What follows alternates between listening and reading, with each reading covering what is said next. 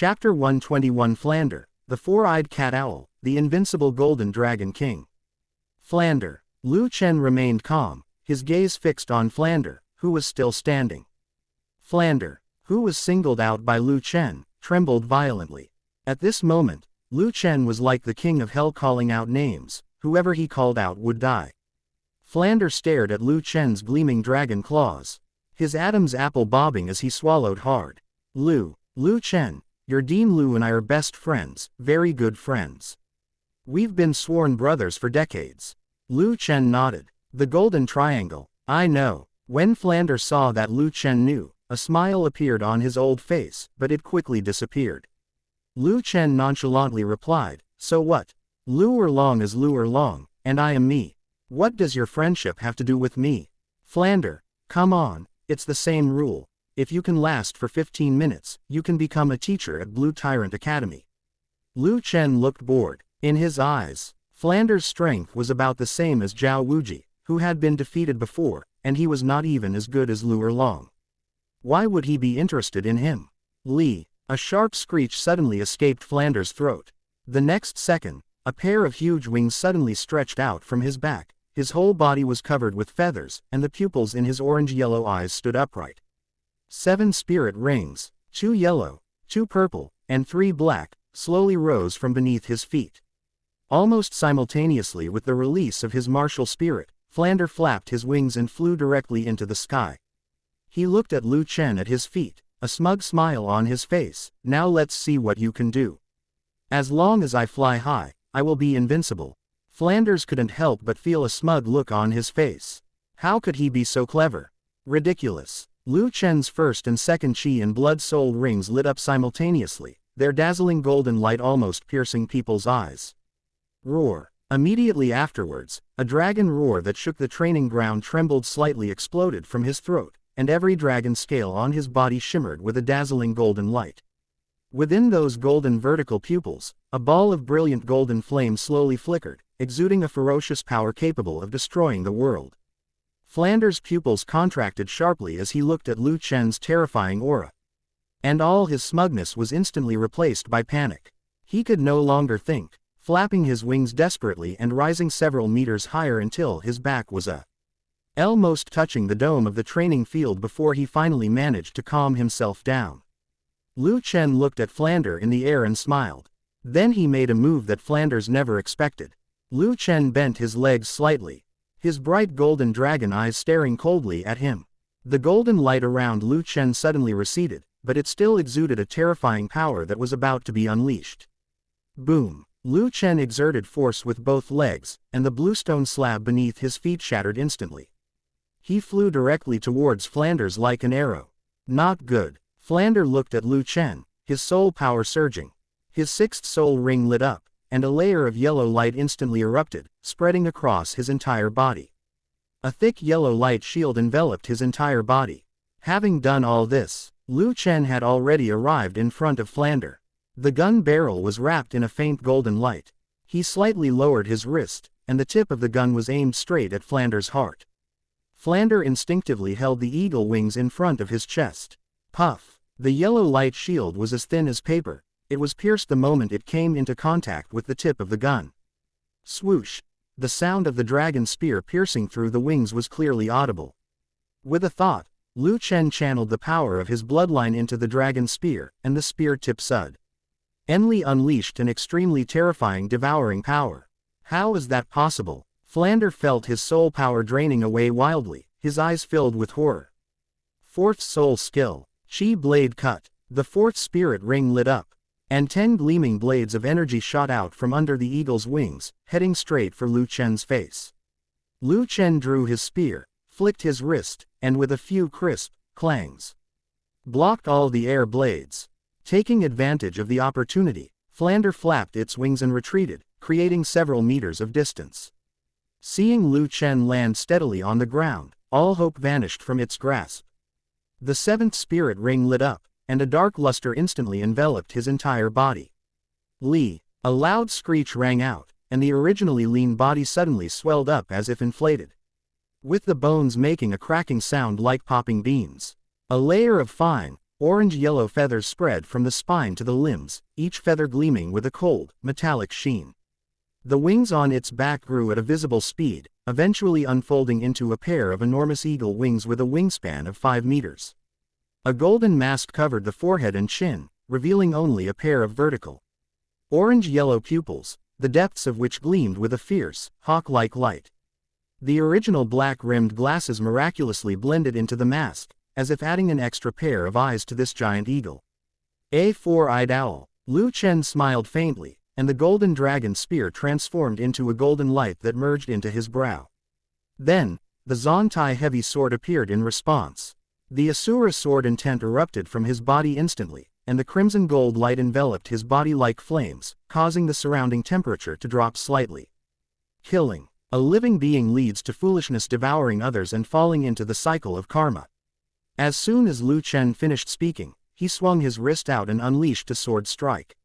A crimson gold sword light suddenly left the body, several feet long, with an almost pitch-black killing aura around its edges, as if it could tear the sky apart, carrying the power to destroy the world, and slashed towards the four-eyed cat owl. As Flander watched the sword light draw ever closer, his scalp tingled, and his first, second, and fifth spirit rings lit up simultaneously. Its orange-yellow pupils lit up instantly, and its original 5-meter-long wings expanded again, reaching an astonishing 7 meters in wingspan. Every feather stood upright, like an arrow ready to be released. The soul pow in the air began to frantically converge into his body. Flander's giant wings suddenly closed and then opened again, and an orange shockwave containing terrifying soul power slammed towards Lu Chen.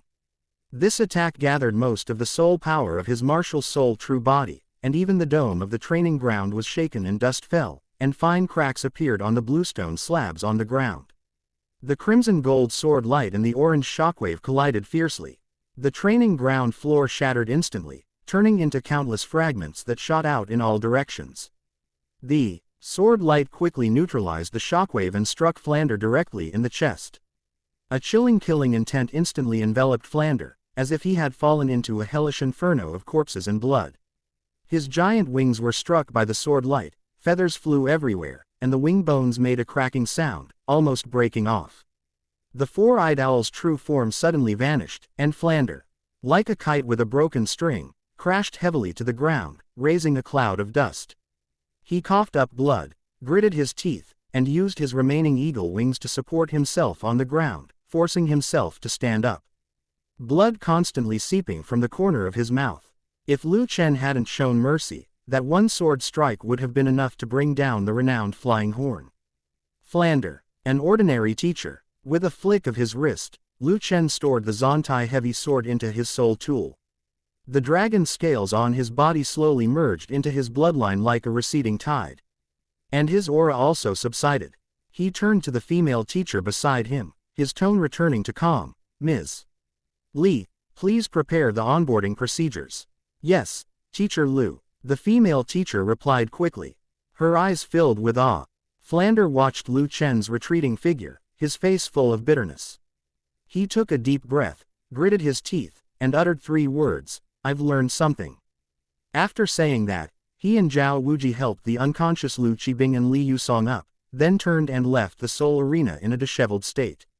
Chapter 122 Eternal Essence, Fusion of Two Swords. Night. After Lu Chen finished his daily task of wielding 10,000 swords by the pool, a milky white crystal appeared in his hand. Open black lens bracket Eternal Essence close black lens bracket, a divine stone that condenses the laws of change, of heaven and earth.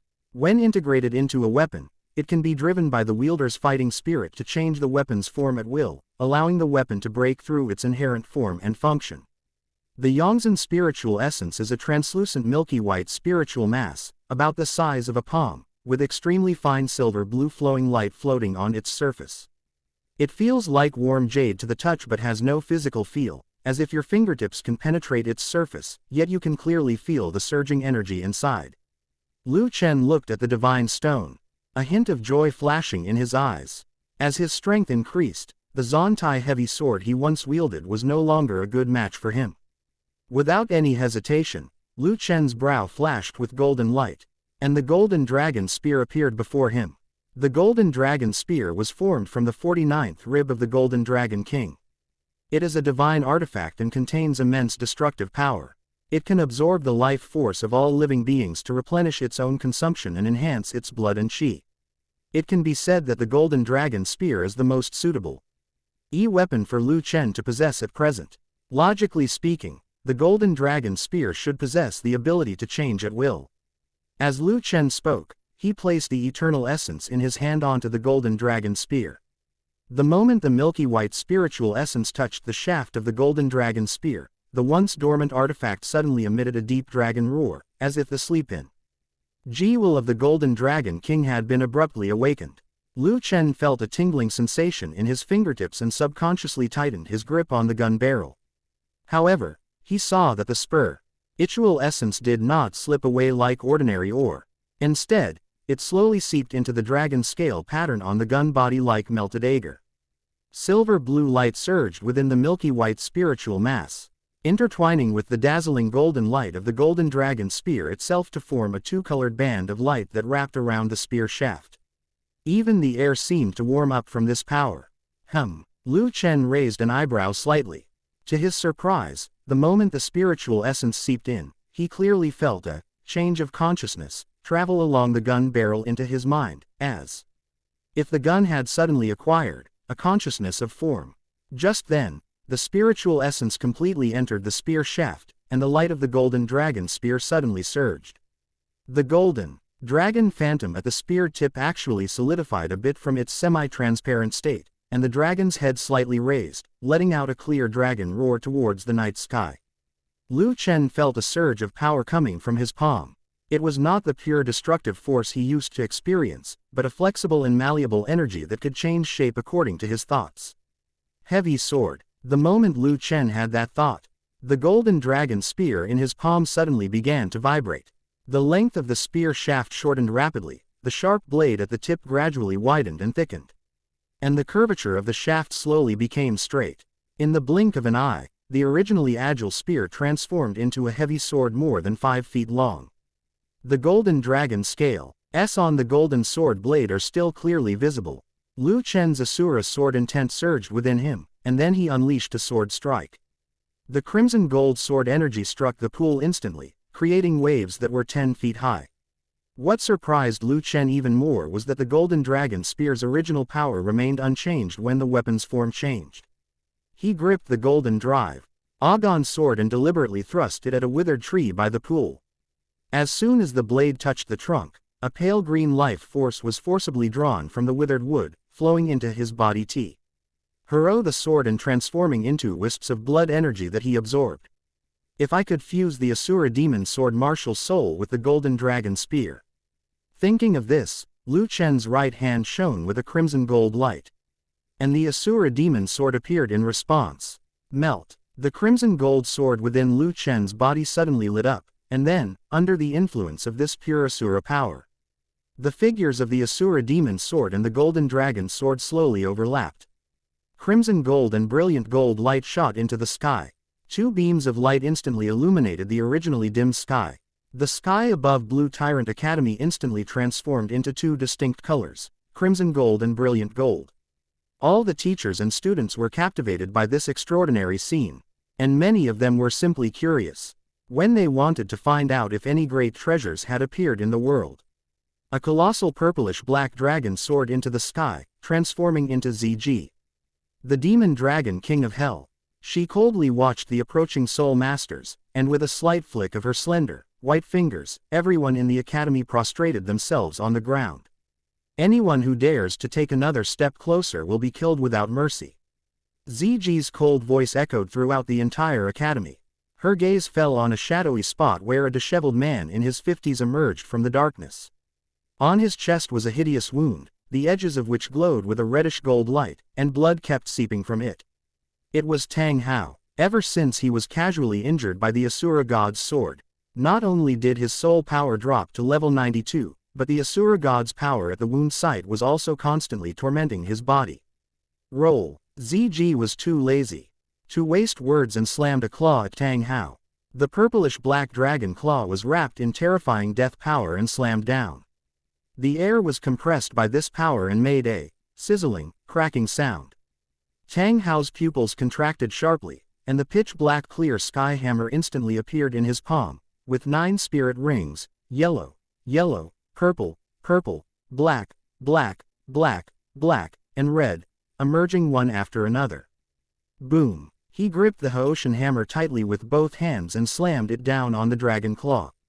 A terrifying shockwave exploded instantly, shattering the surrounding houses and filling the sky with smoke and dust.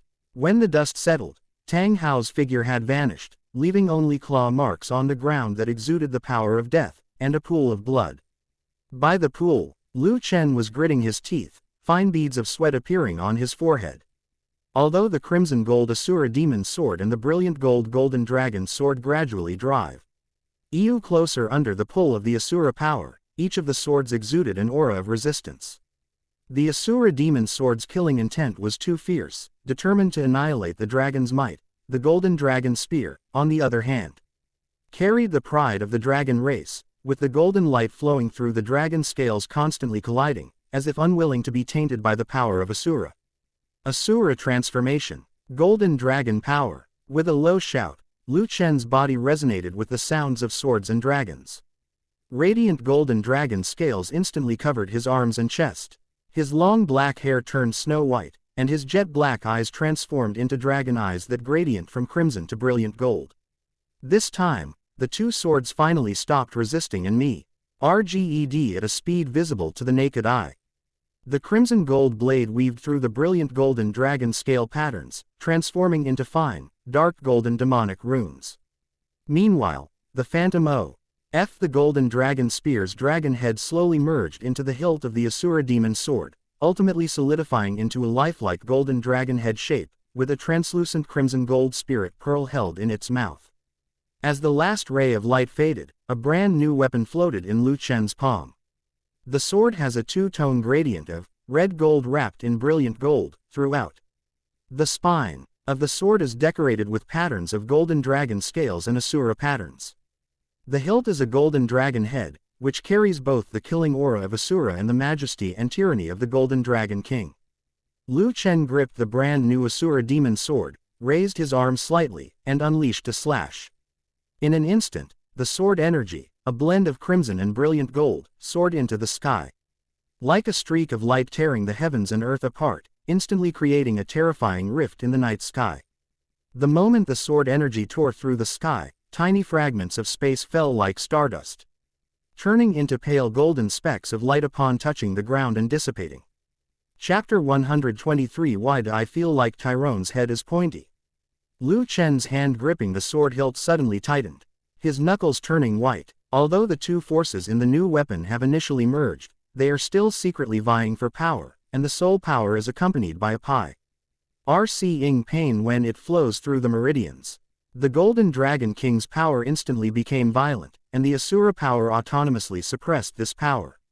Puff! A mouthful of blood nearly surged from his throat. Lu Chen abruptly lowered his head, and the crimson gold Asura power and the brilliant gold destructive power clashed in his chest. The brilliant gold dragon scale between his brows flickered, as if it might shatter at any moment. Idiot, you dare to unleash your full power right after the fusion. Aren't you afraid of having your meridians damaged by the backlash from these two forces? Ziji's voice came from above. She had put away her dragon form and transformed back into a woman in purple, landing in front of Lu Chen. At this moment, Lu Chen was suppressing the supreme powers within his body and had no time to answer Ziji. Ziji's bright purple eyes held a complex mix of emotions, including helplessness, worry, and a hint of barely perceptible bewilderment. Ziji sighed softly, and gently touched Lu Chen's brow with her index finger. The purest true dragon power of the Hell Dragon lineage surged out, like a warm stream, slowly seeping into his restless meridians. The originally restless power of the Golden Dragon King's bloodline seemed to receive guidance when it came into contact with the power of the true dragon, and slowly calmed down. At the same time, the crimson gold sword floating within Lu Chen's body trembled, emitting a faint golden light, guiding the restless Asura demon sword marshal's soul to retract its sharpness. The moment the two forces completely separated, the golden dragon spear and the Asura demon sword fell back into Lu Chen's trembling hands. At the same time, a crisp crack suddenly came from his sea of consciousness. Among the 5 chains of the 8th seal, the crimson gold chain suddenly straightened and then broke inch by inch. The moment the chains broke, 1/5 of the golden dragon king's essence, sealed within, gushed out like a golden stream. Most of it was fed back to Lu Chen, while the rest flowed backward along Ziji's index finger and merged into her bloodline. Ziji trembled violently. The moment the dragon power, which was far purer than her own bloodline, surged into her, a bright blush instantly spread across her pretty face, and her breathing became rapid. A long sup, rest heat and palpitations surged uncontrollably from the depths of my heart, and my body even felt a warm, tingling sensation from this sudden resonance of blood. This is... Ziji's eyes were filled with disbelief. The power of the Golden Dragon King that suddenly surged in was too domineering, and she was unable to suppress it for a moment. It wasn't until she noticed that the color was gradually returning to Lu Chen's face and his breathing was steady that she realized what was happening. She suddenly came to her senses, turned around and staggered a couple of steps, then leapt into the pool, trying to suppress the heat in her body. As Lu Chen felt the 2 forces within his body return to calm, a hint of relief flashed in his eyes. It seems my control over the Golden Dragon King's power is still lacking. I almost suffered from the backlash just now. Lu Chen chuckled awkwardly, his gaze falling on the ripples spreading across the pool's surface. This time, we really have to thank Ziji. Deep within the pool, Ziji was enveloped in a layer of purplish black light, which rose and fell gently with her breath, making the phantom of the hellish dragon within it increasingly clear. The power of the Golden Dragon King was slowly absorbed and refined within her body, and the burning agitation gradually subsided, her breathing becoming steady. She slowly opened her eyes, a trace of lingering golden light still remaining in her bright purple eyes. She raised her right hand slightly, palm down, towards the water. The once calm surface of the pool suddenly became turbulent, and a huge whirlpool spun rapidly beneath her palm.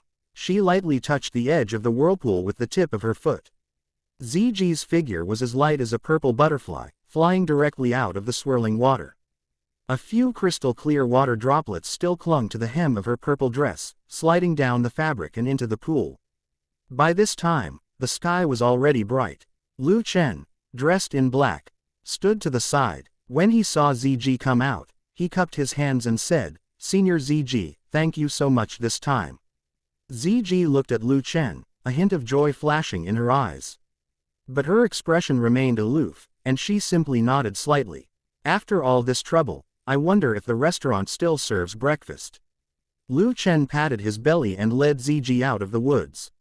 As soon as the two stepped into the restaurant, a girl wearing the uniform of Blue Tyrant Academy suddenly blocked Lu Chen's way, clutching a pink envelope tightly in her hands, her cheeks as red as ripe apples. "Teacher Lu, this letter is for you." Before Lu Chen could even raise his hand to decline, Ziji flicked her fingertips slightly, and a wisp of purplish black demonic flame silently shot out.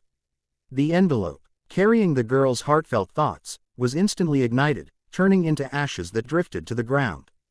The girl timidly looked up, meeting Ziji's cold and beautiful eyes. The chill in those eyes made her involuntarily shrink back, her lips pressed into a straight line. I'm sorry to bother you." After saying that, she turned around and ran quickly out of the restaurant, with glistening tears still in the corners of her eyes. Lu Chen glanced at Ziji, thinking to himself, could it be that the small portion of the Golden Dragon King's power affected her emotions? Otherwise, why would he suddenly be so fierce towards a little girl? However, Lu Chen didn't think much of it. As soon as he sat down at the table, 2 burly young men came over and sat down on either side of him. Lu Chen looked up at the young man with short chestnut red hair who was looking him up and down with a malicious gaze. Lu Chen frowned slightly and said coldly, "Who are you? What do you want?" It was a burly young man, about 1.8 meters tall, with broad shoulders and a deep voice, who said, "Kid, are you new here? You don't even recognize my academy's top student, Tyrone. How dare you refuse Xiaoya?" Tailong and the others had just returned from the Seoul Arena today and had no idea that Lu Chen had become a teacher at Blue Tyrant Academy.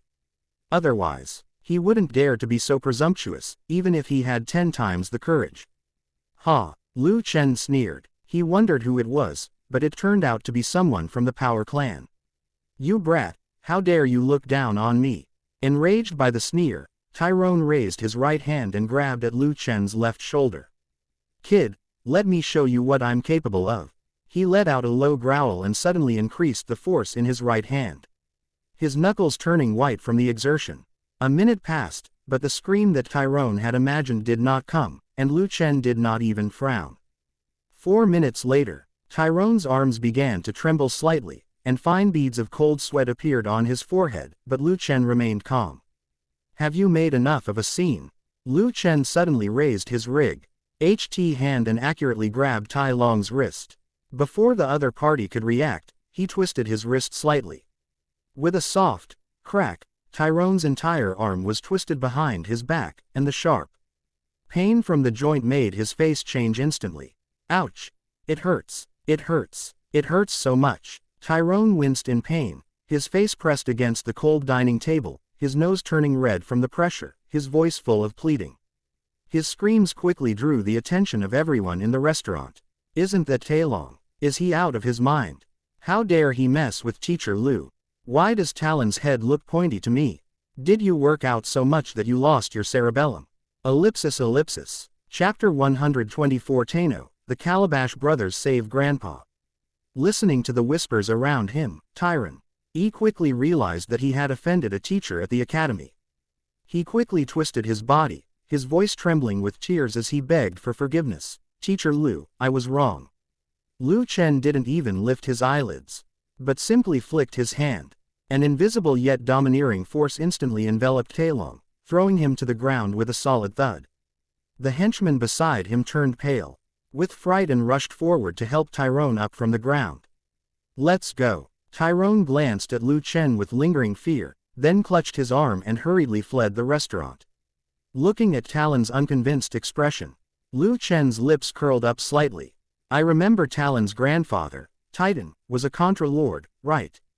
Looking at Lu Chen's expression, Ziji slowly said, do you really want to bring that person under your command? I think you should forget about it. Lu Chen smiled slightly and said, to be precise, they are not subordinates, but servants. Get Tanghao's die-hard fans to pledge allegiance to him. Don't be ridiculous, they might stab you in the back at any time. It would be better to force him to make a martial soul oath, turning him into a completely subservient slave, so that I can use him with peace of mind. Half an hour later, 2 figures, one tall and one short, appeared at the restaurant entrance. Tyrone clutched his arm and whispered, Dad, how about we call Grandpa over? I heard that Lu Chen's strength is really terrifying. In front of him, a middle-aged man, even larger than him, glared angrily at the passing students. This man looked about 80% like Tyrone, only he looked older. His clothes couldn't hide his bulging muscles, and he had a fierce look on his face. Fart. Tano glared at his son, his voice hoarse and booming, how old is that Lu Chen? You coward, you're a disgrace to me, unable to even beat a kid in his teens. Today I'll see who's so arrogant as to dare lay a hand on my son, the mighty King Tano. Before he could finish speaking, Tano kicked him hard. With a loud crash, the restaurant's heavy wooden door was kicked out of its socket and slammed heavily against the wall, sending dust flying. Tano swaggered into the restaurant, looked at the many students inside, and abruptly asked, which of you is Lu Chen? Lu Chen looked at Tyrone, wiped his mouth with a tissue, and said slowly, that's me. Tano crossed his arms and said coldly, you hurt my son like this, shouldn't you give me an explanation? Lu Chen brought Ziji to Tyrone and said coldly, since you want to explain, then let's see if you're worthy. As Lu Chen spoke, he activated the power of his bloodline, and his originally dark eyes instantly lit up, transforming into a pair of brilliant golden dragon eyes. A dragon's might seemed to flow in his pupils. Just a glance from him made Tano instinctively tense up. Mighty ape, possess me. Feeling the domineering pressure, Tano quickly released his martial spirit to defend himself. With a loud shout, he suddenly grew 5 inches taller, and with a series of tearing sounds, his dark muscles ripped his shirt. 2 yellow and 3 purple spirits circled around the body. Tanghao looked at the 3 brilliant golden blood spirit rings on Lu Chen's body, a hint of disdain in his eyes. Although he didn't know what age limit the golden yellow spirit ring represented, he could count. 3 spirit rings. He's only a spirit master. Thinking of this, Tanghao felt even more confident and sneered, so it was all bark and no bite. You just need to kowtow to my son once, and this matter will be over. I'm a level 58 strength type battle soul king. Think it over. Fists and feet have no eyes. If I break your leg, then I'm sorry. Hee hee. Lu Chen was so angry at Tanghao that he laughed. Roar. A deafening dragon roar suddenly erupted, the sound waves sweeping outwards, causing the entire Blue Tyrant Academy building to shake. The students in the restaurant were so shocked that their eardrums ached and they covered their ears. Lu Chen took a step forward and appeared in front of Tanghao in an instant. Power surges. Power coalesces. Tanghao's first 2 spirit rings emitted yellow light alternately. He was full of confidence and did not believe that Lu Chen, a 3-ring spirit master, could break through his defense. Lu Chen clenched his fist, and a brilliant golden light flashed as his right arm was covered in dragon scales. He looked at Tanghao, a slight smile playing on his lips, and slammed his golden dragon fist directly into Tanghao's chest. Bang! Before Tanghao could react, he was sent flying like a tennis ball. Bang! Bang! Bang! Tanghao's body crashed into 3 large trees, each as thick as a bowl, snapping them one after another. There with a series of crisp cracking sounds, before finally slamming heavily to the ground, raising a cloud of dust. Lu Chen shook his hand and walked step by step toward the fallen Tylenol. The source of power. Tanghao struggled to get up from the ground, blood already seeping from the corner of his mouth. He knew he had underestimated Lu Chen, so he dared not hold back any longer, and his Saint Purple 1000-year soul ring suddenly lit up. As the soul skill was released, Tanghao's already imposing body seemed to expand even further, with the veins under his face bulging like small snakes. A vortex of power seemed to swirl around Tanghao's body. Come on! Tanghao roared, his eyes bloodshot, and lunged at Lu Chen. His fist swung in a wide arc, the size of a sandbag whistling through the air, aimed straight at Lu Chen's face. Lu Chen remained calm, facing Tanghao's full-force attack without flinching. He took a deep breath, the dragon scales on his right arm shone even brighter, and he threw another punch.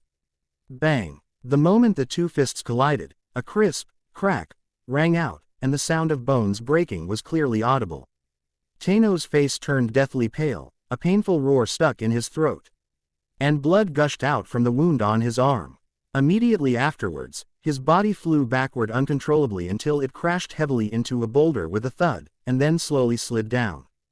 Tanghao's massive body crashed to the ground. He opened his mouth, and, pff'd, a mouthful of blood gushed out, splattering onto the ground and staining the dust red. Dad! Seeing that Tanghao was seriously injured, Tyrone charged straight at Lu Chen. A huge black shadow swooped down from the sky. Lu Chen dodged to the side and at the same time raised his right foot, kicking Taelong in the stomach with lightning speed. Well, quote. Tyrone groaned in pain, his body arching like a shrimp as he flew backward. Lu Chen's right hand flashed with blue light, and he flung out a rope-like soul tool, which tightly bound Tyrone before he even hit the ground. Then, with a flick of his right hand, he hung Tyrone directly on the tree. Lu Chen, what do you want to do? Tanghao coughed up another mouthful of blood, this time mixed with bits of flesh. He struggled to his feet, his eyes filled with fear and apprehension as he looked at Lu Chen, his voice trembling. Chapter 125 The Titan's Compromise. From beginning to end, it was you who provoked me. Lu Chen looked up, his gaze sweeping over Taelong, who was tightly bound to the treetop and writhing in vain, his face showing no emotion. Go and summon Titan, otherwise, your race of strength will be wiped out. Tanghao listened to Lu Chen's words, then glanced at Taelong hanging from the tree, gritted his teeth, and staggered toward the gate of Blue Tyrant Academy. He lost his fertility due to his recklessness in his youth. Tyrone was his first and last offspring. Lu Chen withdrew his gaze and landed on Taelong, who was still struggling frantically. His voice was flat. Don't waste your energy. Unless you can break through to the Soul Douluo level right now, you'll never be able to break free from these shackles in this lifetime. Upon hearing this, Tyrone not only did not conserve his energy, but kicked his limbs wildly and struggled even more frantically, even squeezing out suppressed growls from his throat. Looking at his increasingly stubborn expression, Lu Chen couldn't help but wonder if taking the Power Clan into slavery was the right choice. A large crowd had already gathered around, and among them, Lu Chen even spotted Tang San, Dai Mubai, and Ma Hongjun. At this moment, Tang San was even thinner, his cheeks were sunken, and his eyes were covered with a layer of lingering fatigue. Since Flander and Xiaogang spent the last of the Academy's money, they have been living a life of hardship and sleeping in the open, which is even worse than the years they spent at Notting Academy. Moment Lu Chen and Tang San's eyes met. Tang San immediately lowered his head, not daring to meet Lu Chen's gaze. A thought popped into his head uncontrollably, filled with indescribable shock and bitterness. Lu Chen can actually defeat veteran Soul Kings so easily now. Tang San subconsciously raised his hand and looked at the slender and weak blue-silver grass in his palm. The grass leaves were slightly curled, and even the original light blue luster was somewhat dim. Without the help of the immortal herb, the blue-silver grass's weakness as a control-type martial soul is magnified infinitely. And ordinary fire or ice attribute soul masters can easily break through its restraints. If it weren't for the mysterious heaven treasure record, his combat power would probably not be comparable to Ma Hongjun's. Tang San thought of the clear sky hammer in his left hand and murmured, "If only I had chosen to cultivate the clear sky hammer from the beginning, would I be qualified to fight him now?" Just as Tang San was pondering to himself, Tai Nuo, who was seriously injured, came to Lu Chen with an old man. The old man had white hair and beard. His short hair stood upright on his head like steel needles. His build was similar to Tano's, but his eyes were much deeper. Standing there, he exuded an aura of quiet authority. Tano pointed at Lu Chen and said to Titan beside him, "Dad, this is Lu Chen." Titan nodded, stepped forward, and stared intently at Lu Chen. "Young friend Lu Chen, I remember that the Power Clan has no connection with you. Why did you capture my grandson?" Lu Chen smiled faintly, not bothering with further words. "It's simple, you and I will fight. If you win, you can take the person, and I will forgive and forget what happened before. If you lose, you swear by your martial spirit to make the Power Clan my servants. Otherwise, from this day forward, the Power Clan will cease to exist on the Douluo continent." "Kid, that's incredibly arrogant of you." Titan's expression changed drastically, and anger flashed in his eyes. As soon as he finished speaking, a light suddenly shone from beneath his feet. 8 spirit rings, including 2 yellow, 3 purple, and 3 black, spiraled into the sky in succession. As the spirit rings rotated, they spread outwards with the pressure of a soul Douluo-level being. The air around him began to distort, rippling out in concentric circles like water. But just as the oppressive aura reached half a foot in front of Lu Chen, Biji lightly touched the ground with her toes and took a step forward. She didn't even raise her hand, and that oppressive aura vanished instantly. Biji coldly looked at Titan. The next second, the terrifying pressure of the Hell Demon Dragon King surged out like a tide, pressing down on Titan and Tano. The oppressive aura released by the Titan was instantly dispersed, replaced by a dragon's might that made one's soul tremble. Thump! With 2 muffled thuds, Titan and Tano were as if they had been pressed to the ground by an invisible giant hand, their knees slamming heavily onto the stone slab, causing them to break out in a cold sweat from the pain. They felt as if they were being stared at by a prehistoric beast, and even their breathing became much heavier. Titan's eyes were filled with horror. The woman beside Lu Chen was probably stronger Han, the titled Douluo of the Clear Sky sect. And such a powerful being is actually willing to be Lu Chen's protector. Just who was this kid? Titan stared at Lu Chen, lost in thought, offending such a powerful figure. The Power Clan has clearly reached its end. The Power Clan is facing a generational gap, so it might not be a bad thing if they join Lu Chen's ranks. But he simply couldn't swallow the thought of being a servant. Lu Chen waved his hand, and Biji immediately withdrew her dragon might and quietly stood back beside him. Lu Chen slowly squatted down, meeting Titan's gaze at eye level, a playful smile on his lips.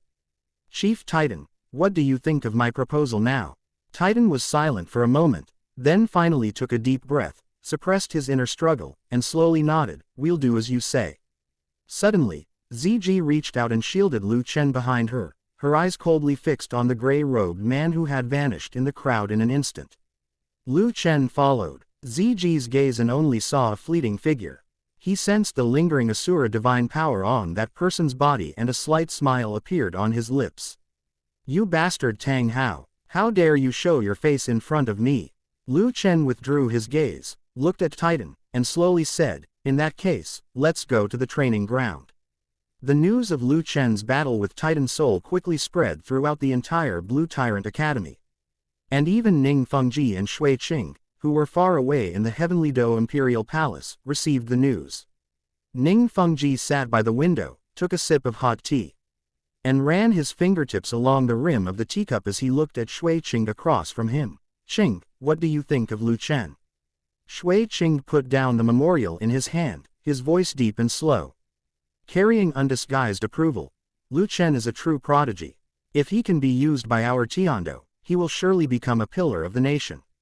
Ning Fengji nodded in satisfaction after hearing Shui Qinghe's answer. He was becoming increasingly satisfied with this disciple. He thought that if Shui Qing had such vision and magnanimity when he inherited the throne, he could at least ensure the safety of the 7 treasure glazed tile school for the next 100 years.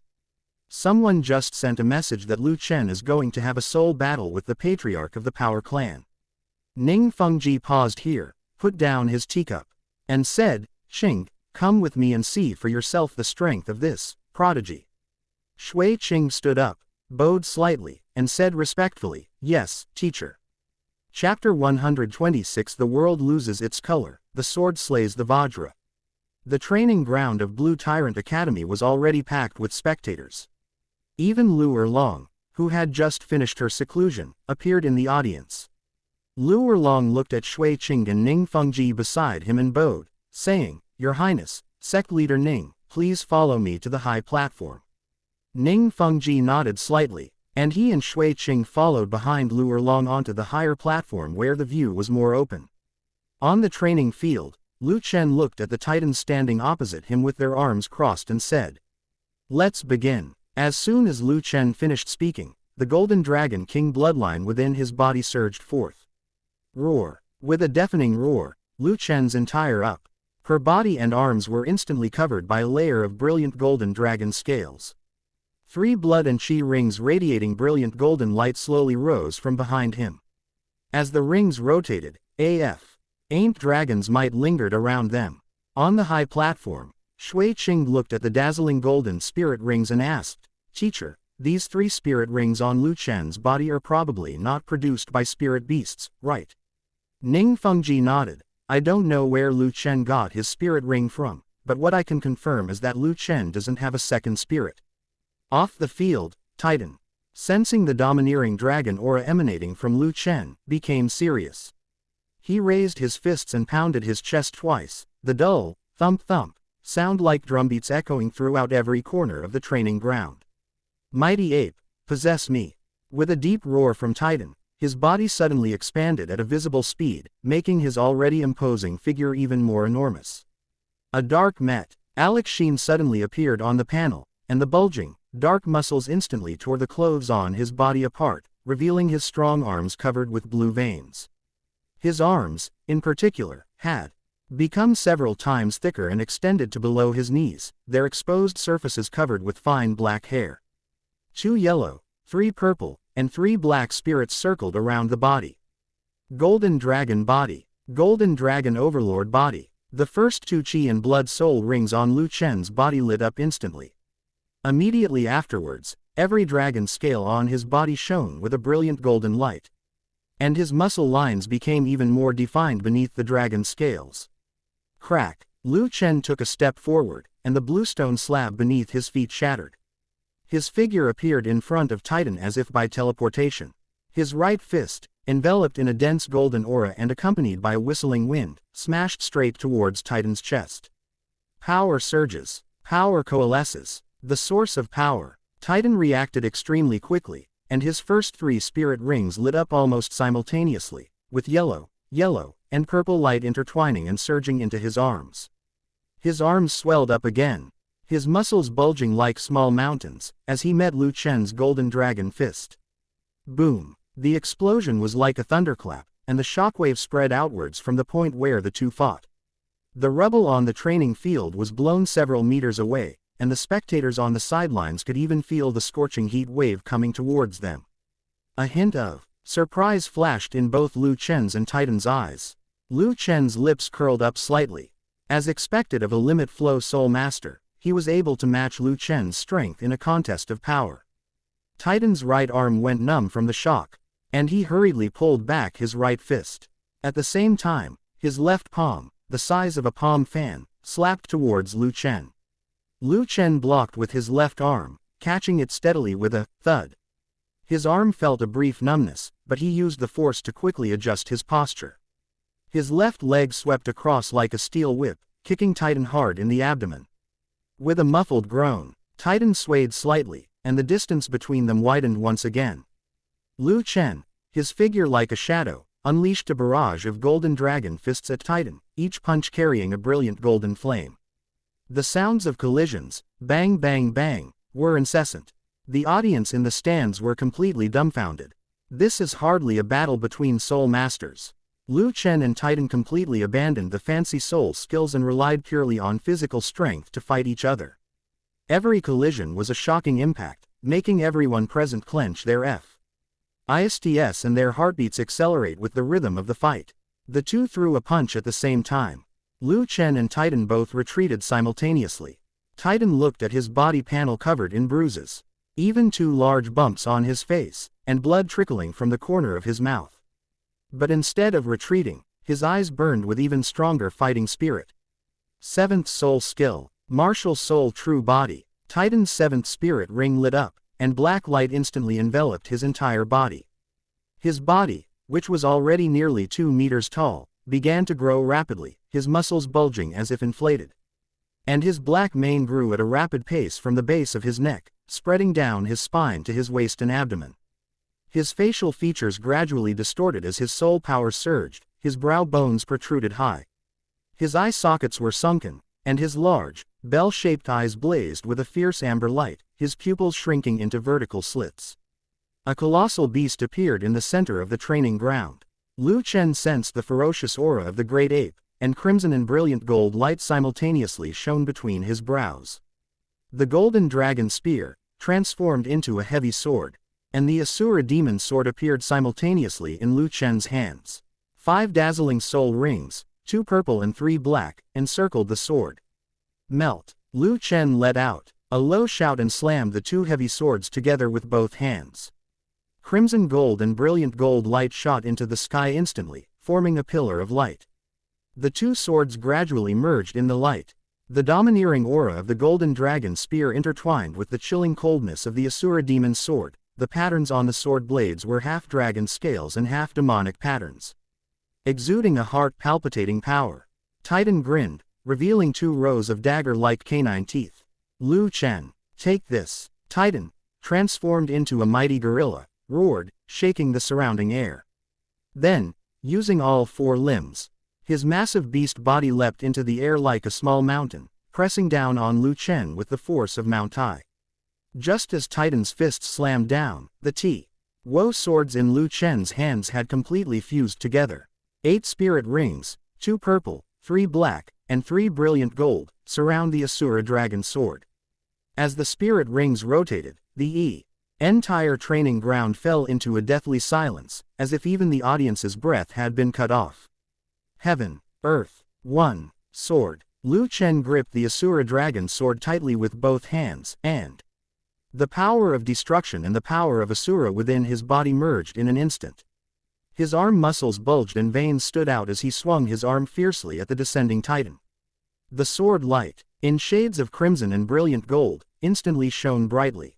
In an instant, the world lost its color, leaving only the magnificent and dazzling sword light in the center of the training ground. Wherever the sword light passed, space was torn apart. Even the mighty ape's immense soul power was instantly sliced apart by the sword light, revealing Titan's astonished expression.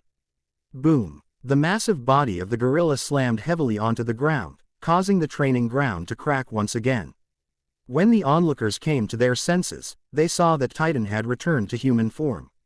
Kneeling on one knee in front of Lu Chen. A hideous sword wound on his chest was still bleeding, but he stared intently at Lu Chen, his eyes filled with respect and determination, without any resentment. Old slave Titan, today I lead the entire Power clan to submit to the master. I swear by my martial soul that if I ever betray him, my soul and body will be annihilated. As Titan's head slammed down, an invisible shackle enveloped his body. Chapter 127 Yu Xiaogang's Pathetic Pride. On the high platform, Shui Qinghei's gaze fell on the young man's figure below the stage, his eyes filled with complex emotions. With the same divine-level martial soul, would he be his opponent? The answer is no. Even with her current strength, it is absolutely impossible for her to defeat a Titan. At the Soul Douluo level with a single sword strike. If I were to face Lu Chen, I would probably be utterly defeated. Ning Fengji was the first to come to his senses. His eyes were fixed on Lu Chen's back, and he couldn't help but think of Ning Rongrong, who had just returned home. He had already made a clear plan in his mind. He dusted himself off and said to Shui Qing, "Xing, let's go." Shui Qing nodded slightly, glanced at Lu Chen one last time, and then silently followed Ning Fengji down the platform step by step. Liu Erlong stared blankly at Lu Chen. Has his strength actually become so great? She unconsciously pressed her hand to her chest, her fingertips able to feel the subtle throbbing in her heart.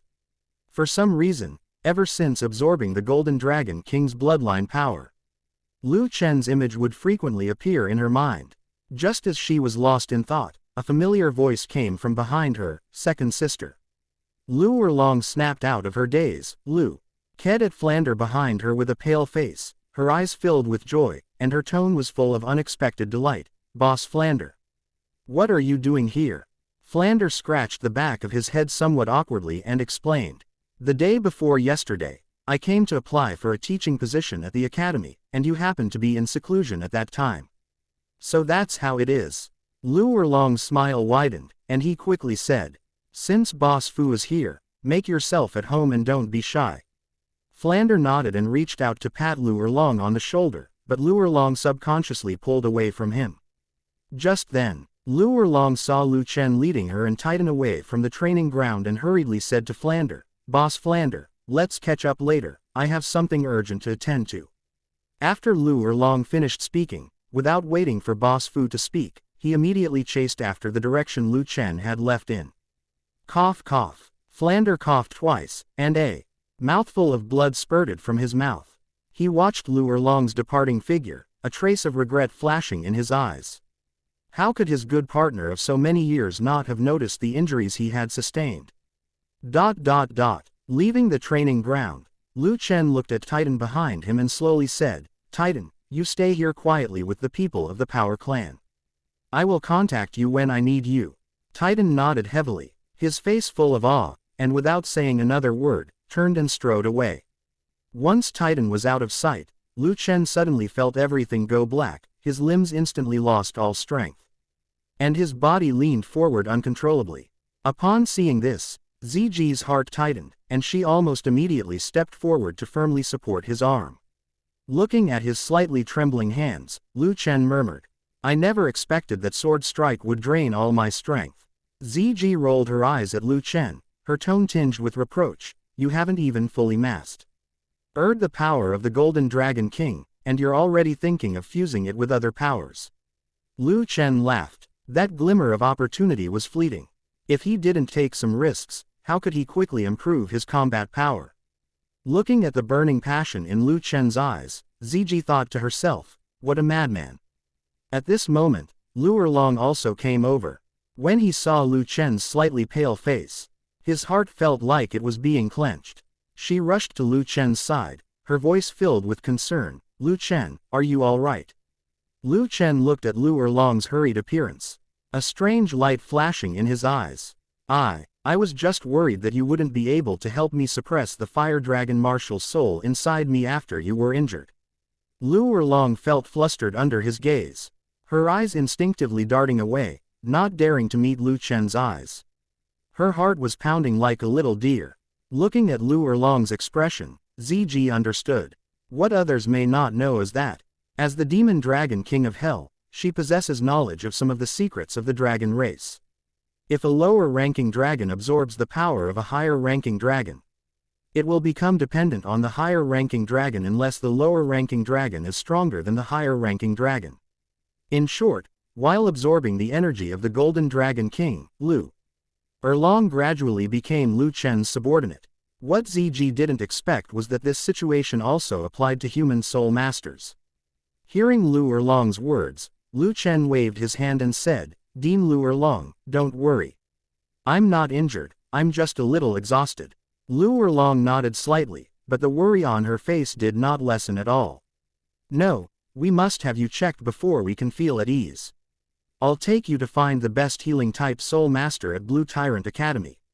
I'm really fine." Despite Lu Chen's repeated explanations, Liu Erlong still grabbed his wrist and dragged him toward the infirmary.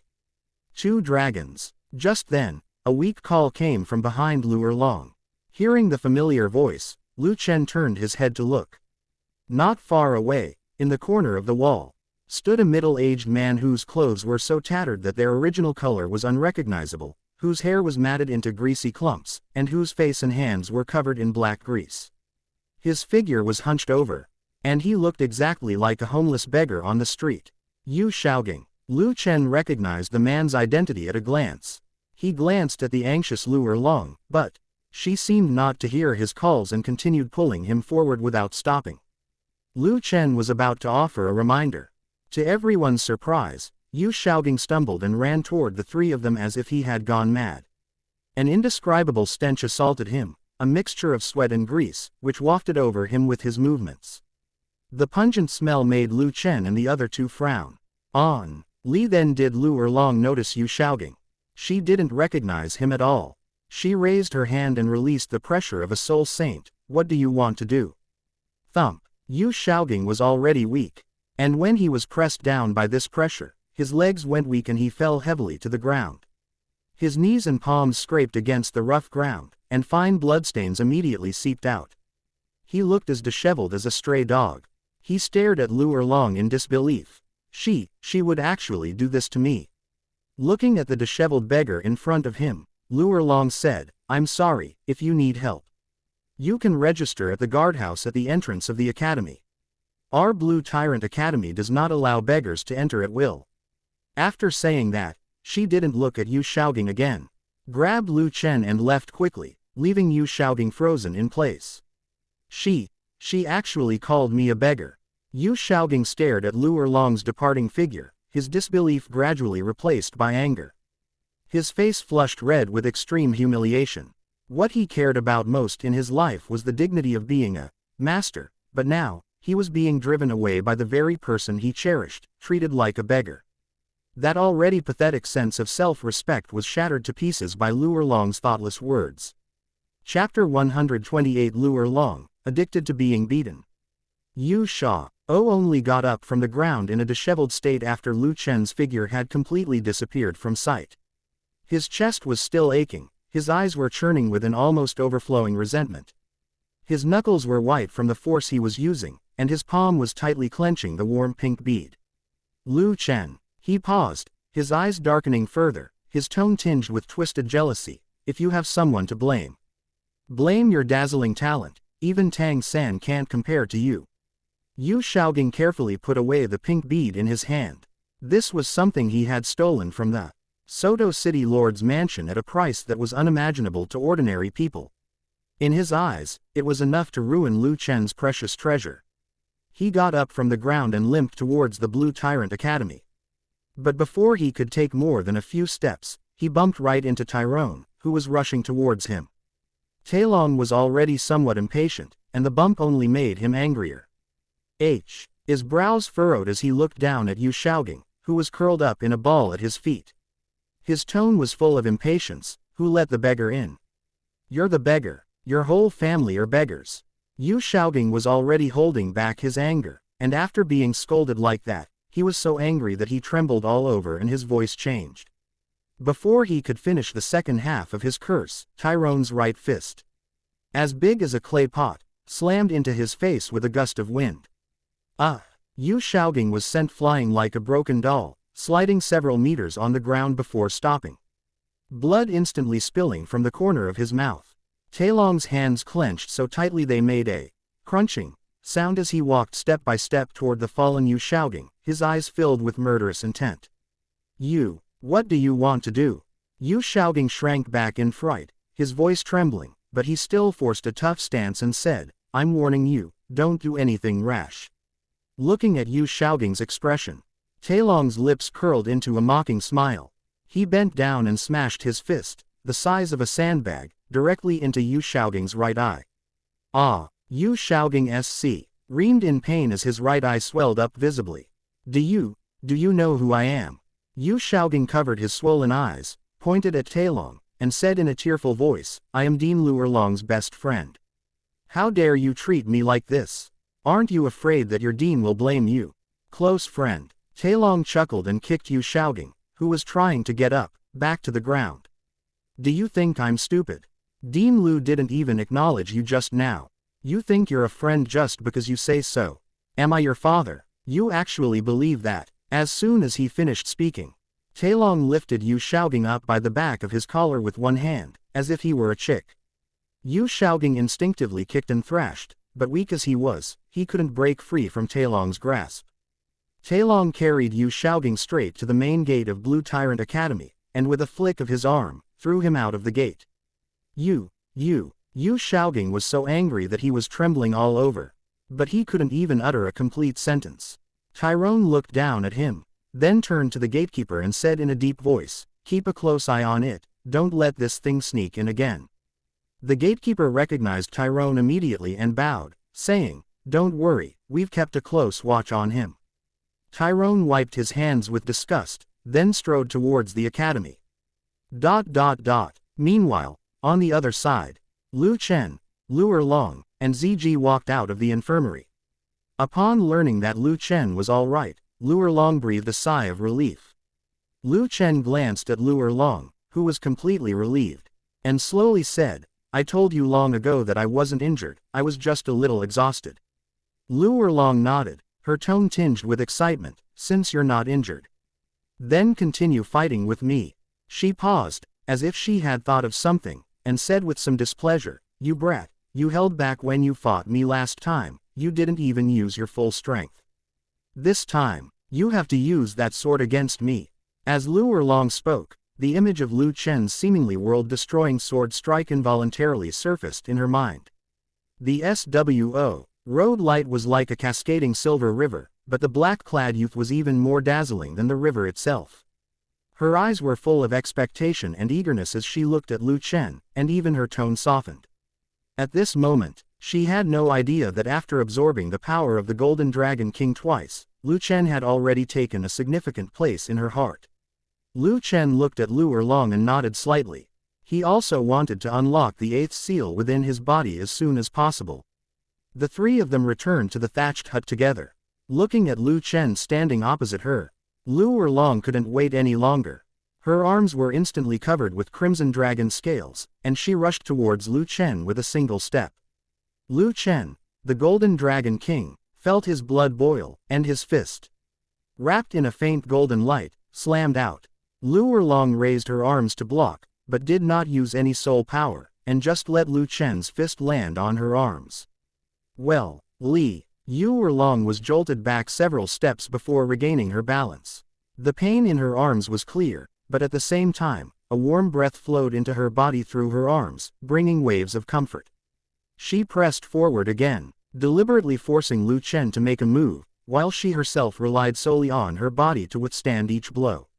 Liu Erlong gritted her teeth, and despite the pain in her body causing her arms to tremble slightly, she persevered.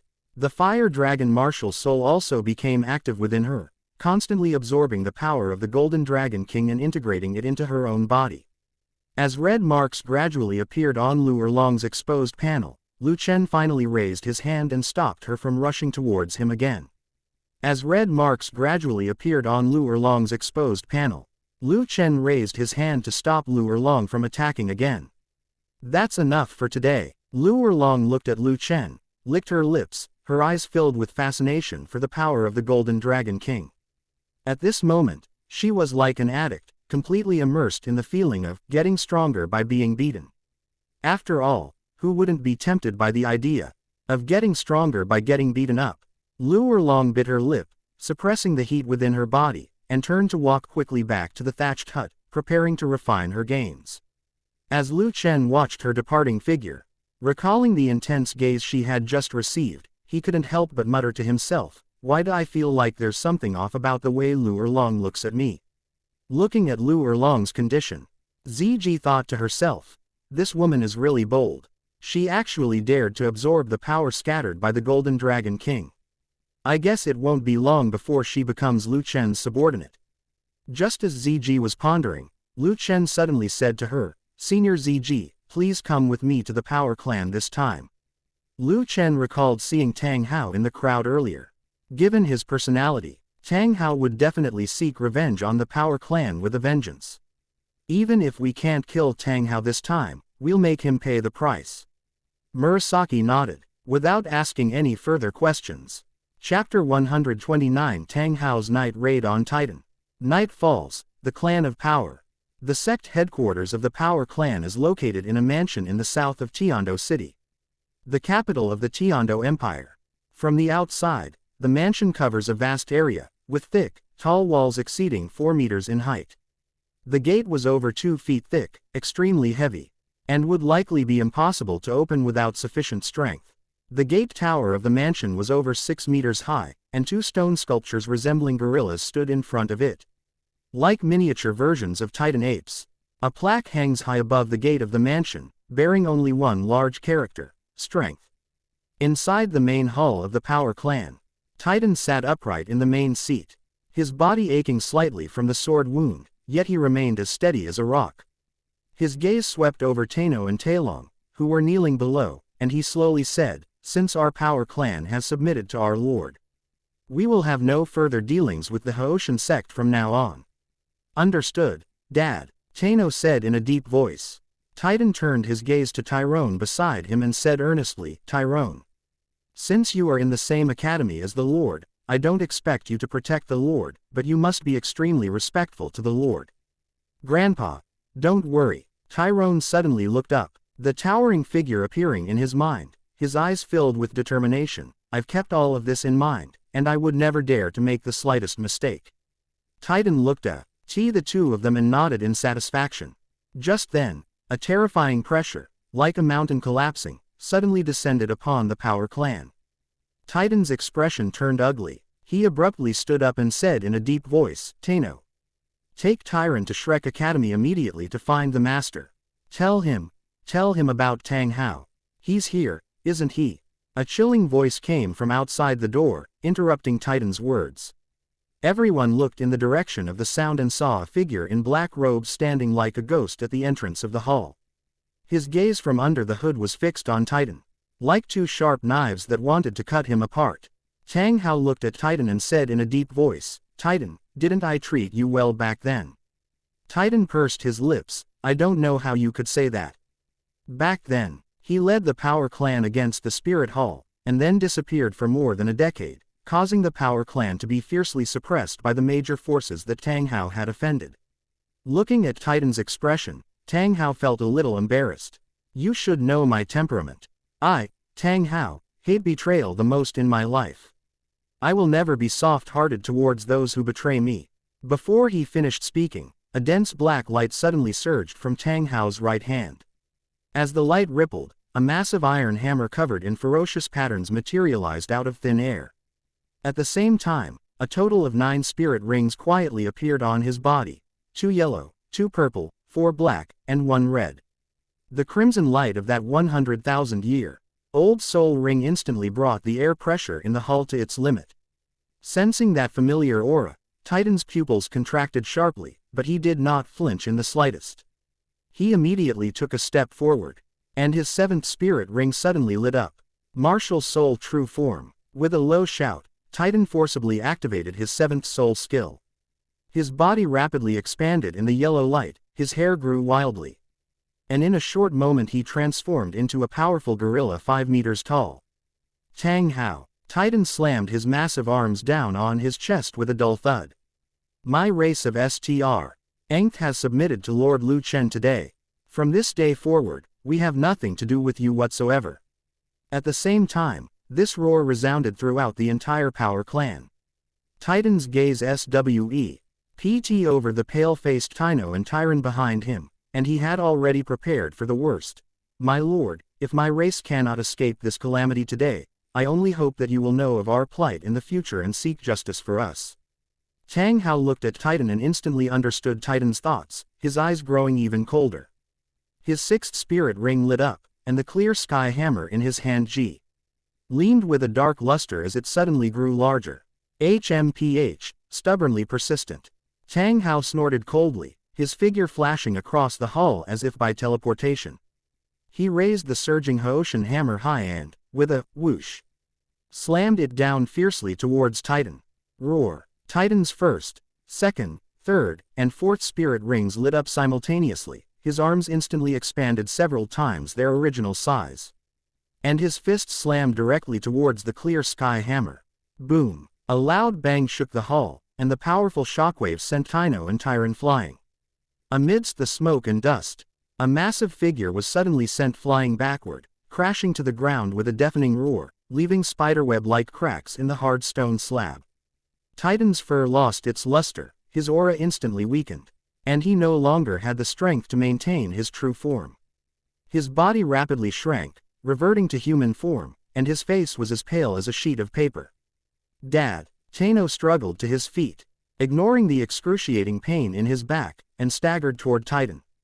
Tyrone followed closely behind, his voice trembling with tears. Grandpa. The two men helped Titan up, one on each side. Puff. Titan's soul power was in disarray, and he spat out a mouthful of blood. He was already injured, and with the forced activation of his martial soul true body, his body was extremely weak. And he could not even stand steadily. As Tanghao approached step by step, Tanghao and Tailong almost instinctively stood in front of Titan, their bodies trembling and their spirit rings flickering faintly. He does have some sense of loyalty. Tanghao glanced at their spirit rings, a hint of undisguised contempt playing on his lips. Too bad, they overestimated themselves. As he spoke, he raised the Haoshan hammer in his hand high, the black light on the hammer body became more and more intense, and a cold killing intent spread out, about to end the lives of the three people.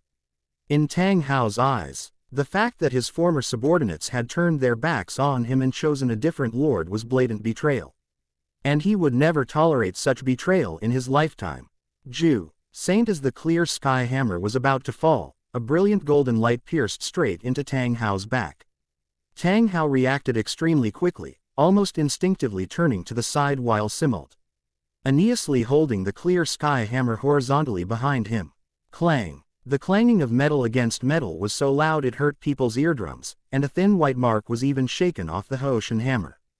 Tanghao's hand gripping the hammer handle went slightly numb, and his heart skipped a beat. This strength is definitely not simple. He looked up and finally saw the true form of the golden light. It was a golden heavy sword, covered with fine dragon scale patterns. The domineering dragon might emanating from it made even a titled Douluo like him feel a little scared. Ziji descended from the sky with Lu Chen, blocking the way for Titan and his two companions. Lu Chen looked at Tanghao and said slowly, "It's been a long time, Tanghao." The golden dragon spear in front of Tanghao flashed slightly and instantly returned to Lu Chen's hand. The moment Tanghao saw Ziji, his soul power exploded, and he fled directly into the sky. Trying to run, not so easy. Ziji curled her red lips into a cold smile, and the purplish-black dragon flames surged instantly. The phantom of the hellish dragon behind her soared into the sky, its head held high, and let out a dragon roar that shook the night sky. Chapter 130 Ziji intercepts Tanghao. Go! With a light tap of her index finger, the phantom of the hellish dragon behind her instantly solidified, carrying dragon flames filled with corrosive and deathly power, and attacked Tanghao in the sky. Roar! The hellish dragon roared, its head slammed down, and its gaping maw, carrying a foul stench, lunged straight at Tanghao in midair. As if it wanted to swallow him whole, hammer and all. Tanghao remained expressionless as his fifth spirit ring lit up, and the clear sky hammer in his hand expanded once more. A critical strike. As Tanghao finished speaking, the enormous clear sky hammer smashed straight down on the head of the Hell Dragon. Boom! A deafening roar erupted, but the dragon merely shook its head. And its dim dragon flames instantly blazed up again, leaving not a trace on its scales. Taking advantage of the moment when the demonic dragon was entangled with Tanghao, Ziji's figure appeared before Tanghao like a ghost, and the phantom of the hellish demonic dragon transformed back into purplish black dragon flames that condensed around Ziji's body. You got away last time, but you'll stay this time. Before Ziji could finish speaking, her right arm was instantly covered with purple-black dragon scales. Dragon flames surged and gathered around him, transforming into a purplish-black dragon claw over 10 feet long, which slammed down towards Tanghao's head. Tanghao's pupils contracted sharply. Faced with Ziji's terrifying attack, he dared not be careless and shouted in a deep voice.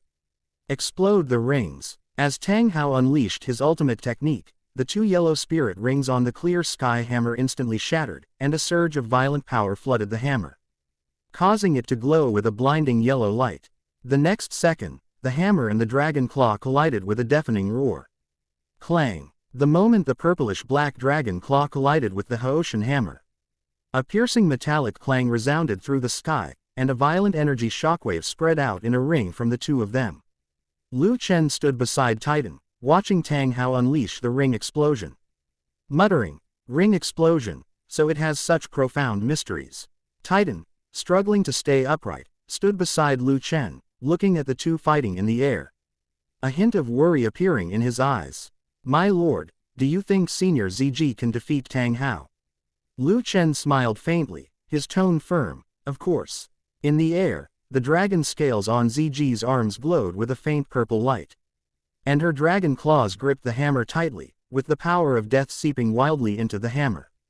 Veins bulged on Tanghao's forehead as the power of death urged into his body through his martial soul.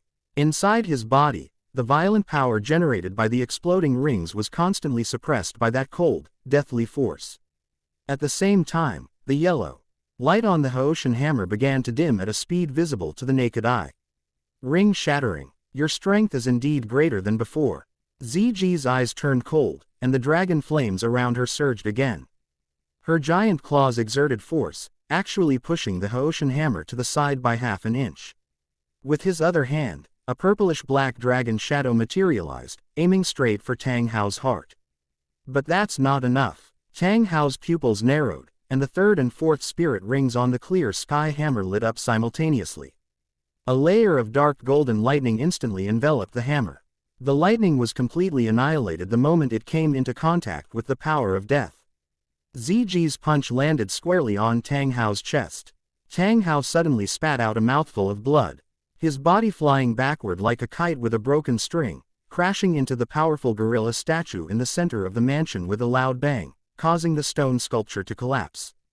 Tanghao braced his right hand against the hammer handle and used the hammer body to support himself on the ground, barely managing to climb out of the pile of rubble, blood still trickling from the corner of his mouth.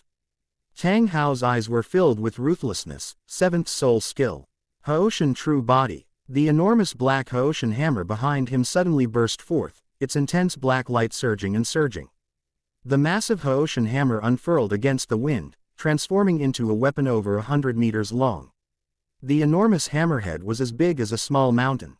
6 rings explode simultaneously. Tanghao's 6 spirit rings, except for his 9th spirit ring, shattered instantly. The purple and black light spots all surged into the Haoshan hammer. Tanghao held the clear sky hammer high, his expression contorted with extreme pressure from the weight on his hands. Red lines emerged from the massive clear sky hammer, and Tanghao's 100,000-year-old red soul ring suddenly lit up, turning the black giant hammer completely red. The gigantic hammer, hundreds of meters long, suddenly descended from above Murasaki's head. Ziji looked at Tanghao's terrifying attack and her expression turned serious. The power of this hammer had already surprised her. Ziji's body erupted with dragon flames, and layers of dragon scales appeared on her body while she was enveloped in the purplish-black flames. A pair of purplish-black dragon horns slowly grew from her head, and a purplish-black dragon tail lashed out from behind her. Death and decay. Murasaki slowly raised her right hand, and flames flashed around her, then slowly gathered on her index finger. The purplish-black flame at the tip of his index finger grew thicker and thicker. Although he flame was only the size of his fingertip, it was like a black hole that devoured everything, sucking in all the surrounding light, air currents, and even the dust floating in the air. The once SCO.RC Hing dragon flames now exuded a bone-chilling cold, and the surrounding space, centered on her, was filled with layers of dark purple ice crystals, emanating a faint aura of death. Fall. Tanghao's roar shook the clouds apart, and the 100-meter-long giant hammer crashed down with a sharp whistling sound that tore through space. Ziji's eyes remained unchanged, but the ball of purplish black dragon flame at her fingertips suddenly surged.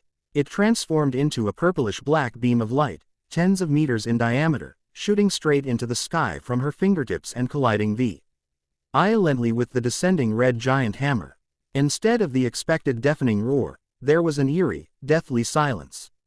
The purplish-black beams of light, like living vines, instantly wrapped around the red giant hammer. Those seemingly soft bands of light were actually death power condensed to the extreme. Each streak of light that swept across the surface of the giant hammer left a deep black erosion mark. And the originally brilliant red hammer body lost its luster at a speed visible to the naked eye. Your martial spirit can't hold on any longer. Ziji's voice was as cold as frost, and the beam of light at her fingertips suddenly exerted its power. Death and decay. Scatter. The purplish-black beam of light exploded instantly, transforming into countless tiny light blades that rained down on the red giant hammer like a storm. Boom. The enormous Haoshan hammer shattered instantly. The powerful shockwaves sent Tanghao flying. How is this possible? Tanghao raised his head, his face filled with disbelief and horror. His eyes were no longer fierce, but only filled with a desire to live. Ninth Spirit Ring. Explode. He immediately used the backup plan he had prepared from the beginning. His ninth spirit ring shattered instantly, turning into a scarlet light that surged into his body. Using this power, Tanghao forcefully suppressed his injuries and quickly fled into the distance. Trying to run, with a light tap of her index finger, Ziji sent a beam of purplish-black light shooting toward Tanghao's back. In the moment of crisis, Tanghao suddenly twisted his body to the side. The light grazed his back but still pierced through his right arm. The power of death instantly corroded all the muscles in his right arm, revealing a section of crystal-clear right arm bone. Without hesitation, Tanghao unleashed his soul power with even greater frenzy, transforming into a streak of crimson light and vanishing. With a swift movement of her right hand, Ziji grasped the soul bone directly in her grasp. Why is it so hard to kill? Chapter 131 The Great Mistress of the Power Clan. Ziji held a soul bone between her fingers as she slowly walked up to Lu Chen. Her ears were slightly hot, but her tone carried a hint of defiance. Next time, I will definitely bring him his head to see you. Lu Chen smiled faintly. If Tanghao were easy to kill, he wouldn't have been able to hide under the Spirit Hall's nose for more than 10 years. As she spoke, Ziji's gaze swept over Tino, and Tyrone, as if asking them whether they agreed with her words. Tino, and Talon shuddered violently, and immediately nodded. Only now did they realize that this aloof and beautiful woman who had always been by Lu Chen's side possessed such terrifying strength. Lu Chen looked at the soul bone in his hand. Due to Ziji's death power, the surface of the soul bone was covered with spider web-like black erosion patterns. And even the soul power flowing inside had become sluggish and dark. Originally a high-quality soul bone passed down through the clear sky sect, it has now degenerated to almost inferior quality. Absorbing it would likely result in a backlash from the power of death. Senior Ziji, his tone carried a hint of helplessness and heartache, could you please be a little gentler? Tanghao deserves to die, but his soul bone is innocent. There's no need to torture it like this, is there? This soul bone isn't even 100,000 years old, is it really that serious? Ziji rolled her eyes at him, but her tone softened a bit. When I have time, I'll go to Shang Jun's place and get you 2 soul bones. He has a lot of good stuff there. Lu Chen nodded and casually tossed the inferior soul bone to Titan. Titan, this soul bone is for you. Absorbing it should heal all your injuries. This. Ignoring his injuries, Titan staggered and knelt down, clutching the soul bone tightly in his palm. His voice trembling. This old servant, thanks you for your reward, my lord. Soul bones, regardless of their quality, are highly sought after by most soul masters. Although this soul bone has side effects, it is still extremely precious to Titan. Lu Chen nodded and left the Power Clan with Ziji. On the way, Lu Chen looked at Ziji and asked curiously, does Xiaogang really have soul bones? Do you soul beasts also collect these things? I don't have that kind of fetish. Dragons are buried in the dragon tomb by their clansmen after they die. Ziji shook her head and walked slowly. She explained, among the ferocious beasts, only the Bear King has that fetish. I don't know if it's because there are too few dark gold terraclaw bears, but after each dark gold terraclaw bear dies, that guy carefully checks whether any soul bones have been produced. After thinking for a moment, Ziji said, over the years, the soul bones it has accumulated must be enough to form a small mountain. Upon hearing this, Lu Chen's eyes lit up instantly. You see, his right hand still has the space for an external soul bone, and he always felt awkward using the Asura Purgatory Claw on his left hand. Hearing Ziji say that, he realized he could exchange a top-tier dark gold terraclaw bear right palm bone with Jiu Na. Lu Chen secretly plotted in his heart, completely taking Ziji's previous words as a joke.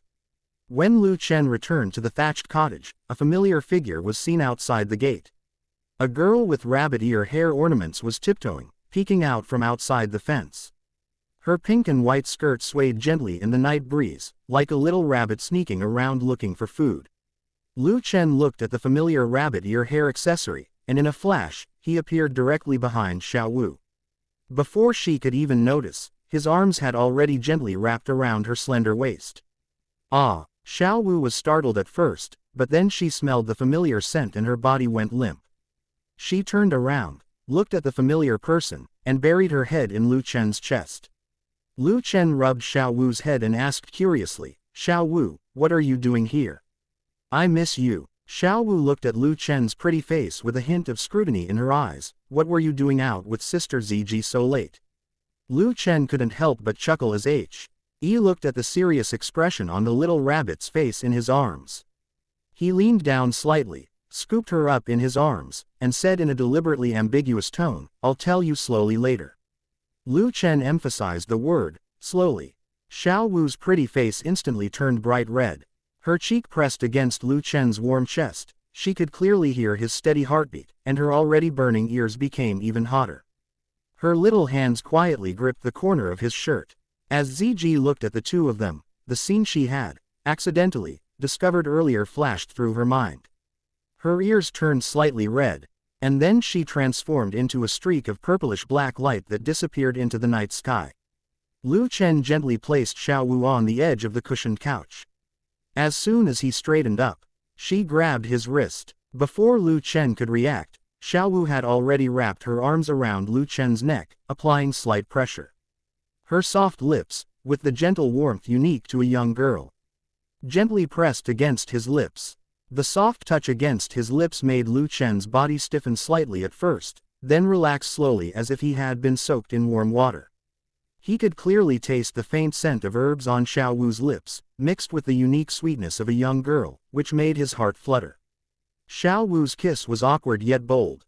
At first, she only touched him lightly. When she saw that Lu Chen did not push her away, she carefully rubbed his lower lip with the tip of her tongue. Then, as if afraid of being burned, she suddenly tried to pull away. Lu Chen grabbed her waist first, his fingertips gently caressing the soft skin of her waist, and leaned down slightly to deepen the kiss. The night breeze slipped in through the cracks in the window, fluttering the bed curtains and mingling their breaths. As each piece of clothing slipped off, Xiaowu's initial question was long forgotten. After a long while, Xiaowu lay on Lu Chen's left side. Her fair body pressed tightly against him.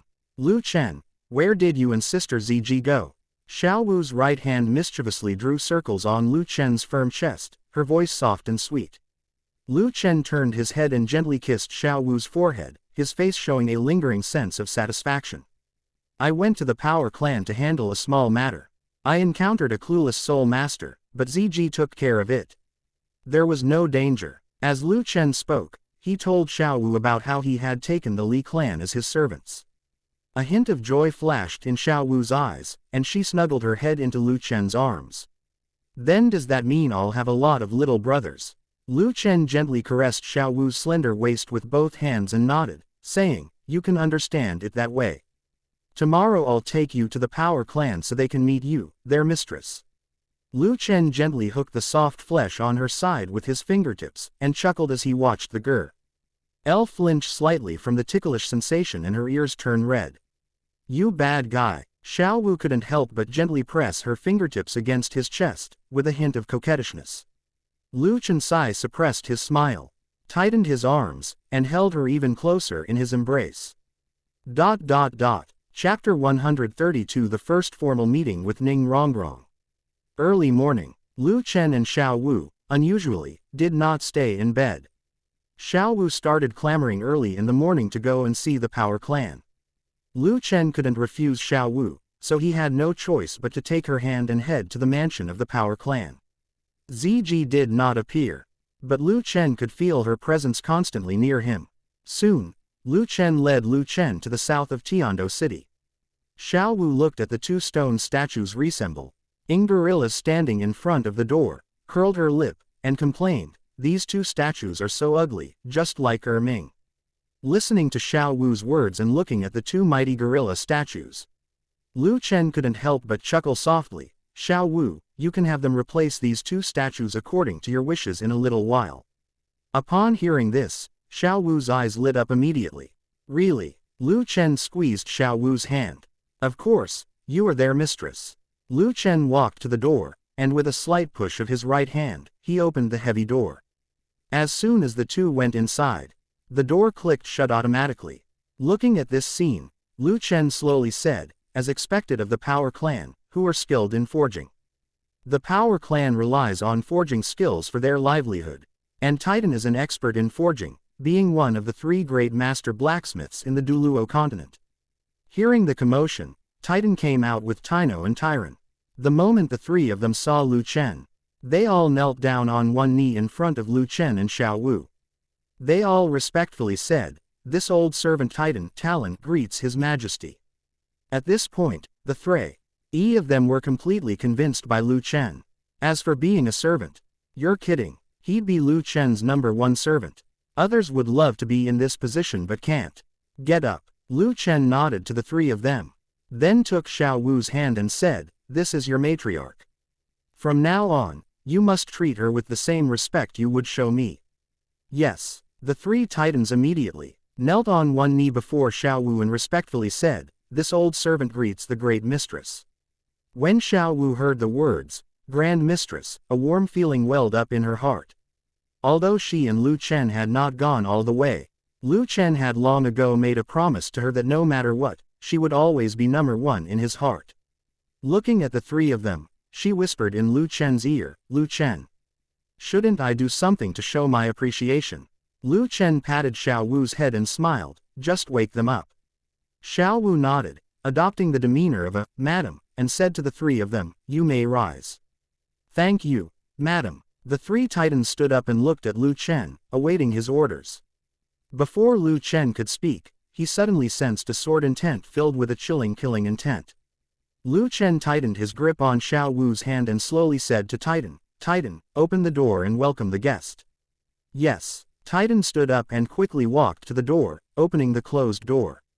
Meanwhile, Tanghao and Tailong prepared tea for Lu Chen and Xiao Wu. A moment later, a refined middle-aged man led two elderly men into the mansion of the Power Clan. Behind the two elderly men was a noble and ethereal young woman.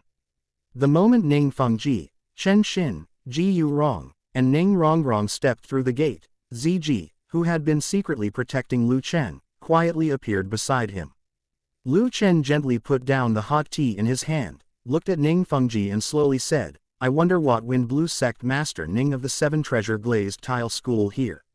Ning Fengji smiled elegantly, walked up to Lu Chen, cupped his hands and said, "Young friend Lu Chen, I have come here specifically to congratulate you on subduing the Power Clan." After Ning Fengji finished speaking, Ning Rongrong appeared from behind Chen Shen and Ji Yurong, holding a small jade box in her hands and coming to Lu Chen. Ning Rongrong wore a simple white dress, with neat short hair that reached her ears. Her skin was as tender as a lychee, her face was exquisite, her figure was very well proportioned, and her temperament was noble and otherworldly. Her face wore a gentle smile, like a warm spring breeze. Ning Rongrong looked at Lu Chen with curiosity. Was this the same Lu Chen who had defeated the Soul Douluo with his sword and whose swordsmanship was even more advanced than her grandfather's? Previously, she had only observed Lu Chen from afar, but now, observing him up close, she realized just how astonishingly talented he truly was. What should I do? He's so handsome. When Ning Rongrong saw Lu Chen, her first thought was that after living in Shrek Academy for many years and seeing that group of misfits, she finally understood what it meant to be worlds apart from Lu Chen. Ahem. Ning Fengji coughed lightly when he saw his daughter staring at Lu Chen, reminding Ning Rongrong not to be impolite. Ning Rongrong snapped out of her daze, a faint blush appearing on her pretty face, making her look even more gentle and graceful. This is a congratulatory gift that Dad specially chose. As Ning Rongrong spoke, she opened the jade box in her hand, revealing the crimson left arm soul bone inside. Ning Rongrong explained, "This is the left arm soul bone produced by a 30,000-year-old blazing ironclad rhinoceros. It will provide the soul Aster with a defensive soul skill called Blazing Flame Shield."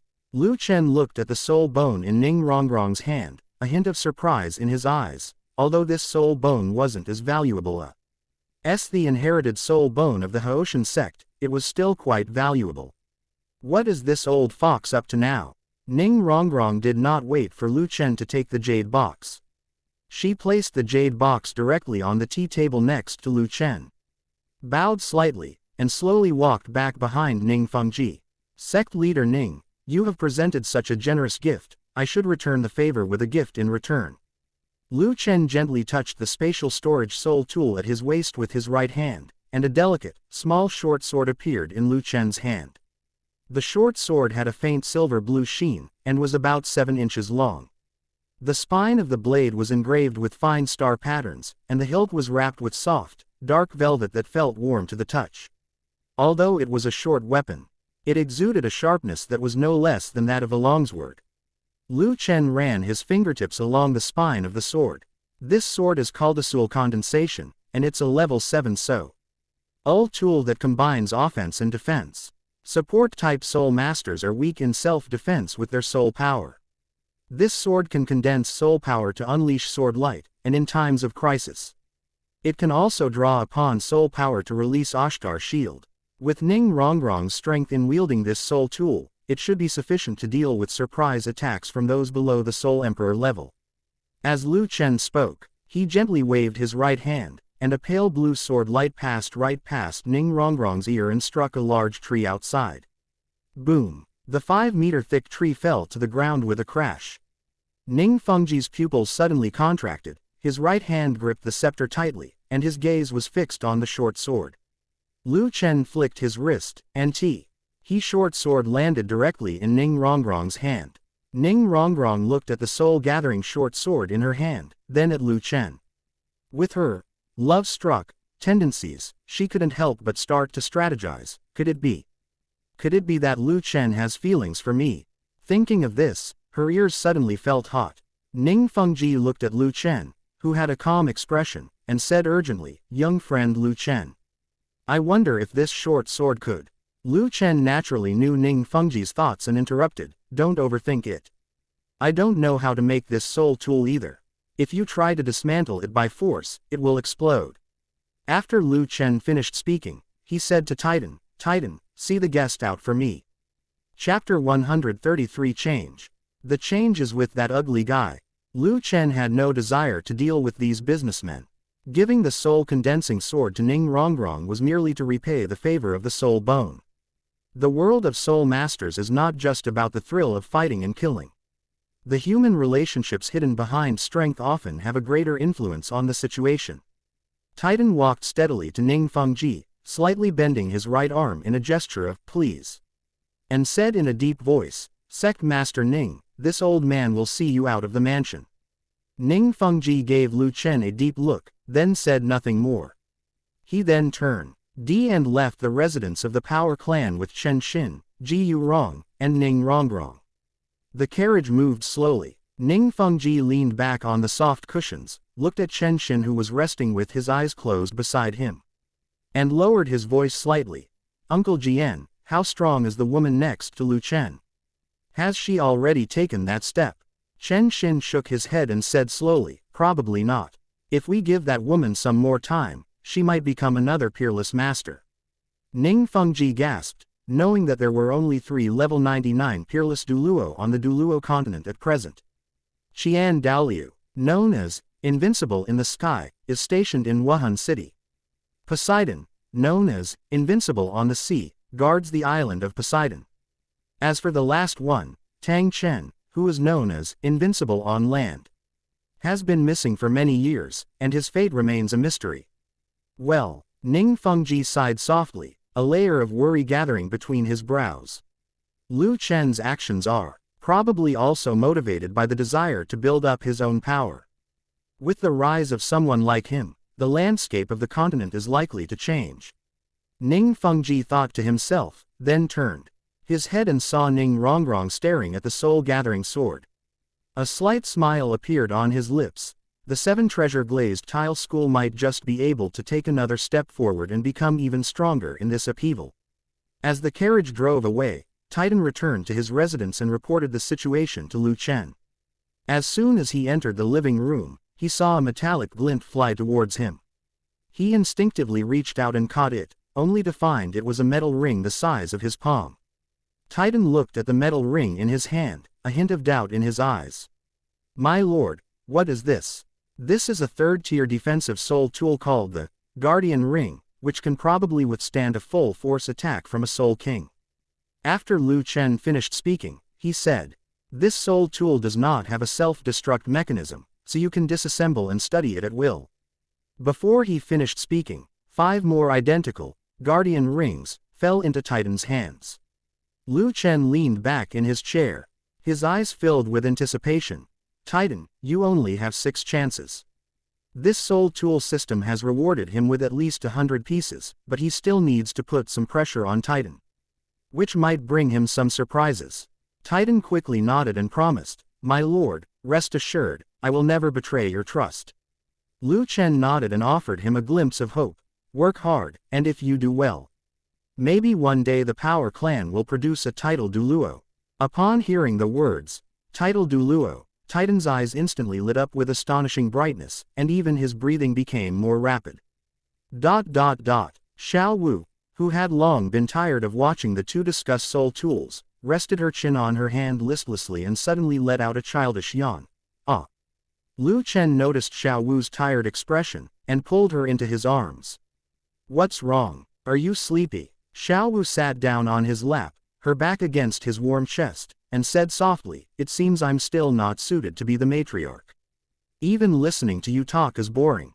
Lu Chen ruffled Xiao Wu's hair and laughed. "All right, Titan and I have finished our chat. You can now exercise your powers as the matriarch." Xiao Wu's eyes lit up immediately. She pointed to the mighty ape statue in the center of the mansion and asked, "Can I replace that ugly guy?" Titan was taken aback. Upon hearing this request, Tyrone timidly replied, Great mistress, that is the faith of our Power Clan, I'm afraid." Before Talon could finish speaking, Titan punched him on the back of the head with a force that was neither too strong nor too weak, but enough to shut Talon up. "Change it. Change that ugly thing. What do you think would be a suitable replacement?" Xiao Wu thought for a moment, then pointed at Lu Chen and said, "Change it to Lu Chen's martial soul." Titan nodded, took out a small piece of metal, and then took out 2 small tools. His fingers flew, the carving knife darting across the metal block. And in less than half an incense stick's time, a miniature version of the Asura Demon Sword was complete. Titan placed the statue in front of Xiao Wu and asked, "Great mistress, what do you think of this?" Lu Chen wasn't surprised that Titan had this special skill, since the Power clan used to make money by crafting fine weapons and exquisite decorations to sell to nobles. The carving skills are undoubtedly superb. Xiao Wu took the statue and examined it several times. This is much better. As she spoke, she looked up at the Tano father and son beside her. What do you think? Tano immediately nodded. He's definitely better looking than that ugly guy. Looking at his grandfather and father, Talon couldn't help but question the meaning of life. He remembered that when he was a child, he had been punished with a mixed beating from both Titan and Talon for saying that the statue wasn't imposing at all. Looking at Titan and Tino, Lu Chen couldn't help but feel a little amused and exasperated. However, seeing the smile on Xiao Wu's face, he did not stop her from playing around. In the evening, Lu Chen took Xiao Wu's hand and escorted to the entrance of the Heaven Do Royal Academy. Xiao Wu suddenly stopped, wrapped her arms around his waist, buried her face in his clothes, and refused to let go. Lu Chen patted her back and said softly, "All right. It's not like I'm not coming back. I'll be back in about 2 months." Xiao Wu nuzzled against Lu Chen's clothes, her eyes slightly red, her voice soft and aggrieved. "Lu Chen, while you're gone, I'll definitely cultivate diligently. Zhu Qing and I will wait for you." Xiao Wu looked up at Lu Chen, tiptoed lightly, and gently placed her soft lips on his lips. "I'm leaving." Xiao Wu looked at Lu Chen with reluctance. Lu Chen chuckled, raised his hand and gently pinched her flushed cheek. "Go on, I'll be back soon." Xiao Wu pouted and walked into the gate of Tiando Academy, turning back every few steps. After running a couple of steps, she suddenly stopped. "I will definitely cultivate diligently." "Got it." Lu Chen smiled and waved in response. Only after Xiao Wu's figure disappeared around the corner of the teaching building did the smile on his face slowly fade. Establishing the Spirit Pagoda in this era, I wonder what kind of sparks it will ignite in the Douluo continent. Having made up his mind, he didn't linger and turned to walk towards the direction of Blue Tyrant Academy. Chapter 134 Liu Erlong. Please hit me. Time flies, and a month has already passed. Inside Liu Erlong's office at Blue Tyrant Academy. As Liu Erlong was working on the files at his desk, Xiaogang pushed open the door and entered.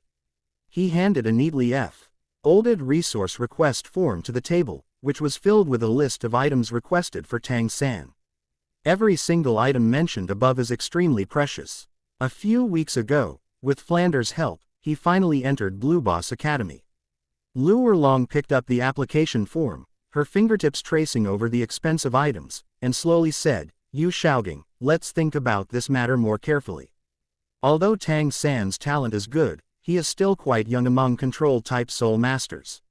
For the next year, I've decided to temporarily allocate resources to Tailong, Ningrongrong, Zhongju, Huang Yuan, and Jingling." Upon hearing that his prized disciple was not on Liu Erlong's list of names, Xiaogang's tone hardened. "Erlong, Tang San, although I am the principal of Blue Tyrant Academy, these matters still need to be discussed and decided by all the teachers." Liu Erlong raised her hand to interrupt him, her gaze calm and unwavering. "Tang San's absence from the list is the unanimous opinion of the teachers, so you don't need to say anything more." As Liu Erlong spoke, she glanced at the time on the wall. It was time for her and Lu Chen to spar again, and a smile appeared on her face. She looked at Xiaogang in front of her, stood up and said, "I have other important matters to attend to, so I won't chat with you any longer." With that, Liu Erlong was about to leave the office. To everyone's surprise, Xiaogang darted forward and blocked the doorway. Looking at Liu Erlong, he asked in an icy tone, "Are you going to find Lu Chen again?" "Since Lu Chen can help me suppress the side effects of my martial soul, I will naturally go." Liu Erlong nodded frankly, his tone filled with unwavering determination. Xiaogang watched Liu Erlong's anxious expression, his teeth grinding together, his jealousy almost overflowing. "Lu Chen. It's Lu Chen again. Why does everyone revolve around him?" In the past month, he had only met Liu Erlong 3 times. And he could clearly sense that Liu Erlong's attitude towards him and Flander had changed.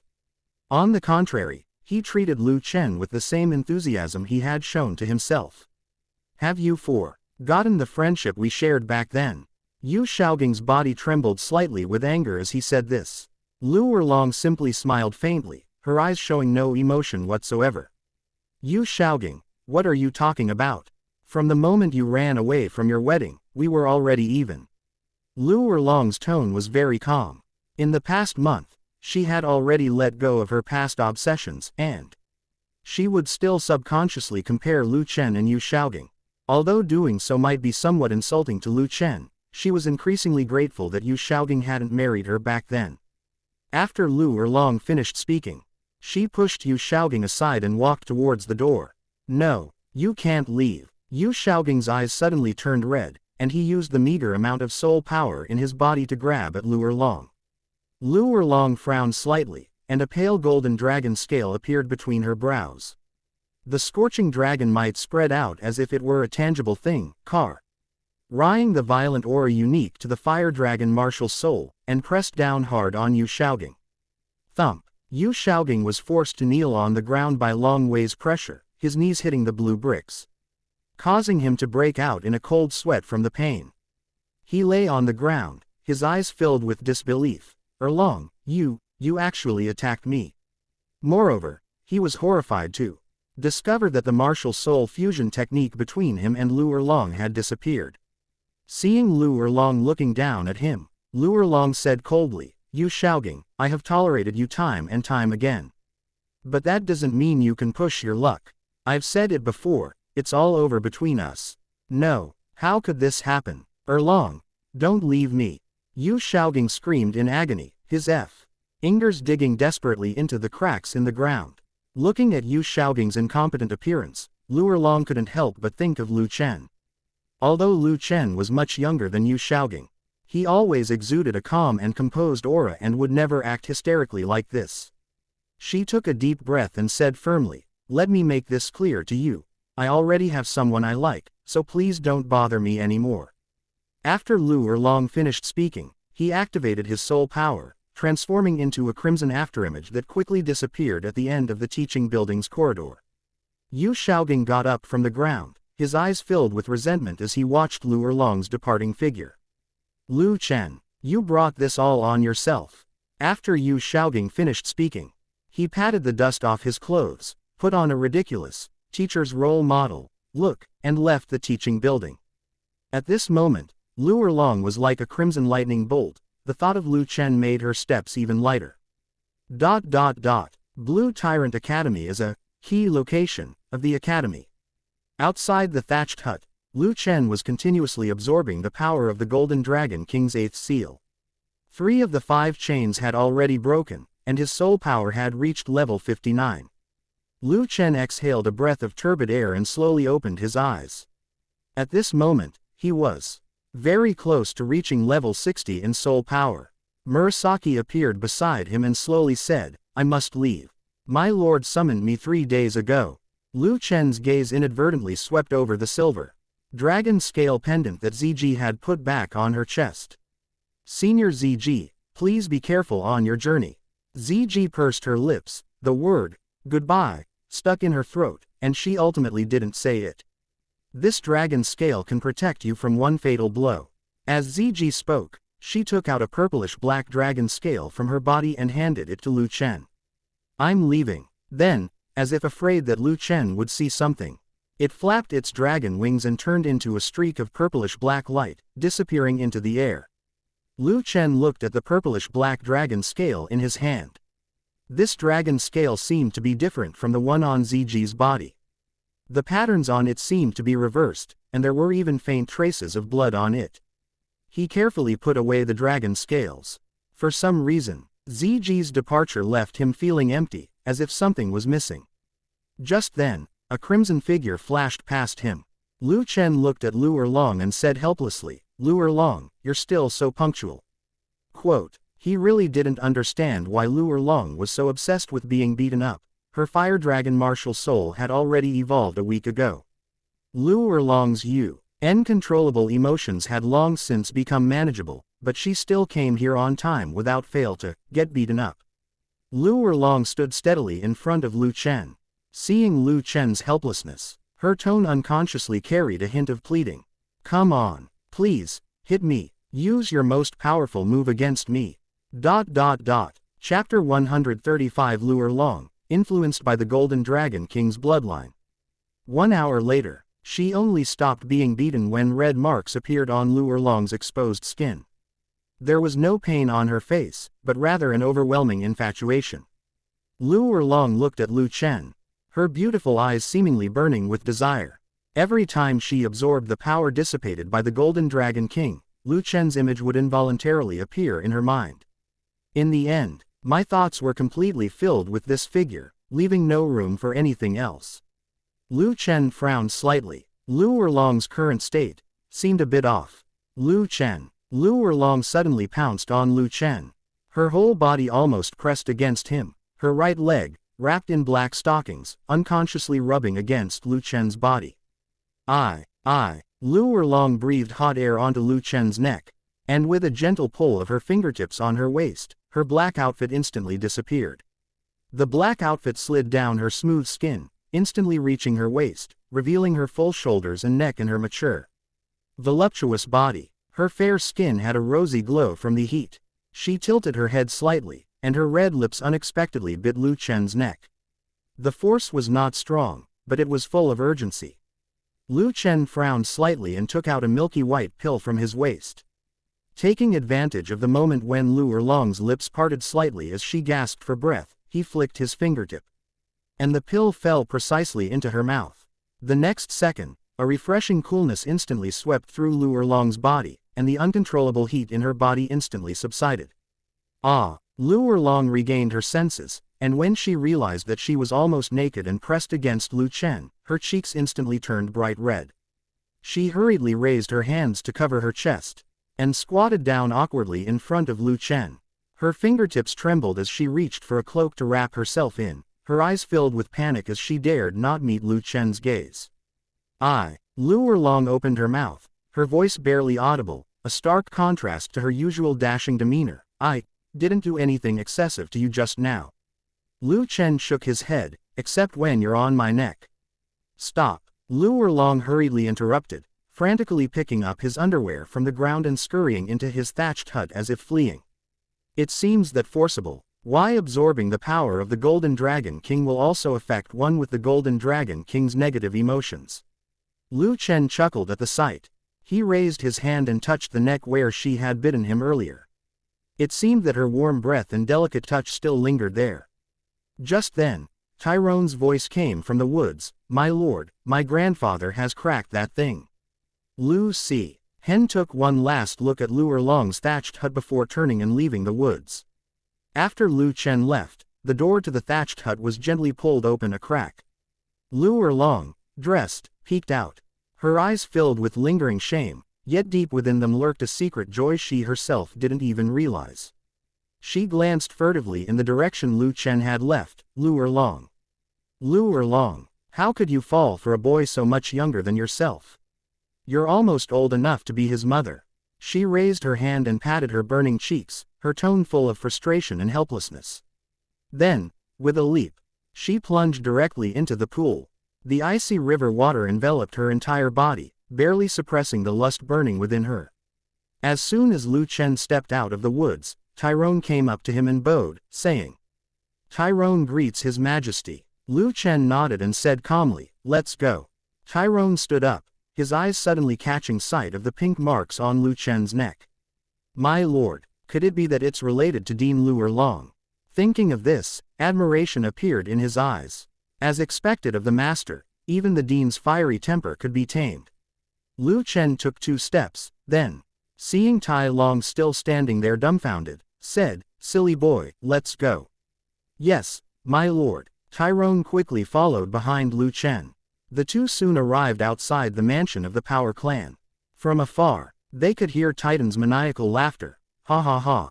I did it. I finally did it. I have not disappointed the Lord's expectations." He pulled his foot back from the doorway and asked, "Titan. He's not going to have hysteria, is he?" Tyrone scratched the back of his head and said in a simple and honest way, "That's just how Grandpa is. Every time he creates something he's satisfied with, it turns out like this. Let's go take a look." Lu Chen led Talon into the Titan's forge. The forging room was filled with a scorching heat, and the red-hot forging furnace spewed orange flames, making the surrounding walls scorch. Broken forging hammers were scattered on the ground, and a small mountain of ore fragments was piled up in the corner. Only the stone platform in the center of the room was emitting a faint, shimmering white light. Titan was squatting in front of the stone platform, his calloused hands tightly gripping a palm-sized metal ring. His aged eyes looked at the protective ring in his hand with loving eyes, as if he were looking at his own children and grandchildren. Cough. Tyrone coughed lightly, reminding him, "Grandpa, the Lord is here." Titan snapped out of his daze, carefully presenting the guardian ring to Lu Chen, his face beaming with excitement. "My lord.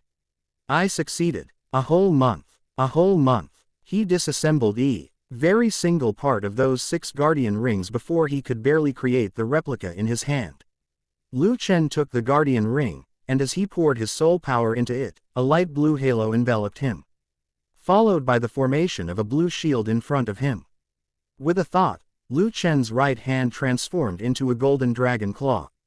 The sharp claws slammed down on the shield. With a crisp crack, the shield shattered instantly, turning into specks of blue light that dissipated. At the same time, the sapphire storing soul power on the ring also suddenly dimmed. "Not bad, it can probably withstand a full force attack from the Soul Master." Lu Chen nodded and said, "Although it's far inferior to a true guardian ring, it's still a level 3 defensive soul tool. In the Douluo continent today, let alone the method of making soul tools, even offensive soul tools are extremely rare.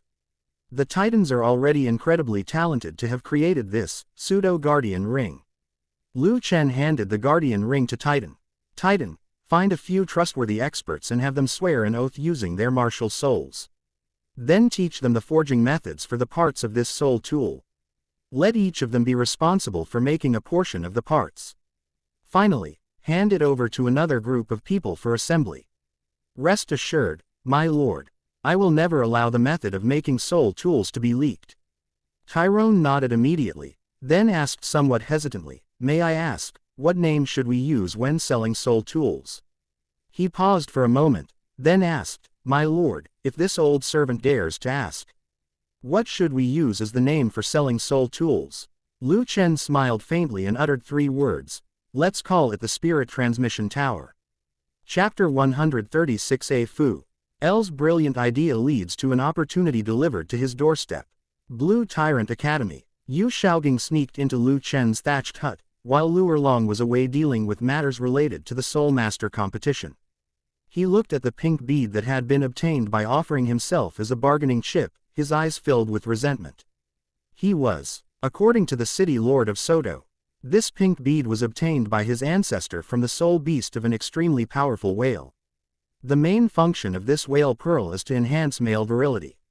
However, no human can withstand the medicinal power of this whale pearl. In the experiments conducted by the city lord of Soto City, even a 1,000-year-old soul beast would explode and die after swallowing just a trace of the powder.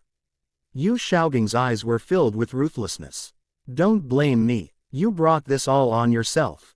He placed the whale pearl on the table, then took out a letter that he had long ago copied from Ning Fengji's handwriting, and carefully left the woods. It was already evening when Lu Chen returned. Before Lu Chen even stepped into the thatched hut, he sensed something strange. "Yu Xiaogang came here," Lu Chen murmured to himself. "Yu Xiaogang's aura is too strange. Luo Sanpao's aura, which is mixed with the blood of the dragon clan, is too distinctive." Lu Chen walked into the thatched hut, looked around, and his gaze quickly settled on the table in the center. 2 items have appeared in the center of the previously empty desk, a pink bead the size of a pigeon's egg and a neatly folded letter. He walked over slowly, not touching the bead at first, but bending down to examine it. The pink bead had a lustrous sheen on its surface. When you got closer, the warmth intensified, and you could even feel wisps of energy surging inside the bead, as if it were trapping a restless beast. The Golden Dragon King bloodline within Lu Chen's body suddenly surged, as if urging him to absorb the bead. What is this bead? It actually resonated with the bloodline of the Golden Dragon King. Lu Chen frowned in thought, then suddenly seemed to realize something and exclaimed, "The essence condensed after the death of a 100,000-year-old whale-like fish soul beast. The Medicine God Pill Pivot scripture records that this whale pearl was formed by the fusion of the essence blue D and all the soul power of a whale soul beast that was over 100,000 years old before it perished. It contains the life origin power of a 100,000-year-old soul beast. This is their first gift to their offspring, and also their last. Young soul beasts can use this whale pearl to survive in the harsh environment of the ocean. This shouldn't be. Lu Chen picked up the whale pearl, examined it carefully, and then injected a wisp of bloodline power into it. In an instant, the originally pink beads burst into golden flames. Under the scorching heat of the flames, the whale pearl, originally the size of a longan, gradually shrank. The golden flames slowly disappeared only after shrinking to the size of a fingernail-sized golden bead. The crystal core floated autonomously in Lu Chen's palm, no longer emitting the restless warmth of before, but rather a gentle aura, as if a heart was beating within it, each beat subtly matching his own heartbeat. Lu Chen looked at the whale pearl with a strange look in his eyes. That idiot didn't think this thing was poison, did he? He then picked up the letter. The letter was written on fine zon paper, with the edges bearing the unique Dar K patterns of the 7 treasure glazed tile school. Lu Chen unfolded the scroll and saw that the brushstrokes were smooth and elegant, imitating Ning Fengji's handwriting. The message was brief. Young friend Lu Chen, I recently heard that you have a special bloodline and have obtained a whale pearl with great power. I am sending it to you to help you improve your soul power, so that you will avenue more confidence in the Soul Master competition in the future. It's true that even the most cunning villains can't outwit a fool. Lu Chen chuckled and activated the Golden Dragon King bloodline within his body, causing golden dragon scales to emerge from his arms and chest. He sat cross-legged on the ground, looking at the whale pearl floating in his palm. Since this opportunity has been delivered to my door, how can I refuse it? As soon as he finished speaking, Lu Chen clenched his right hand tightly, and with a muffled bang, the whale pearl instantly exploded into countless fragments. A strange scene unfolded. The shattered golden fragments did not scatter as expected, but instead seemed to be firmly held by an invisible hand, hovering about an inch above Lu Chen's palm. The next second, the fragments suddenly emitted a soft golden light, and the fine golden light, like a stream that had come to life, instantly surged into Lu Chen's body. Roar! Lu Chen closed his eyes to absorb this immense energy, and the Golden Dragon King bloodline within him seemed to come alive, emitting bursts of dragon roars. Lu Chen felt a surge of scalding energy rushing through his meridians, as if countless small golden dragons were surging through his blood vessels. Wherever it passed, the walls of his meridians felt a tearing, stinging pain. He clenched his teeth, veins bulged on his forehead, and the golden dragon scales on his body shone even brighter. Lu Chen grunted, his Golden Dragon King bloodline greedily devouring the pure life essence power. Hold head high. The dragon's roar from the Golden Dragon King's bloodline within his body suddenly rose higher, and it felt as if an invisible dragon's heart was pounding violently in his chest. Thump, thump, thump. Each throbbed through his limbs and bones, and an even stronger bloodline pressure spread out from Lu Chen's body. At the same time, the chains on the 8th seal of the Golden Dragon King inside his body suddenly shattered. The 4th Chi and Blood Soul ring radiated a dazzling golden light and condensed on his body. The Golden Dragon King bloodline within him suddenly boiled. A deep dragon roar surged from the depths of his chest, and visible golden energy exploded outwards from him. A golden domain with a diameter of 50 meters spread out beneath Lu Chen, with complex dragon-shaped patterns appearing on the ground, and the flowing golden light surging like liquid metal. The 4th bloodline soul skill bestowed by the Golden Dragon King's bloodline is none other than a domain-type soul skill, Golden Dragon Rampage Domain. This allows Lu Chen to instantly enter a berserk state, during which his strength, defense, and speed will all double. At the same time, friendly forces within the area will receive a Golden Dragon King bloodline bonus, with their attack and defense increasing by 1/3 from Lu Chen's power. Lu Chen's body was nearing saturation, and at the same time, his soul power level remained at level 60. Even after doing all this, a portion of his life force remained within him. Open the 9th seal. With a thought, Lu Chen elated that power to smash directly towards the ninth seal. With a deafening roar, the entire Sea of Souls trembled. As a portion of the life force dissipated, the 5 chains on the ninth seal began to tremble violently. Again, Lu Chen gritted his teeth and urged the remaining power of his origin to strike the ninth seal again and again. Smash it! Lu Chen smashed the sealing chains again. This time, the cracks spread along the chains to the root, and with a crisp crack, the 5 chains on the ninth seal broke directly, turning into specks of golden light and dissipating into the Sea of Souls. Hold head high. At the moment of the break, a dragon's might far more powerful than before overflowed from the depths of the seal, and a semi-transparent golden dragon phantom suddenly appeared outside Lu Chen's body, its head held high, its golden dragon eyes filled with disdain. Chapter 137 2 Kills of Hungry Ghosts, Throat Needles and Abdominal Fire. Food turns to filth, empty tears and lamentations. The Golden Dragon King's bloodline suddenly boiled and went berserk. The next instant, a violent energy surge erupted from his body. Golden scales instantly surged from the panel surface, covering his entire face and body. A strong aura of bloodline surged forth, and a deep dragon roar echoed from Lu Chen's bloodline. As the last part of Lu Chen's body was covered by golden dragon scales, the scales seemed to form a special energy loop on the surface of his body, giving it a sense of endless vitality. The 18 seals that seal the bloodline of the Golden Dragon King are completely different from the first 9 seals. In Lu Chen's spiritual world, a golden dragon seemed to rise into the sky, hovering above his spiritual sea. From the head to the tail, a total of 9 golden lights shimmered, exuding a fierce and awe-inspiring aura. An arrogant aura, surpassing all others and reigning supreme over all living beings, filled the entire sea of consciousness. It was as if everything should submit to it, no longer the feeling of slumber it once had. The Golden Dragon King bloodline within Lu Chen seemed to come alive, truly transforming into the Golden Dragon King, exuding an aura of dominance and dominance over the world. But the moment the 9th seal was suddenly opened, a wave of negative emotions, carrying the Golden Dragon King's endless resentment, surged into his heart. Roar! A violent dragon roar exploded from his throat, and the Golden Dragon King bloodline within Lu Chen's body had completely spiraled out of control due to this resentment. The orderly flow of golden energy suddenly went berserk, the golden scales on the panel surface began to tremble violently, and strange black flames seeped from the edges. On the Sea of Spirit, the suspended golden dragon was no longer quietly coiled up, but suddenly raised its head, and the original golden light in its dragon eyes faded and was completely swallowed by a scarlet red. Lu Chen suddenly opened his eyes, his right hand tightly clutching his heart. His originally bright golden dragon eyes had turned scarlet at this moment.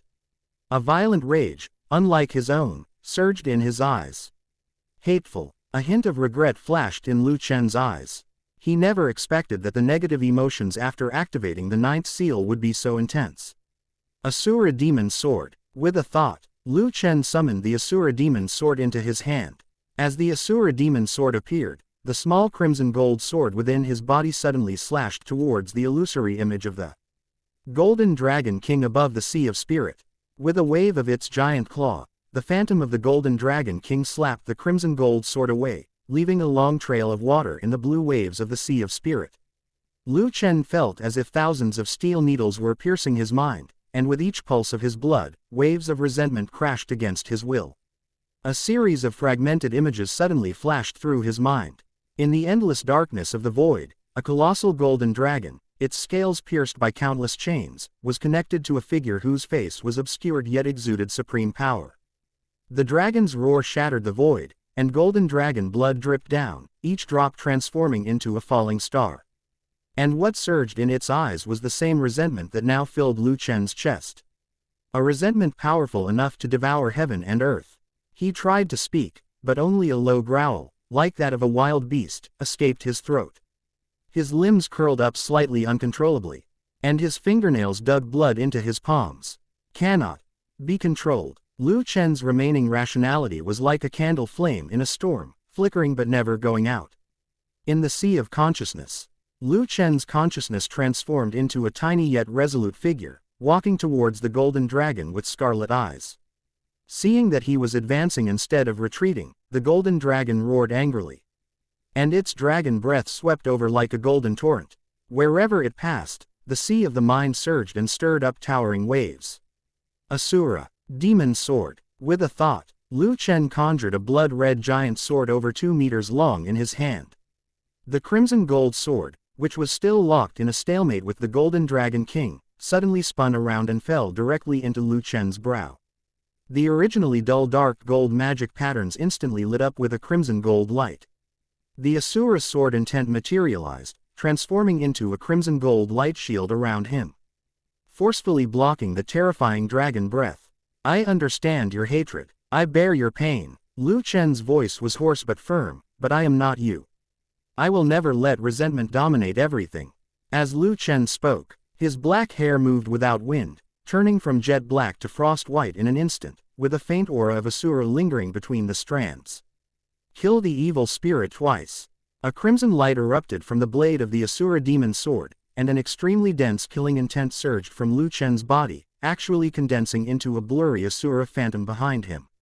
The phantom held the same crimson longsword and had a fierce look in its eyes. Throat acupuncture for abdominal fire.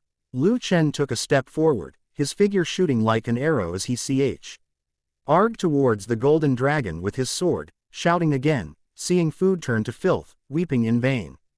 He flicked his wrist and slashed out with his sword.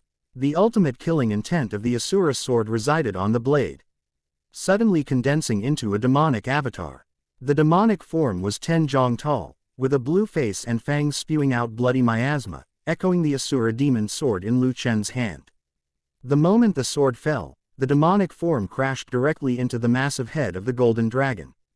Clang! The ear-piercing sound of metal clashing resounded throughout the entire sea of spirit. And the sound waves transformed into visible shockwaves that surged and spread in all directions, causing the blue waves of the sea of spirit to be stirred up into towering waves. Outside, Lu Chen felt a piercing pain in his arm. His tiger's mouth was shattered and the blood dripped onto the hilt of the sword, only to be instantly absorbed by the Asura demon sword. The crimson gold flames on the sword grew even more intense, and faint sounds of dragon roars and Asura howls could be heard. Within the sea of spirit, the originally dim image of the evil spirit suddenly became bright. With a crack appeared on the golden dragon's scale between the dragon's eyebrows. Cracks spread like a spider web across the scales between the golden dragon king's eyebrows, and with each inch they extended. The golden dragon's roar grew more and more mournful. Break! Lu Chen exerted force with both arms, and the Asura demon sword advanced another point. The enormous golden dragon suddenly shattered. The golden dragon king's 9th seal, completely unsealed. A faint, blood-red mist hung in the air inside the hut, still carrying the lingering negative emotions of the golden dragon king. The moment Lu Chen opened his eyes, his pupils were not the normal round shape, but vertical, and his eyes were a dazzling gold. Puff! His blood and chi surged suddenly, and he spat out a mouthful of blood onto the ground.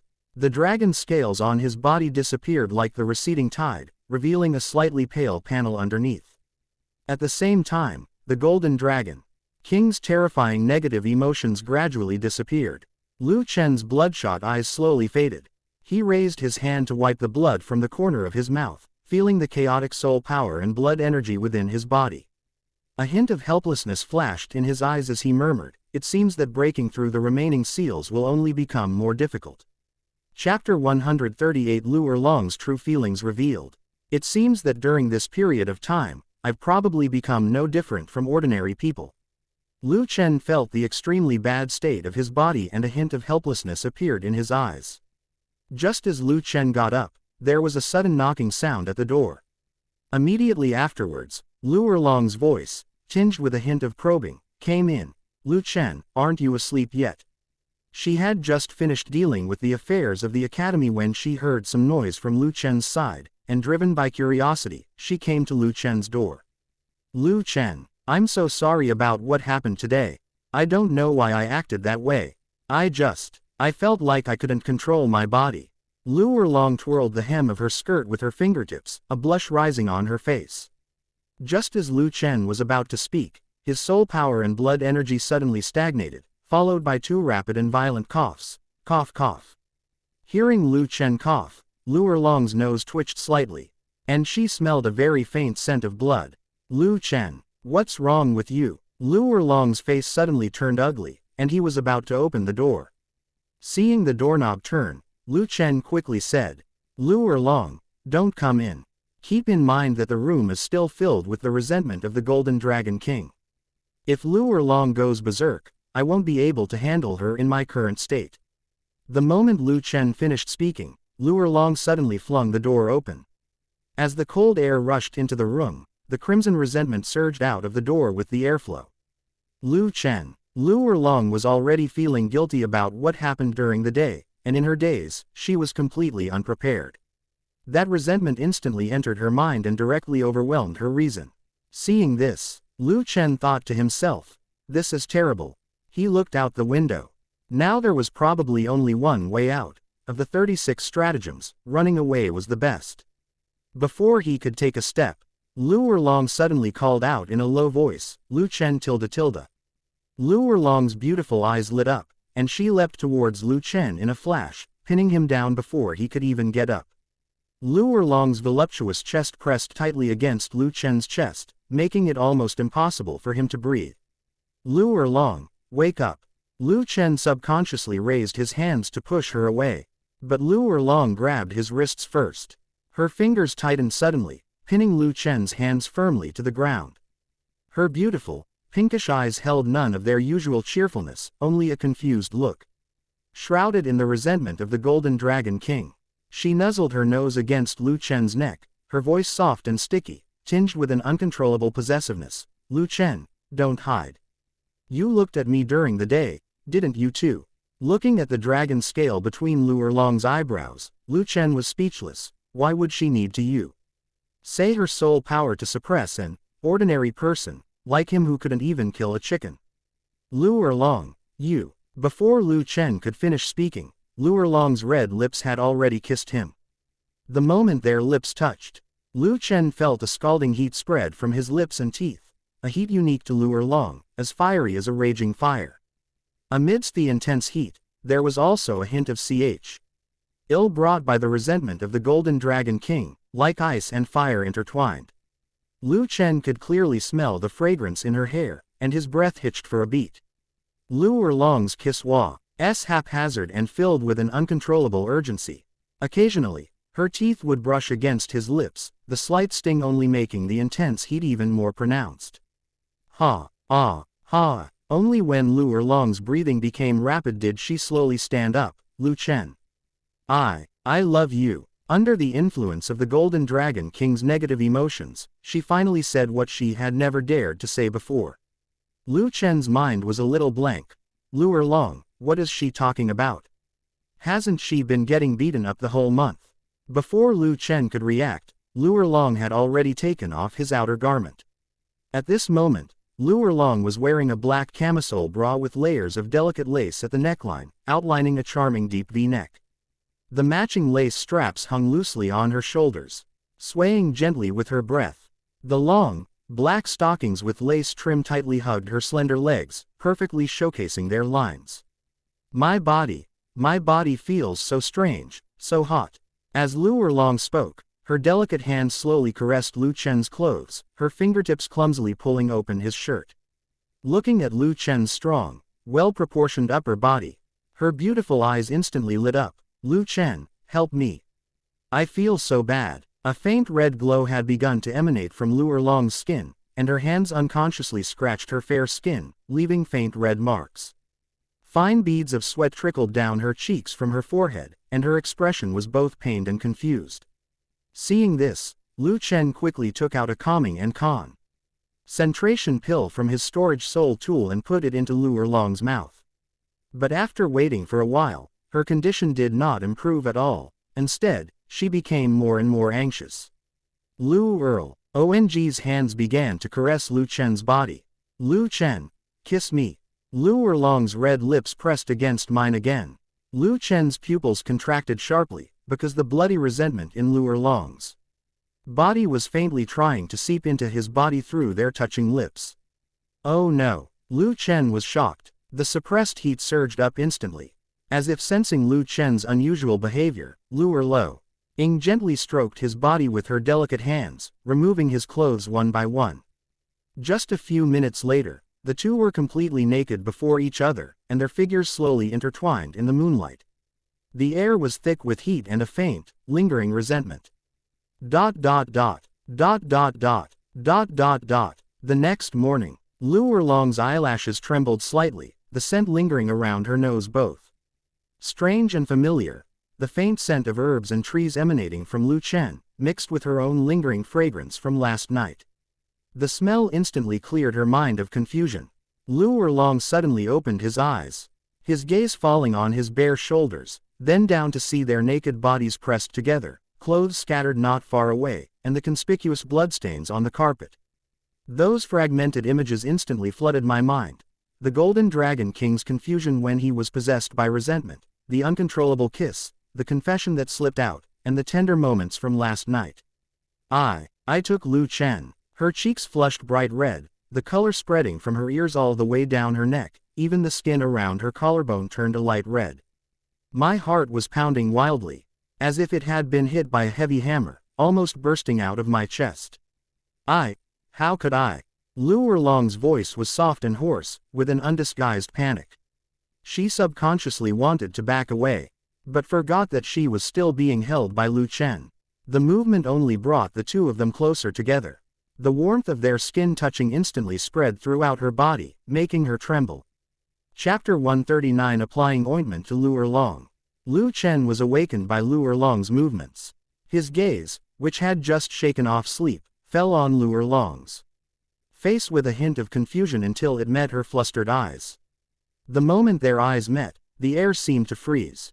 Lu Chen, you. Liu Erlong quickly released Lu Chen, her eyes darting away, not daring to look at him. Her eyes were full of helplessness and panic, and even her lips were trembling slightly. She wanted to create some distance between herself and Lu Chen, but as soon as her buttocks touched the ground, a piercing pain shot through her. Liu Erlong turned his head and saw that there were patches of red swelling on his fair buttocks, and the clear handprints had not yet faded, which were particularly conspicuous in the morning light. The scene from last night flashed through her mind, and a wave of shame washed over her. It seems, it was she who asked Lu Chen to make the call. Lu Chen was also a little dazed at this moment, but he quickly noticed the abnormality in his body. His body, which had been severely injured, had actually recovered to about 70–80%. Liu Erlong hurriedly put on the lace camisole on the ground. As the fabric brushed against the red marks on her back, she gasped in pain, but still managed to take a deep breath and say, Lu Chen, I will definitely take responsibility for you. Lu Chen put on his clothes and listened to Liu Erlong's words, a strange feeling welling up in his heart. Shouldn't he be the one to say these words? Liu Erlong, you need to understand, I already have Xiao Wu and the others by my side. Lu Chen's expression turned serious. He didn't want to upset Xiao Wu and the others because of Liu Erlong. A hint of desolation flashed in Liu Erlong's eyes. She knelt before Lu Chen, her voice tinged with grievance. Then what do you want to do? Well, Lu Chen sighed softly and slowly said, since it has already happened, we can't just pretend we didn't see anything. His gaze swept over Liu Erlong's swollen knees, and his tone softened in the end. He reached out to help her up, but his finger tips had just touched her arm when he paused subconsciously. Get up first. The ground is cold, and you're still injured. Liu Erlong didn't move. Instead, she gripped his wrists with both hands, her eyes slightly red. I won't get up. If you don't agree, I'll keep kneeling. I know you have them, and I don't aspire to be like them, but Her voice choked for a moment, and remembering how she had taken the initiative last night, her cheeks burned again, but she still bit her lip and insisted, I just want to stay by your side, even if. Looking at her stubborn yet aggrieved expression, Lu Chen sighed. I didn't say I wouldn't let you stay by my side. Lu Chen gently pulled her up, and seeing her brows furrow as she stood up because of the injury on her buttocks, he couldn't help but urge her. Go lie down on the bed first, I'll put some medicine on it for you. Upon hearing this, Liu Erlong's eyes lit up instantly, and she loosened her grip on Lu Chen's wrist slightly, her tone filled with a cautious anticipation. You're telling the truth. You're not going to kick me out. Lu Chen nodded. Okay. No rush. Upon hearing this, Liu Erlong suddenly wrapped her arms around Lu Chen, gave him a hard kiss on the cheek, and then obediently lay down on the bed. Lu Chen tapped his fingertip on the storage device at his waist, and a jar of milky white ointment appeared in his hand. Lu Chen sat on the edge of the bed, holding the jar of milky white ointment in his hand. Looking at the red marks on Liu Erlong's back, he secretly complained to himself, "How exactly did I treat Liu Erlong last night?" He gently unscrewed the porcelain jar, and a refreshing herbal scent wafted out.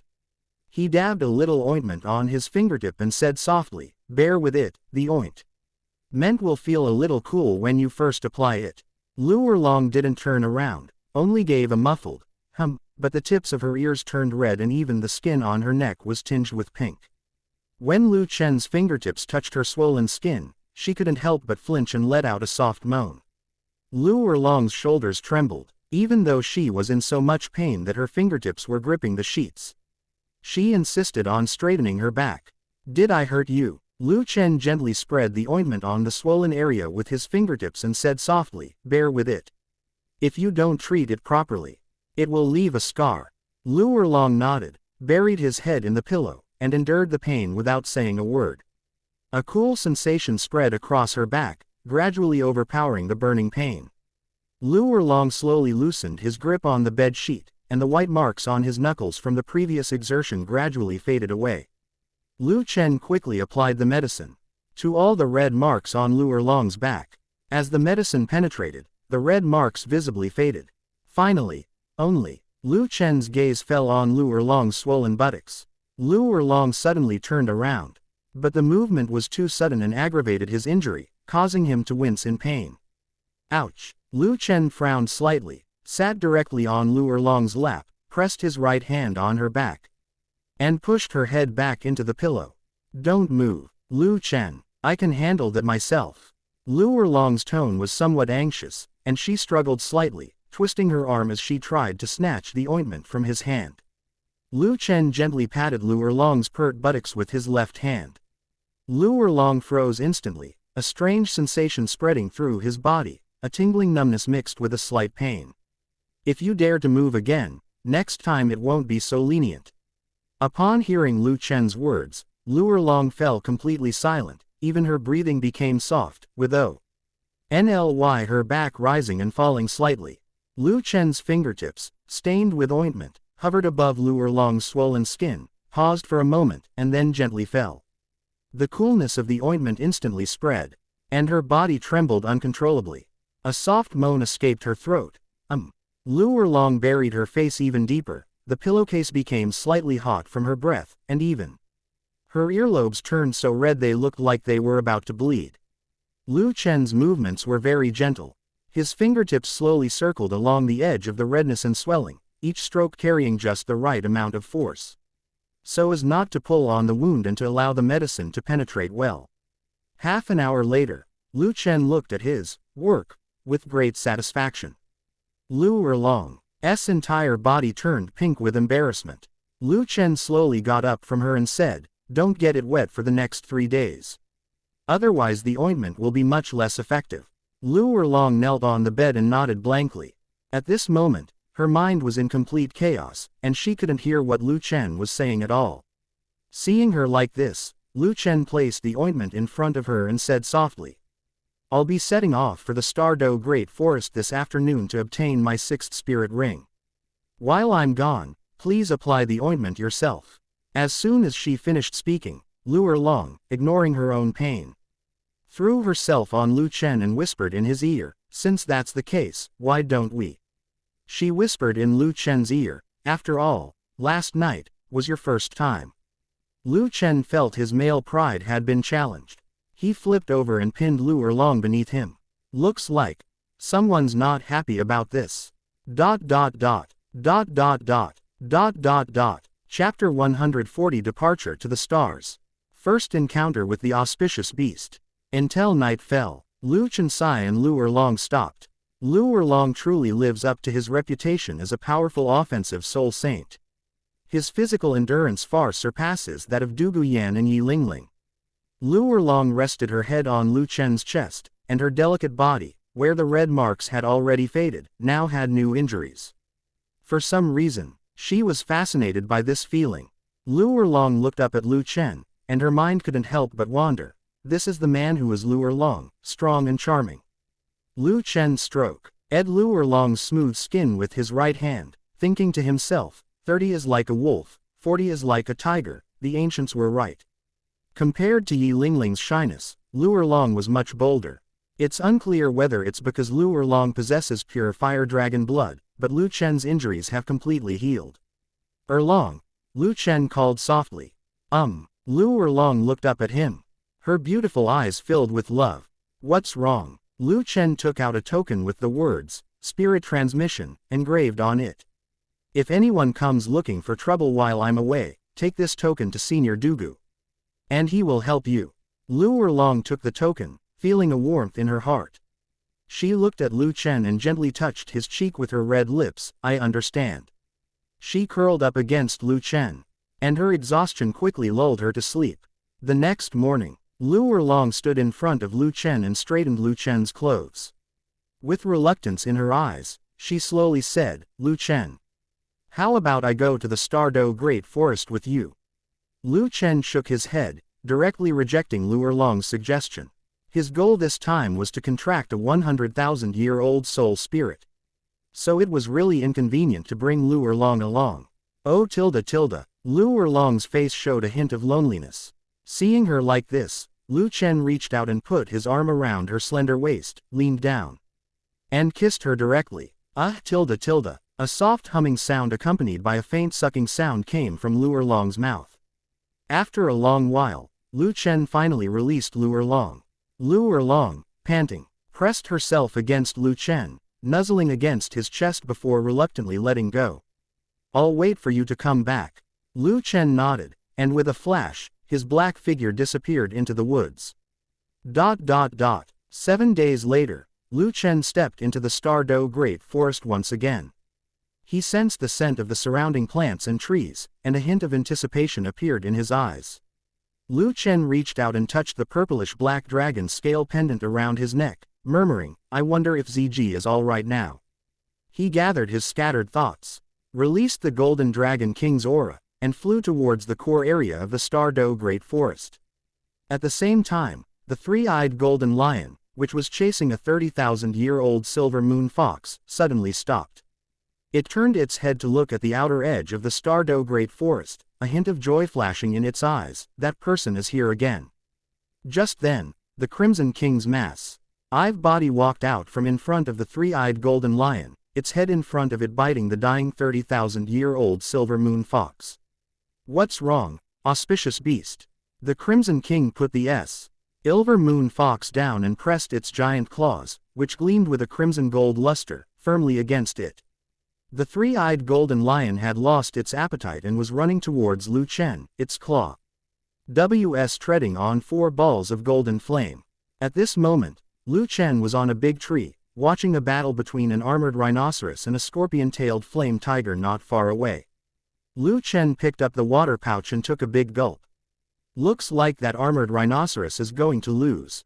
As Lu Chen expected, the armored rhinoceros was quickly pierced through the body by the tail of the scorpion-tailed flame tiger. Just as the scorpion-tailed flame tiger was about to feast, the surrounding forest suddenly erupted with the sounds of soul beasts clamoring. As if sensing danger, the scorpion-tailed flame tiger abandoned its prey, which was already within its grasp, and fled into the distance. A hint of doubt flashed in Lu Chen's eyes. Just as Lu Chen was pondering, a golden figure appeared in his eyes. Looking at the strange appearance of the soul beast, he murmured, is that the Emperor Beast, the three-eyed golden lion? Lu Chen flipped over and jumped down from the tree. He could feel a familiar aura from the three-eyed golden lion, which originated from the golden dragon bloodline on the three-eyed golden lion. The three-eyed golden lion seemed to sense something, its body suddenly stopping. It looked at Lu Chen in front of it, its golden eyes full of doubt. It actually sensed an extremely terrifying dragon's might from that human, and it even felt a desire to submit. The man and the beast stared at each other like that. Looking at the three-eyed golden lion's fluffy appearance, Lu Chen subconsciously reached out with his right hand to touch its head. The three-eyed golden lion did not dodge, allowing Lu Chen's right hand to land on its head. The moment Lu Chen's palm touched the soft fur of the three-eyed golden lion, he felt a warm and soft sensation spread from his fingertips. The fur was more comfortable than any material Lu Chen had ever seen.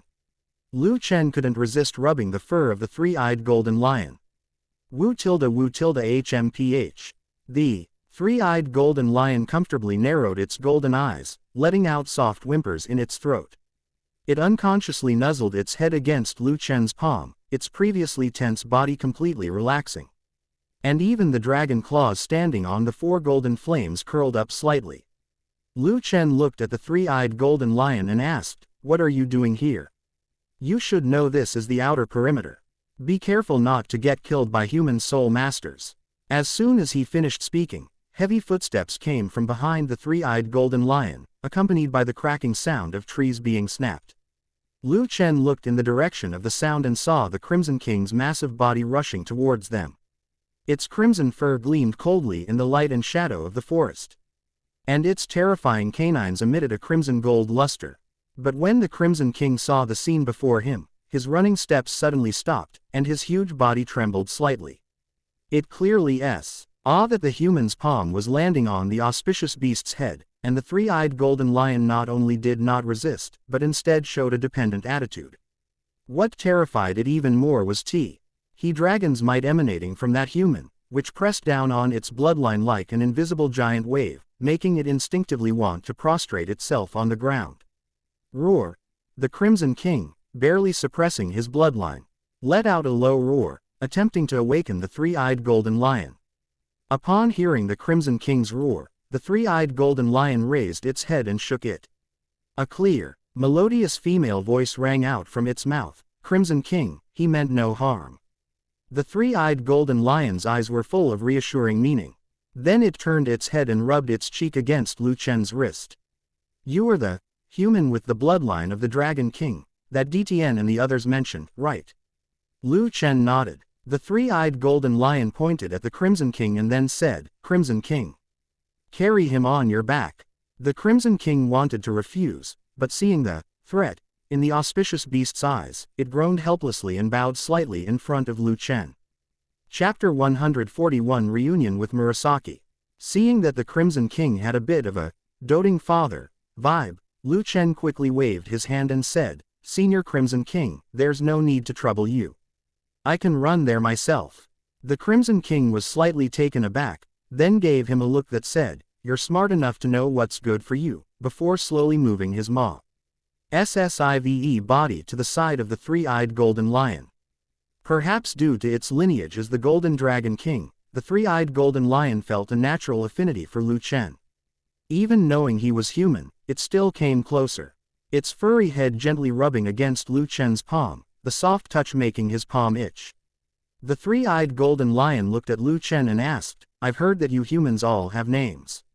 What's your name?" "Lu Chen." Lu Chen said slowly. "Lu Chen, you humans are so complicated." Lu Chen rubbed the head of the imperial beast and said with a smile, "My grandfather hoped that I could live towards the sun all my life, so he named me Chen."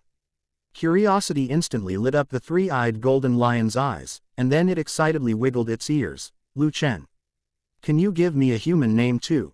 You were originally the emperor-level auspicious beast of the Stardow Great Forest, possessing a noble status and an auspicious aura." Lu Chen paused for a moment, then his smile deepened. "How about we call her Ruer?" When the Crimson King heard Lu Chen name the three-eyed golden lion, all three of its dog mouths simultaneously let out a sneer. "This name isn't even as good as Crimson King." But when the three-eyed golden lion heard the name Ruer, its eyes lit up immediately, and it excitedly rubbed against Lu Chen's arm. "Great. Then my human name from now on will be Ruer." Upon seeing this, the Crimson King panicked and hurriedly tried to stop him. "Auspicious Beast, you wouldn't happen to want to go to the human world too, would you?" The three-eyed golden lion nodded, its eyes full of self-righteousness. "Why not? Sister Biji can go to the human world, so why can't I?" The Crimson King was momentarily speechless, its six eyes apping shut on Lu Chen with intense hostility. "It's all this human's fault. How dare they instigate the Auspicious Beast to go to the human world? Lu Chen shrugged, indicating that he was innocent.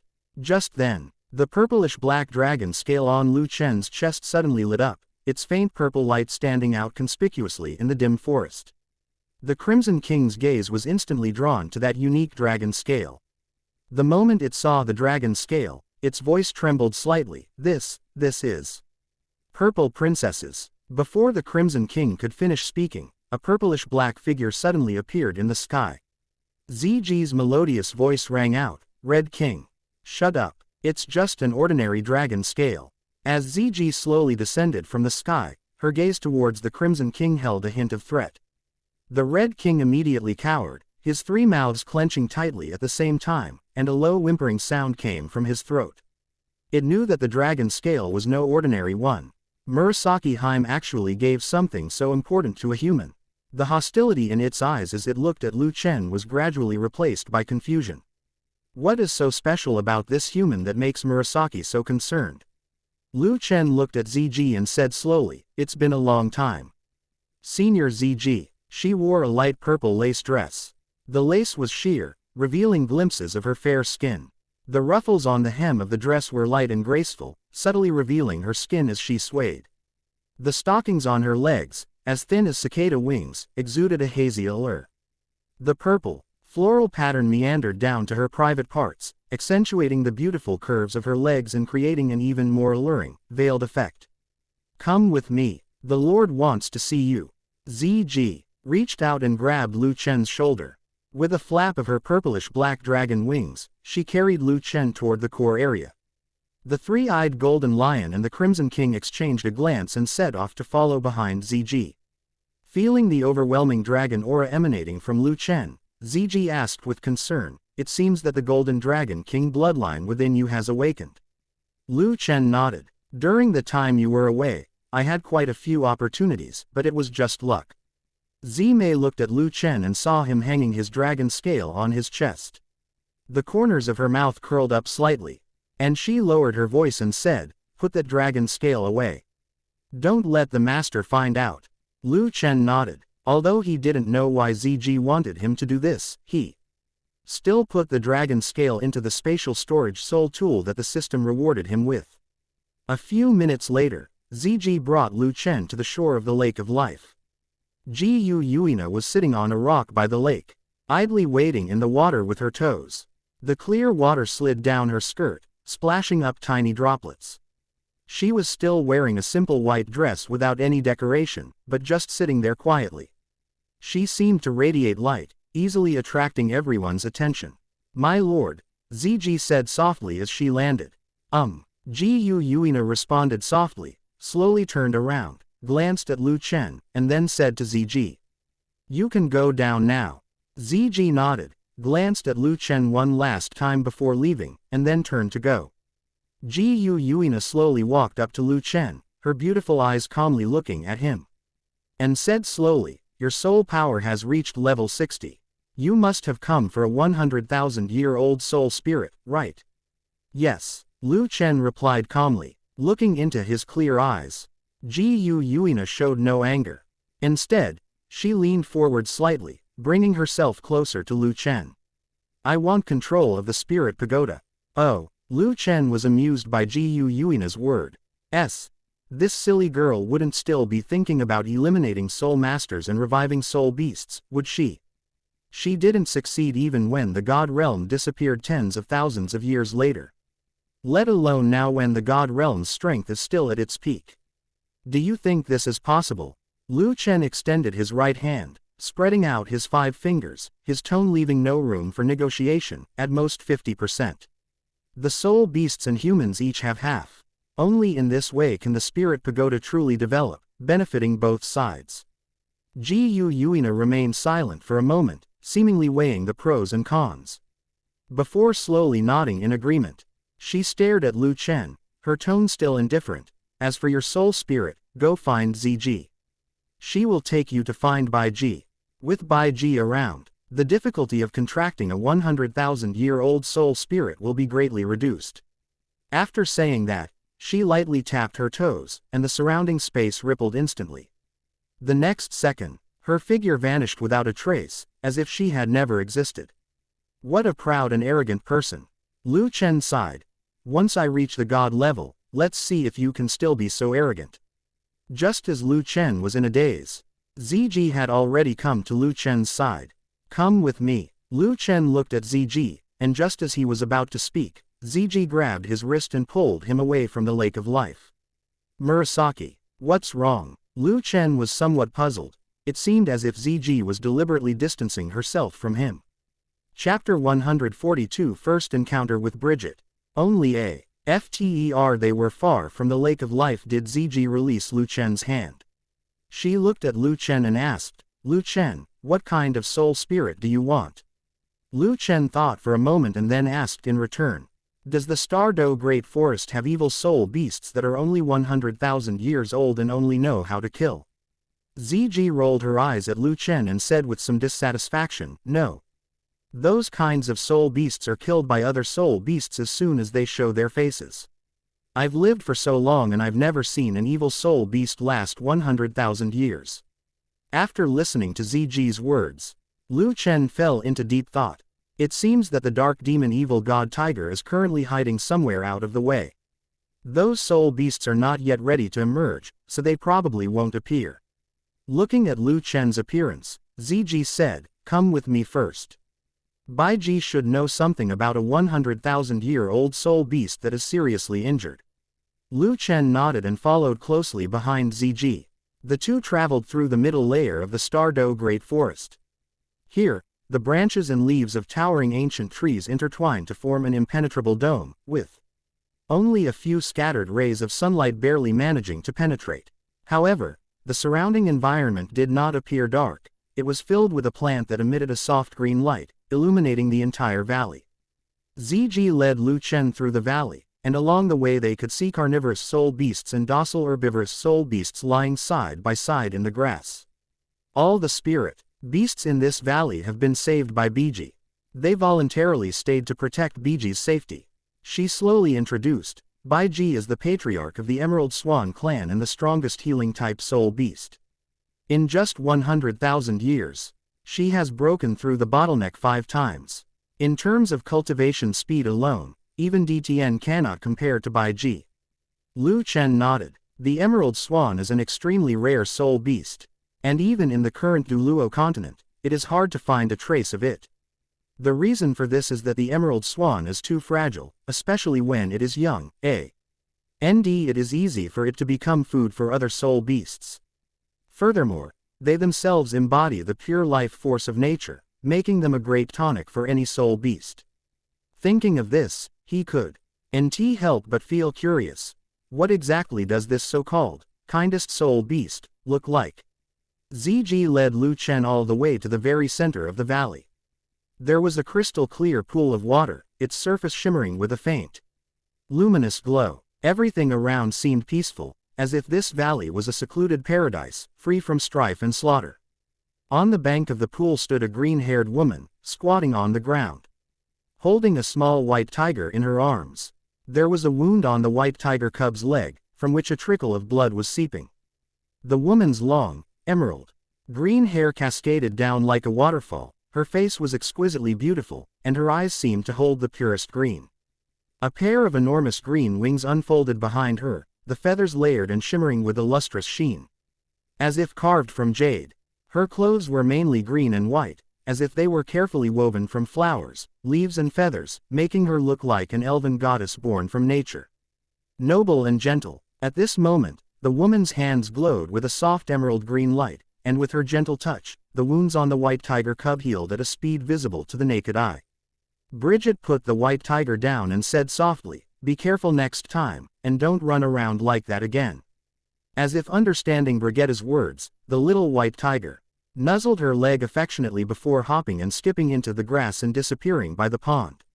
Purple Princess. Purple Princess waved to the woman.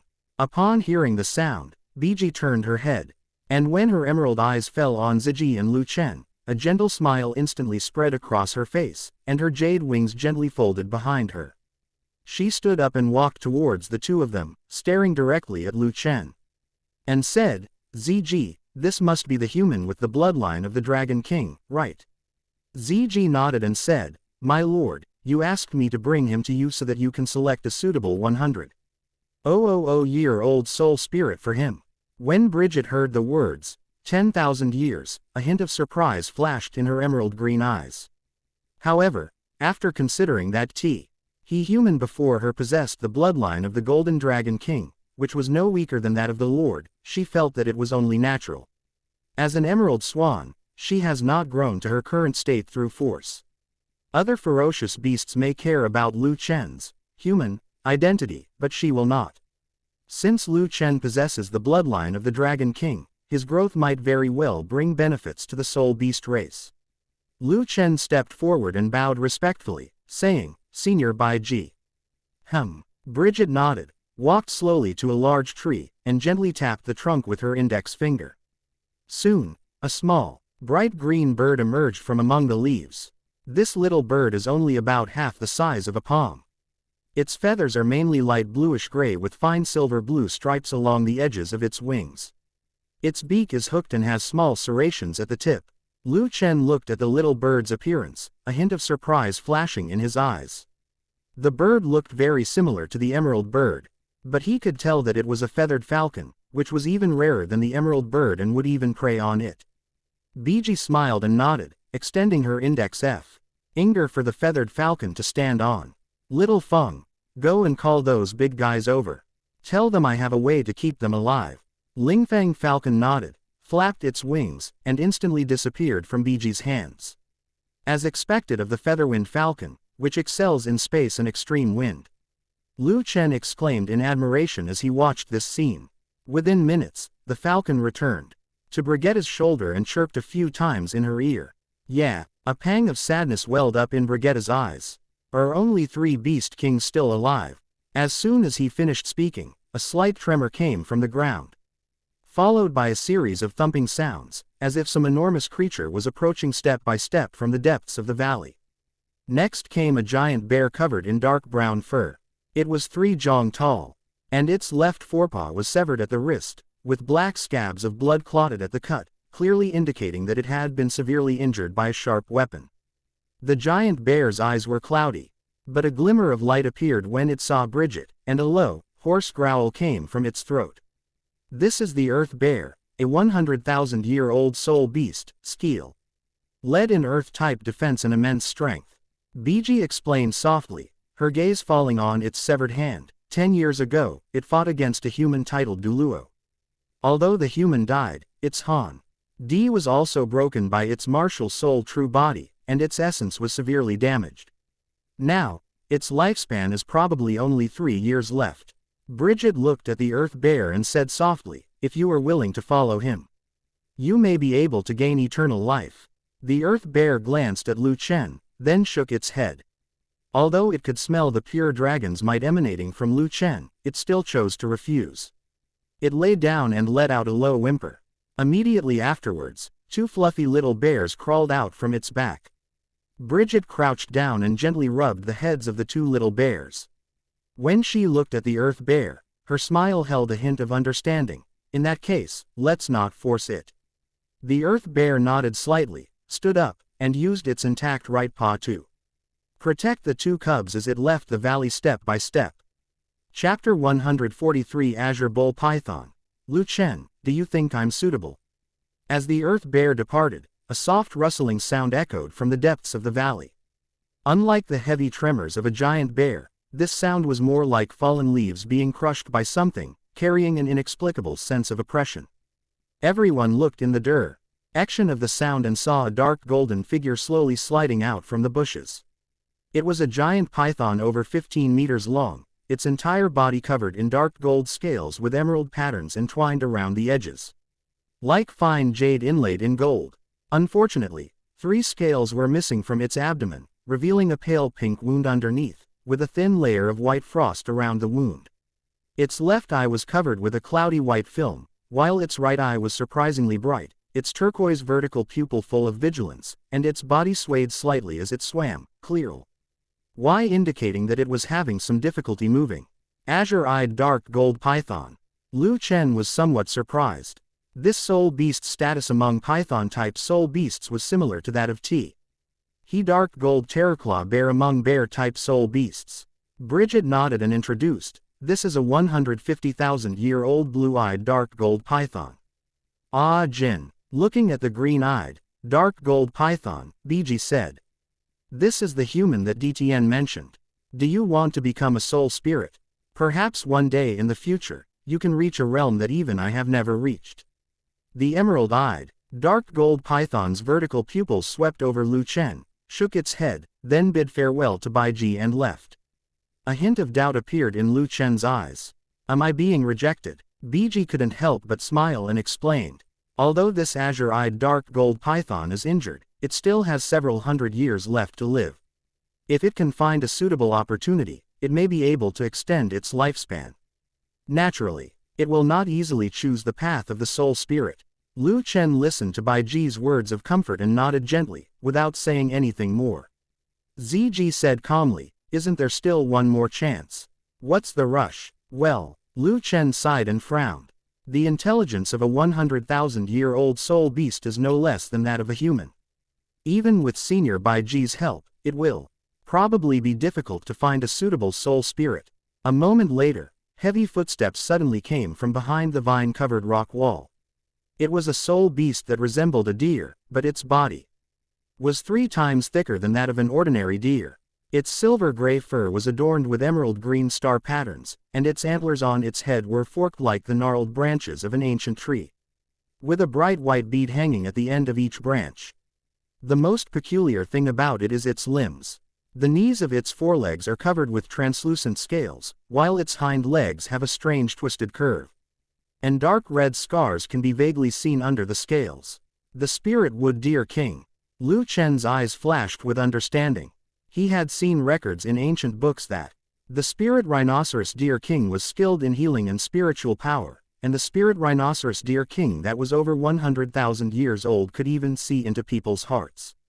The spirit wood deer king walked to the edge of the pool, but did not approach the 3 of them. Instead, it quietly watched Lu Chen with its amber eyes, and the light beads on its antlers swayed gently, emitting a soft ripple. Bridget whispered, the deer king. Before Biji could finish speaking, the spirit wood deer king knelt directly in front of Lu Chen and spoke in human language, I am willing to become your soul spirit. Lu Chen looked at the spirit wood deer king with a hint of regret on his face and said softly, although I also want to form a contract with you, your martial soul and mine are not compatible. After Lu Chen finished speaking, he moved his mind and the Asura demon sword appeared in his hand. The next instant, an overwhelming killing intent surged from his body, condensing into a blood-red wave of energy that spread outwards. As Bridget sensed the murderous aura emanating from Lu Chen, a hint of surprise flashed in her eyes, and she subconsciously took a half-step back. Lu Chen quickly sheathed the demonic sword, and the crimson aura dissipated. He looked at the spirit wood deer king and said slowly, as you can see, my martial soul follows the path of extreme killing, and you are not suitable for me. Quote, the spirit wood deer king listened to Lu Chen's words with a look of melancholy in its eyes. Its lifespan was probably only 10 years left. Looking at it like this, Lu Chen slowly said, my beloved, she also walks the path of life. If you are willing, I will bring her back to this valley in the future, you see. Hearing Lu Chen's words, the spirit wood deer king's eyes lit up again. In that case, I'll wait for you. After saying that, it turned and left the center of the valley. Lu Chen watched the spirit wood deer king's retreating figure, a hint of helplessness flashing in his eyes. Ziji frowned slightly, about to say something, but Biji grabbed her arm. Looking at the faint bloodstain on Ziji's chest, Biji transmitted her voice, Ziji, where is your protective aura? Ziji's eyes snapped away, and she subconsciously glanced at Lu Chen. This small gesture happened to be noticed by Bridget, who instantly seemed to understand something and exclaimed, Purple Princess, you actually. Before Bridget could finish speaking, Murasaki covered her mouth with her hand. At that moment, Lu Chen turned to the 2 of them and said, Senior Ziji, let's go. Let's go to the Lake of Life first. He already had a plan in mind. If he really couldn't find a suitable soul beast, he would try his luck in the far north and the sea. The most important thing right now is to get a piece of the right palm bone of the dark gold terraclaw bear from Jiu Yuina. Ziji nodded, and before Lu Chen could react, she took him and flew into the air. Bridget looked at Lu Chen's departing figure, filled with curiosity. This Ziji actually likes humans. When Lu Chen returned to the Lake of Life, Daming and Erming obediently lay on the ground, letting the three-eyed golden lion stomp on their heads, not daring to move at all. Opposite them, the Red King was staring at them fiercely. Daming and Erming exchanged a bitter glance. Since Lu Chen arrived, they have learned what it means to be a beast beyond beasts. Ziji landed on the ground with Lu Chen, hesitated for a moment, and then said, "How about we go ask the soul beasts with dragon bloodlines? Their bloodlines can continue to evolve as they stay by your side." Lu Chen shook his head and said calmly, "I plan to go to the far north to take a look. Then I'll go with you." Ziji blurted out, then paused and quickly added, her tone a little flustered, I'm just completing the task assigned by the Lord, don't overthink it." Upon hearing their words, the azure bull python suddenly raised its head, its eyes wide open. It seemed to have just heard something incredible, that by following Lu Chen, one's bloodline could evolve. It's important to know that it possesses a portion of the azure dragon bloodline, making it half a dragon. It's only because its bloodline is too diluted that it has remained in a half-python, half-dragon state. The phrase, completely transform into a dragon, is its greatest obsession in this life. It looked at Lu Chen, then lowered its head and thought about the miserable days it had been bullied by the several ferocious beasts. Finally, it gritted its teeth and asked in a tentative and expectant voice, "Lu Chen, do you think I'm suitable?" Chapter 144 Lu Chen's First Soul. Upon hearing the azure bull python's words, Lu Chen and Ziji's gazes simultaneously fell upon the azure bull python, which was being ravaged by the three-eyed golden lion. "Daming, with your talent, it will be easy for you to grow into a ferocious beast that will live for 200,000 years." Lu Chen felt somewhat helpless. Under his influence, even if the spirit hall mobilized all its forces, they might not be able to penetrate the Lake of Life. It was almost a certainty that Daming and Erming would become the true powerhouses among the soul beasts. He really couldn't understand what the azure bull python wanted to do. Ziji glanced at the azure bull python with a meaningful look. The azure bull python stared intently at Lu Chen. For a lower-ranking dragon, advancing to a higher rank is even more difficult than undergoing a heavenly tribulation. There is an opportunity right in front of them, and any lower-ranking dragon would probably be tempted to seize it. Moreover, the azure bull python leer Ned from DTN and the others' conversation that Lu Chen was very likely to step into the God realm in the future. When he regained his free body, it would only take it a few years for it to do so. Lu Chen looked at the azure bull python and asked, "Daming, have you thought this through?"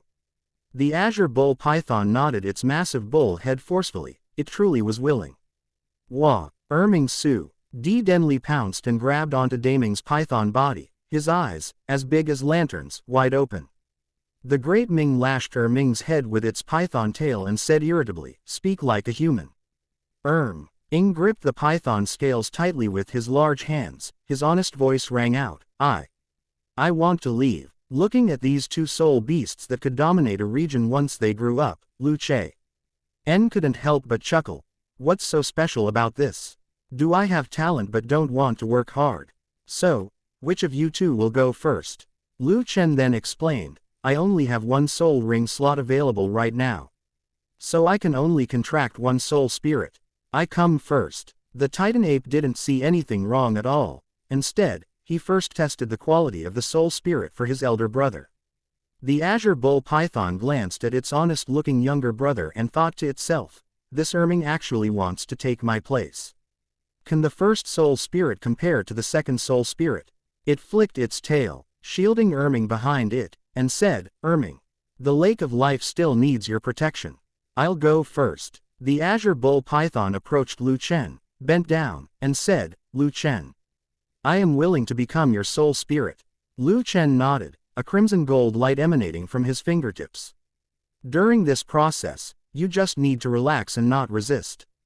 After Lu Chen finished speaking, he summoned the Asura demon sword and placed it beside him, with 5 soul rings, 2 purple and 3 black, surrounding the sword's blade. As a crimson gold light shone from his body, he chanted the incantation for the contracted soul. One after another, profound runes flew out from the Asura demon sword, and the 5 soul rings on the sword, 2 purple and 3 black, suddenly accelerated their rotation. As more and more runes appeared, a magic circle appeared beneath Lu Chen's feet. In an instant, the magic circle expanded rapidly, encompassing the enormous body of the azure bull python. The crimson gold magic array swirled continuously, and crimson gold flames instantly ignited on the azure bull python's body. At the same time, the Asura demon sword suddenly emitted a deafening sword cry. And the Asura domain was instantly released, enveloping the azure bull python. As the contract progressed, the flames on the azure bull python's body grew increasingly intense. And its once powerful body began to wither and shrivel, but the azure bull python's aura grew stronger and stronger.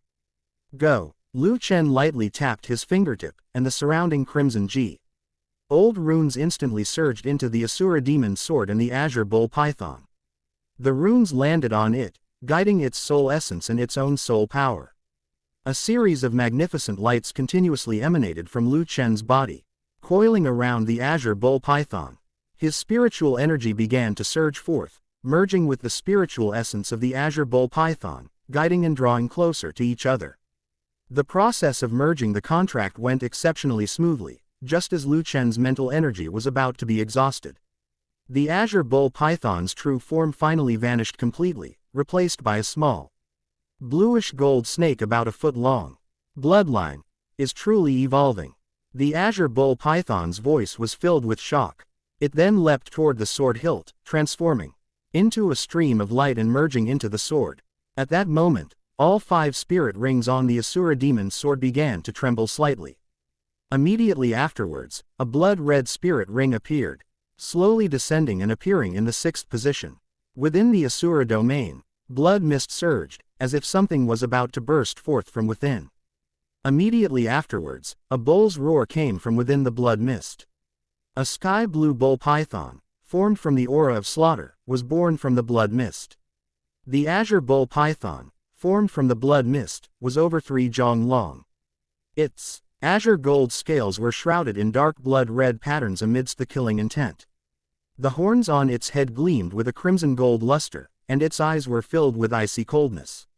The moment the azure bull python appeared, the other 5 blood slaughter beasts all prostrated themselves on the ground, letting out low growls of submission, welcoming the new blood slaughter beast king.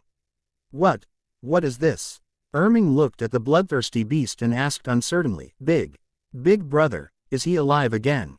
The Asura domain receded into Lu Chen's body like a receding tide, and his soul power began to rise continuously. In the center of the magic array, Lu Chen slowly opened his eyes. At this moment, his soul power had suddenly increased to level 63. In midair, a blue crystal-like soul bone slowly emerged. The right arm bone of the azure bull python was as clear and translucent as blue crystal, shimmering with cold light. Pale blue arcs of electricity flickered on the soul bone, moving around as if they were alive, weaving into a fine net of lightning on the surface of the soul bone. Lu Chen raised his hand and grasped, and the soul bone of the azure bull python's right arm transformed into a stream of light and fell into his hand. Azure Annihilation Divine Thunder. Lu Chen gripped the Asura demon sword, and the 6th soul ring on the sword suddenly lit up. With cyan gold lightning surging out from it, Lu Chen swung his arm and unleashed a sword strike. A beam of cyan gold lightning crashed into the open ground. A loud boom rang out. After the smoke and dust cleared, the ground was cracked with scorched, blackened ravines half a meter deep, and the air was filled with an aura of destruction. Azure Sluggish Divine Claw. Lu Chen flicked his wrist and unleashed another sword strike. The sword light transformed into a giant cyan claw shadow in the air, landing on the ground without an explosion, without smoke or dust, and not even a blade of grass trembled. But Lu Chen knew that the effect of this soul skill was far greater than that of the Azure Annihilation Divine Thunder. Azure Sluggish Claw, the second soul skill bestowed upon Lu Chen by the Azure Bull Python. renders physical defense ineffective against it. Lock on, pursue. Once hit, the senses and physical abilities of the captured person will be dulled tenfold. This skill is silent and produces no energy fluctuations, its purpose is to restrict. Most importantly, as the Azure Bull Python's bloodline advances, this soul skill can be used without needing to charge up at all. Chapter 145. What I offer you in exchange does not depend on what you want, but on what I have. The sixth soul ring on the Asura demon's sword flashed. The Azure Bull Python appeared on Lu Chen's shoulder. Sensing its current state, it exclaimed in surprise, "Is this what a soul spirit is?" Erming saw the Azure Bull Python and roared, "Big brother, you're alive again." With a thought, Lu Chen instantly released the Asura domain. Amidst the crimson mist, a Azure Bull Python, formed from the aura of slaughter, slowly stepped forward, its scarlet eyes sweeping across the surroundings before finally bowing its head to Lu Chen. The giant beast on its shoulder suddenly narrowed its pupils, staring intently at the blood-red body. A strange sensation spread through its mind, as if it could control this body. It couldn't help but let out a low moo, and the blood-red, Azure Bull Python, immediately responded with a roar, its movements perfectly synchronized. Daming flicked his tail, and the Azure Bull Python followed suit. Daming, seized by a playful impulse, flicked its tail, causing its crimson body to sway in response. With a light leap, it landed steadily on the head of the crimson, Azure Bull Python. Seeing this, Lu Chen simply withdrew the control, wanting to see if Daming could actually control this body. Daming stood atop the Azure Bull Python, his body crackling with azure gold lightning. At the same time, the body of the Azure Bull Python was instantly enveloped in blood-red lightning, each bolt of lightning as thick as a thigh. Azure Annihilation, Divine Thunder. As the Great Ming Dynasty released its power, all the lightning suddenly condensed, and a thick pillar of blood-red lightning crashed down onto the open ground. The moment the lightning bolt struck, the deafening roar shook the ground, and the deep ravine split open instantly, sending charred rubble and scorching heat waves flying in all directions. Before the smoke and dust had even cleared, streaks of crimson lightning seeped from the bottom of the ravine, scorching all the weeds within a few feet in the surrounding area to ashes, and filling the air with a pungent smell of burning. Daming leapt down from the top of the Azure Bull Python's head, the lingering electric sparks still visible on its azure gold scales. It walked halfway around the ravine, sniffing the energy fluctuations in the air, its eyes filled with disbelief. What's strange is, this lightning contains the killing aura of the Asura realm, and it's completely integrated with my original power. As if it was meant to be this way from the start. At this moment, Ziji also came over, her gaze falling on the blood-red Azure Bull Python, and asked, "What exactly is going on?" Lu Chen shook his head and guessed, "My martial soul can condense the appearance of a soul beast. It seems that Daming, who is a soul spirit, and this blood beast still have some connection." Daming tried a few more times, then returned to Lu Chen's shoulder and said, "Master, under my control, this blood beast body can probably unleash about 70% of my previous strength." Lu Chen nodded. Daming had only controlled it for a few minutes, and it had already consumed a third of his soul power.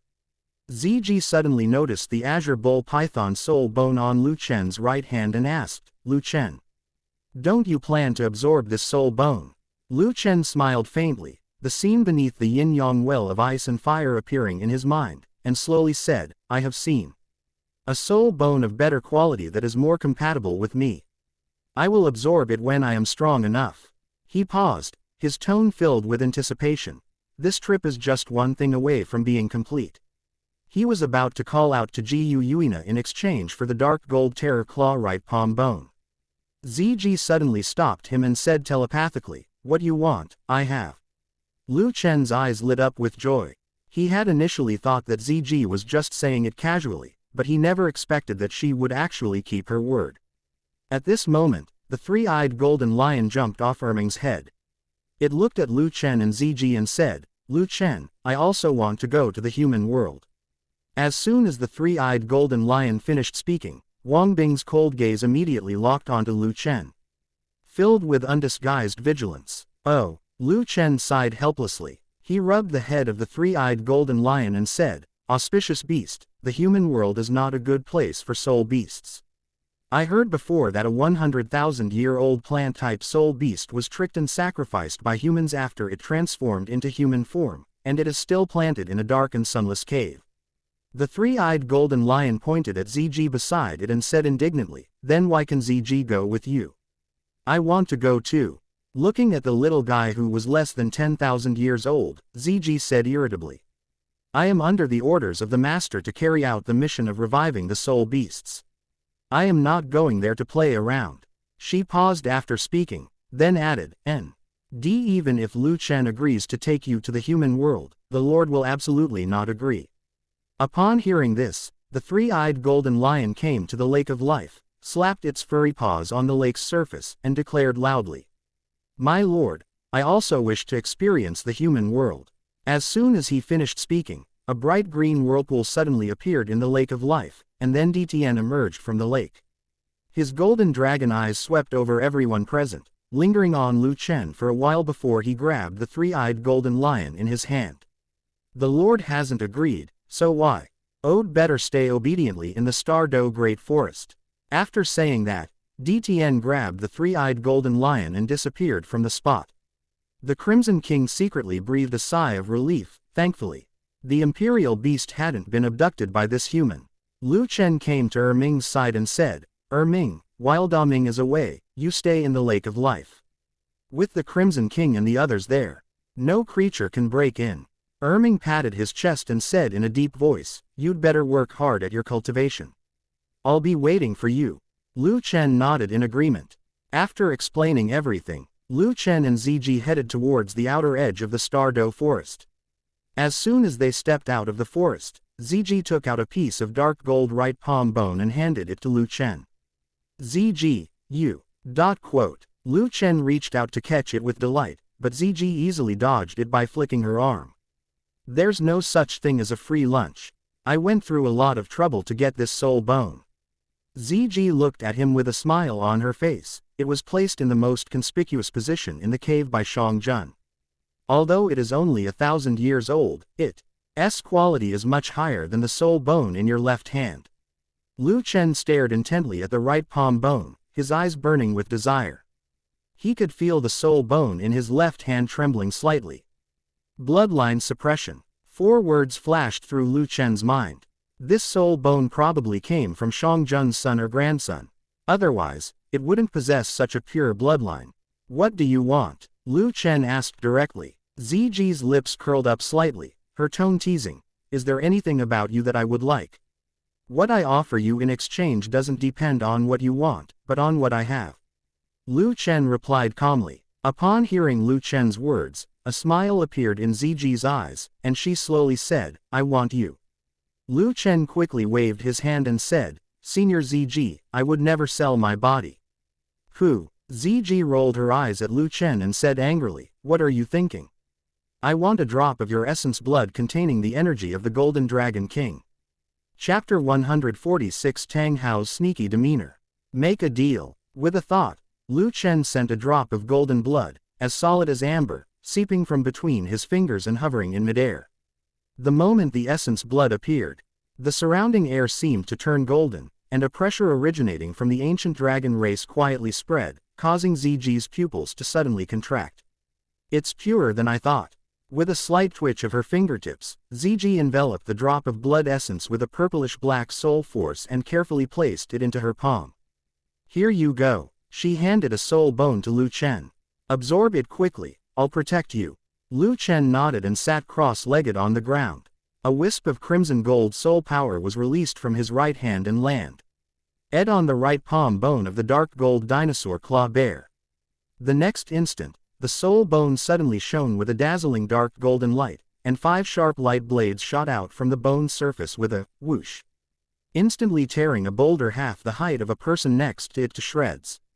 As expected of a top-grade soul bone, even after being dormant for countless years, it still possesses such power. Lu Chen's eyes lit up with even more joy. With a thought, the entire soul bone transformed into a dark golden liquid and flowed directly into his right hand.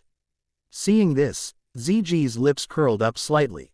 "You got off easy." She looked up at the golden blood bead in her hand and carefully put it away. A moment later, Lu Chen slowly opened his eyes, and as he raised his right arm, a dark golden light flashed and disappeared in his palm. It's done. Lu Chen smiled and looked at Ziji with gratitude in his eyes. Ziji waved her hand, her gaze falling on his right arm, her tone tinged with curiosity. Want to try? Lu Chen nodded, and with a slight exertion of force in his right arm, a crimson gold light shone forth.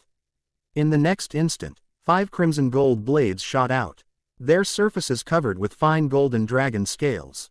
Dark gold terror claw. Lu Chen slammed his left hand down onto the ground.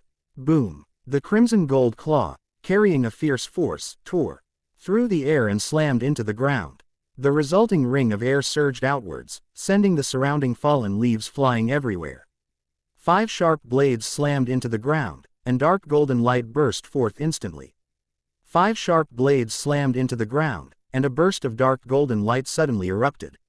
When the light dissipated, 5 deep cuts, each 10 meters long, appeared. The cuts as smooth as if carved by a knife, and still gleaming with a reddish gold afterglow. Ziji nodded as she watched the attack. It seems this soul bone is indeed Xiaogan's treasure. Deep within the starry sky forest. After a busy day, Xiaogang finally managed to get half a day of free time from Jiu. It rushed back to its treasure cave with great excitement, its dark golden eyes instantly lighting up. And it hummed, "My darlings, haven't seen you for days, have you missed your grandpa bear?" When it lowered its head, the stone platform in the center of the cave was empty. It was stunned for a moment, its dark golden beastly eyes blinking rapidly, as if to confirm that it wasn't seeing things, its mind filled with question marks. Roar! Xiaogang roared, causing rocks to fall from the cave ceiling. Who dares to steal your grandpa Xiang's things? Xiaogang rushed out of the cave, his dark golden beast eyes staring intently at everything around him. His thick arms slowly rose, and his terrifyingly long dark golden claws shot out. In an instant, black crack-like lights flickered around its claws. Even without moving its sharp edge, its mere aura was enough to shatter the air. Xiaogang simultaneously swung his 2 enormous arms upwards from in front of him, palms facing outwards. A terrifying dark gold color filled the sky in the next moment. Each claw transformed into a terrifying dark golden blade over 100 meters long, the enormous dark golden claws seeming to tear the entire sky apart. Wherever the 10 sharp claws passed, the air was completely torn apart, and all the vegetation within a radius of 100 meters in the torn space was shredded. Roar! Xiaogang roared to the sky, his roar filled with boundless rage. Fortunately, it has been entrenched here for many years, and its aura has long been so intimidating that the surrounding spirit beasts dare not approach. Otherwise, in its rage, it would have accidentally harmed countless lives. Meanwhile, Lu Chen and Ziji, the culprits, have arrived at a small town. Just as Lu Chen was about to buy some soul beast meat, a familiar figure appeared in his sight from the crowd. The moment he saw that person, Lu Chen immediately concealed his aura and pulled Ziji into the shadows. He peeked out at the man in black robes and muttered, "Tanghao.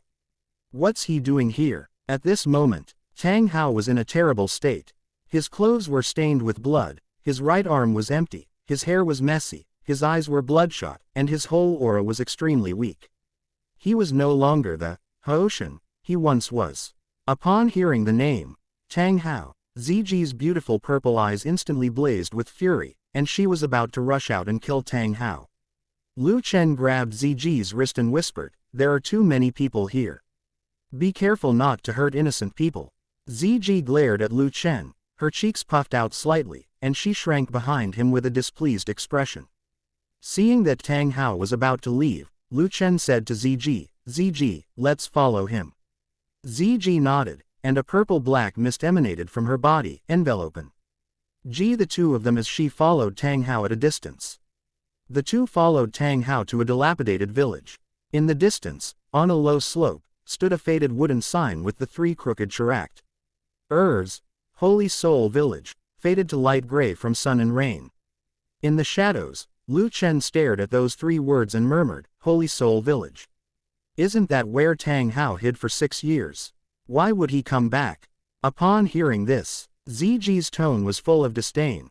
A cowardly rat hiding its head and tail, actually surviving in such a small village.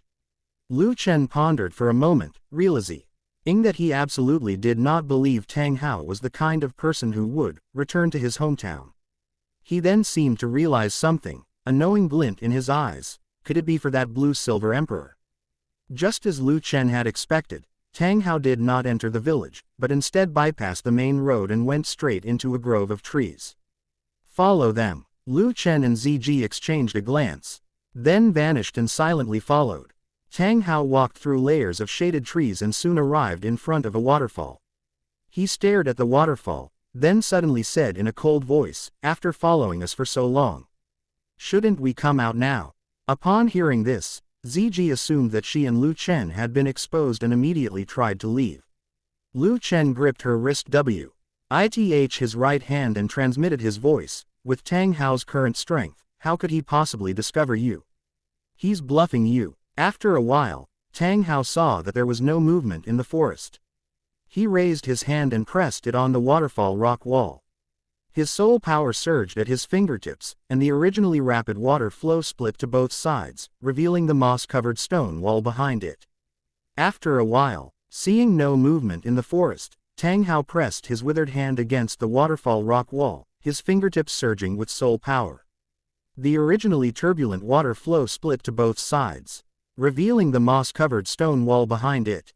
There is a narrow opening in the center of the rock wall, just wide enough for one person to pass through. Without hesitation, Tanghao stepped directly into the cave. Chapter 147, Taking a yin away. Just as Lu Chen and Ziji were about to make their move, three figures suddenly landed and stopped steadily at the entrance of the cave. The leader was over 2 meters tall, with a broad back and a muscular build. His face was chiseled, and his short, upright, graying hair exuded a menacing aura. The man's features bore a striking resemblance to Tanghao's, though he lacked the weariness often associated with the man and appeared younger. Lu Chen sensed that unrestrained aura and was secretly alarmed. "Tang Xiao." The purple-black light around Ziji intensified, and she transmitted her voice to Lu Chen. "The strength of these three is above that of a titled Douluo, especially the leader, whose soul power pressure is even stronger than Chen Xin's." Lu Chen nodded, his gaze fixed on Tang Xiao and his two companions, and did not act rashly. The gray-robed elder beside Tang Xiao stepped forward and shouted sternly into the depths of the cave, "Tanghao, come out and see us." A moment later, Tanghao, wielding the clear sky hammer, emerged from the cave, with 8 spirit rings appearing at his feet, 2 yellow, 2 purple, and 4 black. Since he was severely injured by Ziji, his soul power has dropped to level 89. "Tanghao, brother Hao, what is this?" Tang Xiao took a quick step forward. His rough hands unconsciously raised, then suddenly stopped. Seeing Tang Hao's disheveled appearance, with his clothes torn and his breath weak, she was filled with concern. Tang Hao met his brother's gaze, feeling a warmth in his heart, but his voice still carried a hint of coldness. "What are you doing here?" Seeing Tang Hao's stubborn expression, Tang Xiao said softly, "This is not the place to talk. Come with me." Although Tang Hao was puzzled, he still left with Tang Xiao and the others, since even if he used his explosive ring, he couldn't defeat the three of them. After Tang Hao and the others left, Lu Chen slowly walked out with Ziji. "Why did you stop me just now?" Ziji asked angrily. "If I had gone all out, they might not have survived." Lu Chen looked at her and slowly said, "If you want to kill them all, it's probably not realistic. Once they discover your identity as a soul beast, we'll likely become the target of everyone's attacks." Ziji turned her head away haughtily. Although Lu Chen was right, she still refused to believe the truth. "Let's go in and take a look." After Lu Chen finished speaking, he led Ziji directly into the cave. The cave was more spacious than I had imagined. The damp stone walls were covered with green moss, and a few withered blue-silver grasses were scattered on the ground. The grass leaves had long lost their moisture and crumbled into powder when pinched. Ziji stopped in her tracks, picked up a piece of blue-silver grass, and slowly said, "This is the aura of a soul beast. And it's a plant-type soul beast that's over 100,000 years old." Lu Chen nodded and said softly, "To be precise, it was once a 100,000-year-old soul beast." Ziji looked at Lu Chen and asked, "Do you know something? If I'm not mistaken, there should be a 100,000-year-old blue-silver emperor in this cave." Lu Chen nodded and explained, "Tanghao's 100,000-year soul ring came from this blue-silver emperor." "A sacrifice?" Murasaki asked in confusion. Lu Chen nodded. "However, due to its unique nature, this blue-silver emperor has only lost its cultivation and needs to regrow, not die." The two soon arrived at a stone gate. With a muffled boom, the stone door was forcefully pushed open by Lu Chen, and a fresh scent of grass and trees wafted out from the dust that rose up. The stone chamber was very spacious, with a circular opening at the top. A ray of sunlight shone through the opening and fell on a blue-silver grass. This blue-silver grass is entirely emerald green, and at first glance it looks no different from ordinary blue-silver grass. Except that its leaves are longer than those of ordinary blue-silver grass, the edges of the leaves have a very faint silver sheen, and the center of the leaves hides faint golden veins. "Is this the blue-silver emperor?" Lu Chen approached the blue-silver emperor, looked at the ray of sunlight, and sighed softly. "Was following Tanghao really worth it?" Blue-silver grass trembled slightly, as if it had heard Lu Chen's words. Sigh. Lu Chen sighed softly and went straight to the stone wall. Then, his right hand transformed into a golden dragon claw and suddenly reached out.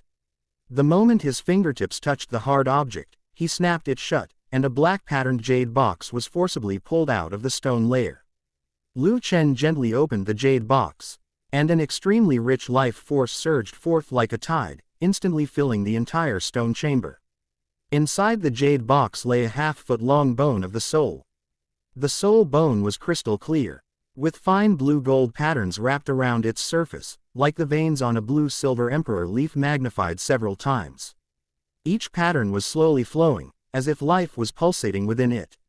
Found it. Lu Chen carefully put the soul bone away. The blue-silver emperor's right leg bone fits Yi Lingling perfectly, and its accompanying two soul skills, flight, and spring breeze blows again, can greatly enhance Lingling's ability to survive. Ziji had been watching the blue-silver grass intently. Suddenly, she whispered, "I can sense a trace of regret emanating from it."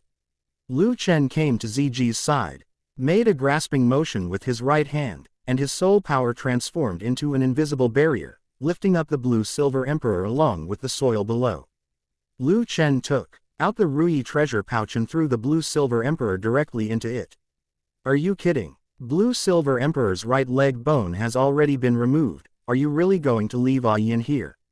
The thought of Tanghao returning to find his wife stolen made the corners of his mouth involuntarily curl up.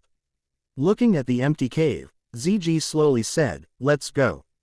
There's nothing left here," etc. Lu Chen took out a milky white insect egg from his spatial storage soul tool. The surface of the insect egg was covered with tiny bumps, which looked somewhat strange. Open black lens bracket pseudocoma wrought. N close black lens bracket. An insect with both extreme mimicry ability and a foul odor defense mechanism. It can perfectly mimic any plant. After adulthood, it will parasitize the first organism it sees, causing it to produce a strong, lingering stench. Lu Chen looked at the insect eggs, a sly glint in his eyes. The system reward can finally come in handy. Lu Chen took out the blue-silver emperor and squeezed a drop of juice with a blue-gold glow from its leaves, then dripped it onto the insect eggs. The next second, fine cracks appeared on the eggshell, and a faint wriggling sound came from inside. Upon seeing this, Lu Chen quickly placed the insect egg in the spot where he had previously planted the blue-silver emperor. As the fluid was absorbed by the insect eggs, an extremely ugly-looking insect crawled out.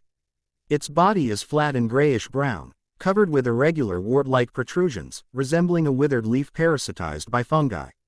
Immediately afterwards, the insect's body surface suddenly shone with a blue-gold light. And its body quickly stretched out, transforming into the appearance of the blue-silver emperor in an instant. Even their auras and soul power fluctuations were identical. Done. Lu Chen clapped his hands and pulled Ziji, who was still examining the mimicry insect. "Let's go, it's time to leave here." Chapter 148. A stormy era begins. Half an hour later, two figures landed at the cave entrance. It was Tanghao and Tang Xiao. As soon as Tanghao stepped into the cave, a cold glint appeared between his brows, his face darkened instantly, and his aura became chilling. "Brother Hao, what's wrong?" Tang Xiao noticed his change and immediately asked. "Oh no, someone's been here." Tanghao flashed and rushed straight into the depths of the cave. Tang Xiao da, read not delay and followed closely behind. When Tanghao saw that the stone door, which should have been tightly closed, was now wide open, his face instantly darkened, and he rushed into the secret chamber without hesitation. He went straight to the location where the blue-silver Emperor's soul bone was kept, but the jade box had already disappeared. He subconsciously looked at Tang Xiao behind him, his eyes suddenly turning cold and hard. Tang Xiao stepped into the secret room and immediately saw the scene before him. His heart tightened, and he quickly asked, "Where's Yin? Is she all right?" Upon hearing this, Tanghao looked at the thriving, blue-silver grass and slowly said, "Don't worry, Yin is still here. However, the soul bone that Yin produced has disappeared." Tang Xiao breathed a sigh of relief upon hearing that Yin was unharmed, but his eyes sharpened immediately, and he promised, "Brother Hao, don't worry. I will secretly send disciples to search for Yin's soul bone. I will absolutely not let Yin's belongings fall into the hands of others." Tang Hao nodded with a stern face. At this point, this was the only option. Tang Xiao raised his hand and patted his shoulder, his tone earnest. "After this Soul Master competition is over, you should take Xiao San back to the Clear Sky sect." Tang Hao responded, but his gaze remained fixed on the blue-silver grass. No one knew what he was thinking at that moment. 4 days later, Lu Chen returned to Blue Tyrant Academy. Before he could even step through the gate, a fiery red figure rushed straight towards him, her skirt tracing a scorching arc in the wind. Seeing this, Ziji vanished from her spot in a flash, without disturbing the situation. The next second, Liu Erlong had already rushed to Lu Chen's side. "Lu Chen, you're finally back." Before Lu Chen could react, Liu Erlong kissed him with passionate lips, filled with intense longing. Lu Chen felt a heat on his lips, and the familiar fragrance, mixed with Liu Erlong's unique fiery aura, surged over him, making him freeze on the spot. Liu Erlong gripped his collar tightly with both hands, wishing she could devour Lu Chen whole. A moment later, Liu Erlong released him, her eyes reddening, but her face beaming with a bright smile. She gently poked his chest with her fingertip. "Lu Chen, why did you take so long?" Lu Chen's Adam's apple bogged, and just as he was about to speak, he saw several disciples from Blue Tyrant Academy not far away pretending to be tidying up the courtyard with their heads down, but their ears were secretly perked up. Helplessly, he took Liu Erlong's hand and led her into the academy. "With so many people watching, aren't you afraid of corrupting the disciples?" "I'm with my own people, what's it to them?" Liu Erlong said stubbornly, but her feet obediently followed him. Lu Chen caught a glimpse of Xiaogang in the crowd out of the corner of his eye. A playful smile appeared on his lips. With a light, flirtatious touch, he gently patted Liu Erlong's pert buttocks with his right hand. Liu Erlong's cheeks instantly turned red to her ears. She raised her hand and gently punched Lu Chen's chest, her tone both coquettish and annoyed. "In front of so many students, you. Who just said that it's none of their business?" Lu Chen laughed. "I'll teach you a lesson when we get back." Liu Erlong grabbed Lu Chen's hand and eagerly headed towards the thatched hut. Among the crowd, Xiaogang's face had already turned a deep purplish red. "You adulterous couple!" Xiaogang clenched his fists so tightly that his nails almost dug into his palms. He turned and walked away quickly, his mind filled with images of Liu Erlong and Lu Chen being intimate. Puff! Overwhelmed with frustration, he coughed up a mouthful of blood and collapsed to the ground. He forced his head up, his eyes filled with resentment, and muttered, "Lu Chen. Liu Erlong, I will be the strategist of the Haoshan sect. I will make you pay the price." Blue Tyrant Academy, Forbidden Area. The wooden door of the thatched hut creaked shut as Liu Erlong slammed it shut. "Shish." Yi turned around and grabbed Lu Chen's wrist, her eyes still red-rimmed. "Lu Chen, you weren't hurt this time, were you?" Lu Chen sat down on the bamboo chair, pulled her onto his lap, and slowly reached his hands toward Liu Erlong's chest. "Of course not." Upon hearing this, Liu Erlong felt relieved. She hooked her fingertips around the hem of her coat and gently tugged, causing it to slip off her shoulder and reveal her body encased in lace lingerie. What's your hurry? Liu Erlong's legs, wrapped in black, were wrapped around Lu Chen's waist, and her arms were around his neck. She smiled and said, "Don't you want to rest a little longer?" Lu Chen supported Liu Erlong's buttocks with both hands and steadily lifted her up. Lu Chen. Liu Erlong felt the dragon's might emanating from Lu Chen. And her eyes suddenly became dazed. Her red lips pressed against Lu Chen's lips involuntarily, with a hint of eager tenderness. Lu Chen tilted his head slightly, deepening the kiss, his tips able to feel the warmth of Liu Erlong's skin through the thin fabric. With a soft sucking sound, Lu Chen bent down and placed Liu Erlong's penis on the bed. Liu Erlong's breathing gradually quickened, and she wrapped her arms tighter, as if she wanted to completely melt into his embrace. Lu Chen slowed his movements and gently bit her lower lip, causing her to let out a soft moan. And her legs wrapped around his waist tightened even more. Lu Chen I want. At night, Liu Erlong lay helplessly in Lu Chen's arms, her eyes filled with unwavering love as she looked at him. After seeing she realized how ridiculous she had been back then. Lu Chen toyed with Liu Erlong's hair and said softly, "I will be leaving Blue Tyrant Academy in a week." Upon hearing this, Liu Erlong's body trembled slightly, and she instinctively tightened her arms around Lu Chen. "Does it have to be so fast?" Lu Chen nodded. "I also need to go back and make some preparations for the Soul Master competition." Upon hearing this, Liu Erlong pursed her lips, then turned and sat on Lu Chen's lap. "In that case, you'll keep me company for the next few days." After Liu Erlong finished speaking, the two figures intertwined once again. The bamboo bed swayed gently, reflecting the moonlight streaming through the window. 3 days later, Xiaogang brought Flander to Liu Erlong's office to get the approval slip, only to find that Liu Erlong's office was empty. Teacher Wang, who was standing to the side, said coldly to the two of them, "Since Teacher Liu came back, Dean Liu Erlong has not come at all." Xiaogang grabbed Flander's hand and slammed the door shut with a loud bang. From inside, one could hear Teacher Wang talking with other teachers. At a pity that such a perfect man was snatched up by the dean. "When do you think Dean Liu Erlong will get pregnant with Teacher Liu's child?" "Hey, don't say it, don't say it." Upon hearing these words, Xiaogang was so angry that he nearly collapsed to the ground. Seeing his condition, Flander quickly helped Xiaogang up and led him away. 5 days later, Xiaogang received the same answer from Teacher Wang. In the hallway, Xiaogang slammed his fist against the wall, wincing in pain. The thought of Liu Erlong and Lu Chen spending their days and nights together filled him with such resentment that it almost overflowed. "Lu Chen, it's me." Before Xiaogang could finish speaking, everything went black, and his body collapsed stiffly to the ground. Chapter 149 returned to the Imperial battle. 7 days later, with Lu Chen's help, Liu Erlong slowly got off the bed.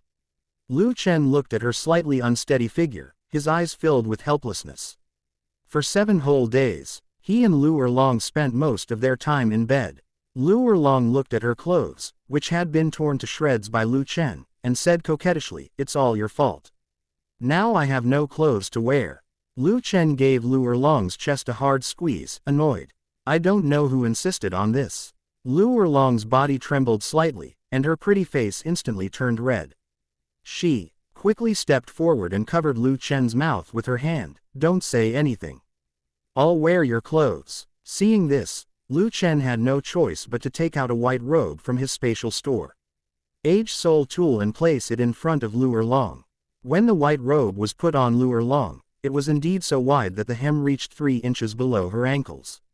The sleeves were rolled up twice and could still cover half a hand.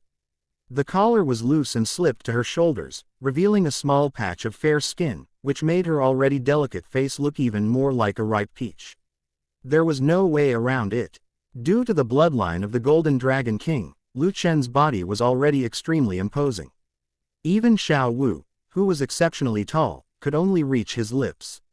Liu Erlong gestured at the air a couple of times, then looked down and tugged at his collar, glaring at Lu Chen with dissatisfaction.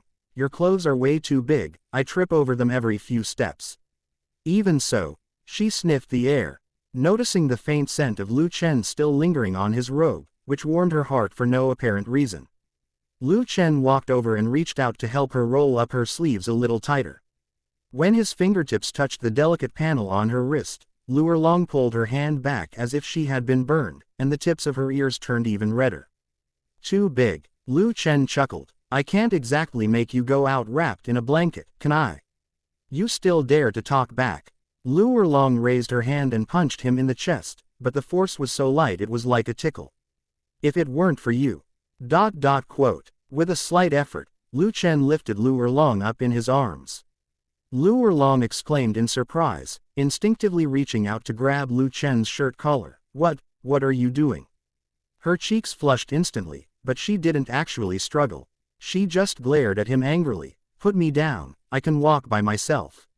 You can walk. Lu Chen looked down at her.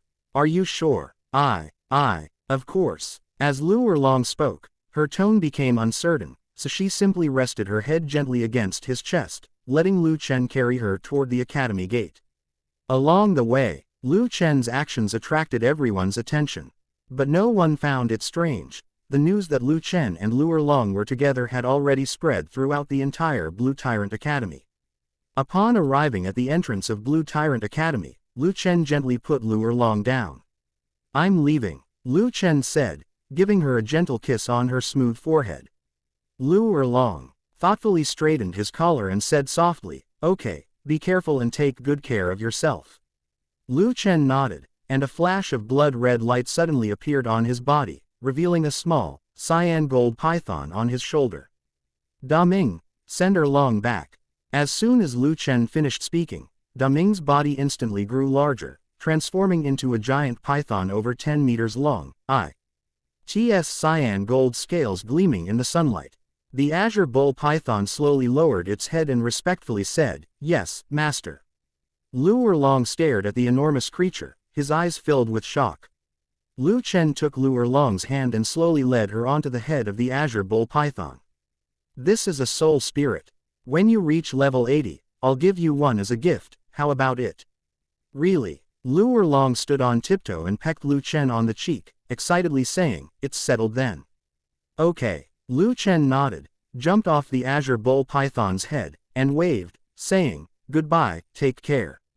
If anything happens, come find me at the Heavenly Dou Royal Academy. Among the surrounding crowd, Yu Xiaogang stared at Daming with fear in his eyes, and a thought that he considered utterly absurd surged into his mind. This can't be the king of the Star Dou Great Forest. The azure bull python. How could it be following Lu Chen?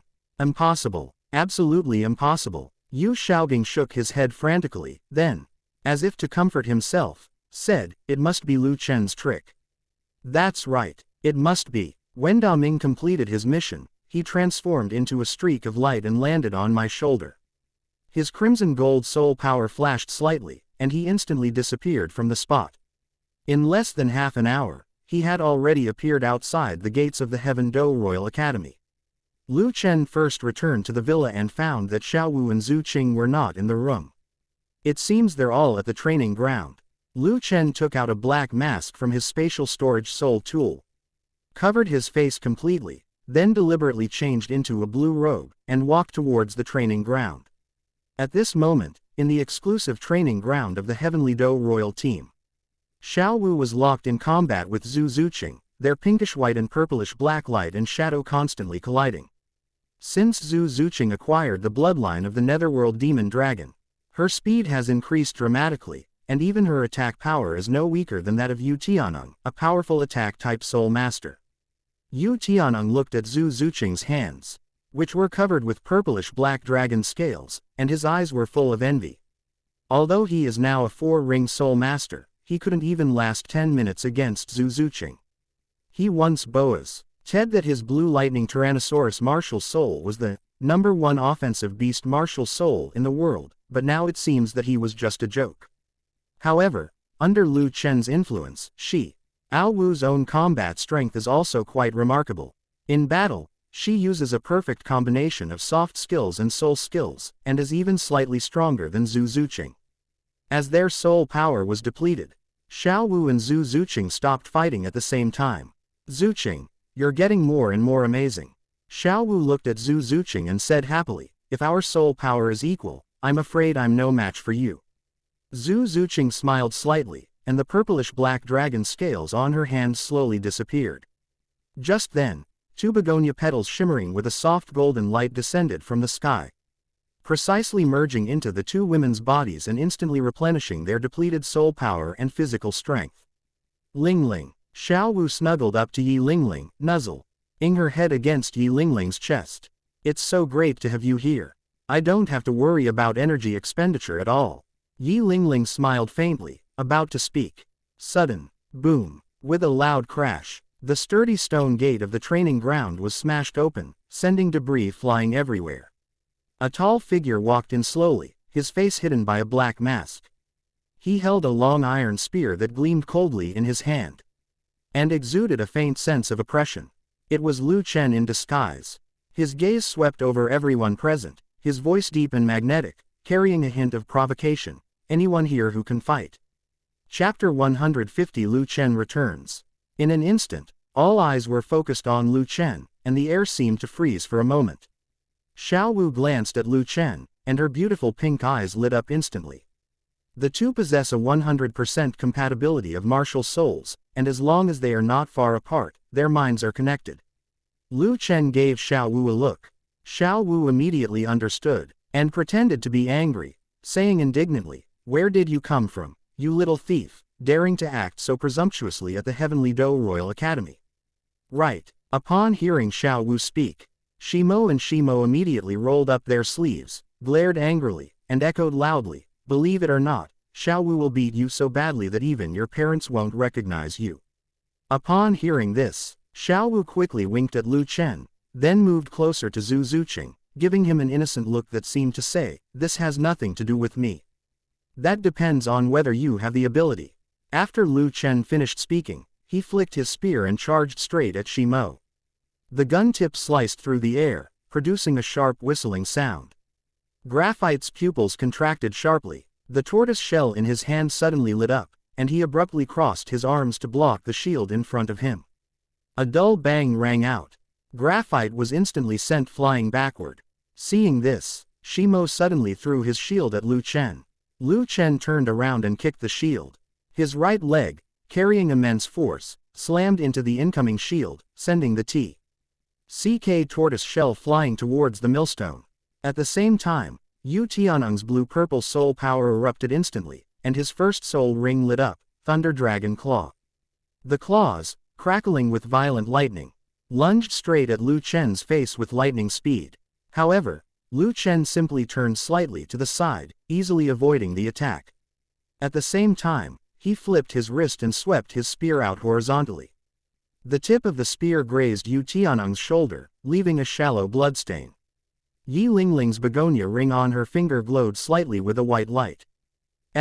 He quickly realized the identity of the newcomer, smiled faintly, and released the holy healing begonia in her hand. 3 petals landed on Shimo, and Yu Tianeng. The 3 of them instant L.Y. went into overdrive and attacked Lu Chen once again. Lu Chen smiled faintly, and with a flick of his wrist, the tip of the gun drew several afterimages in the air, each one precisely targeting the 3 people's weaknesses. As Shimo brought the tortoise shell shield horizontally, Lu Chen suddenly lowered his wrist, the tip of his spear grazing the edge of the shield and slicing upwards, striking the soul power node on the inside of the shield. Shimo felt an immense force coming through the shield, his arms went numb, and the shield almost slipped from his grasp. Shimo's attack followed closely behind. He gripped his shield tightly with both hands, while Lu Chen gently tapped Shimo's knee with his spear. Shimo lost his balance and staggered forward. On the other side, Yu Tianeng's second spirit ring suddenly lit up. Thunderous might, countless blue-purple lightning bolts erupted from his body, transforming into a dense electric net that enveloped Lu Chen. Lu Chen remained calm as he thrust forward into the electric fence, tearing a gap in it. Immediately afterwards, he flashed and appeared behind Yu Tianeng, the tip of his spear pressed against Yu Tianong's back. This is the terrifying power of the Golden Dragon King's perception. In every battle, he seems to have a god's eye view, able to see every detail and every flaw on the battlefield. Lu Chen's tone was calm and unwavering. Go down. If I hadn't held back, you would have been pierced through by this spear. Oslo and Yufeng attacked Lu Chen's sides simultaneously from above and below. Lu Chen gently extended his spear towards Oslo. The movement seemingly slow, yet it blocked all of the opponent's evasive routes. Oslo's body suddenly darted away, but when he looked up again, the spear was aimed straight at his waist. How is that possible? He knew my movements in advance. Oslo's body flew backward onto Shimo, who had just gotten up, and the two of them fell to the ground together. The wings of the wind-riding creature gleamed with a cold light, slashing towards Lu Chen like two sharp blades. Instead of retreating, Lu Chen advanced, delivering a swift flying kick that landed heavily on his wings. Bang! A tremendous force struck, sending Yu Feng flying backward like a kite with a broken string, crashing heavily onto the roof and kicking up a cloud of dust. Hanging from the roof beam, he struggled a few times before his wings drooped limply, clearly having lost the strength to fight any further. Just then, a black figure attacked, and Zhu Zuqing's sharp dragon claws reached out to grab Lu Chen. Seeing this, Lu Chen put away his spear. Facing Zhu Zuqing's attack, he didn't make any big moves, but simply turned his body slightly to the side to avoid the sharp edge of the dragon's claw. At the same time, his right hand shot out like lightning and precisely grabbed Zhu Zuqing's wrist. Zhu Zuqing reacted extremely quickly, her fourth soul ring lit up, and Severa L black afterimages instantly split off from behind her, grabbing at Lu Chen's vital points at the same time. Lu Chen's Golden Dragon King perception had already captured all of Zhu Zuqing's clone's movements.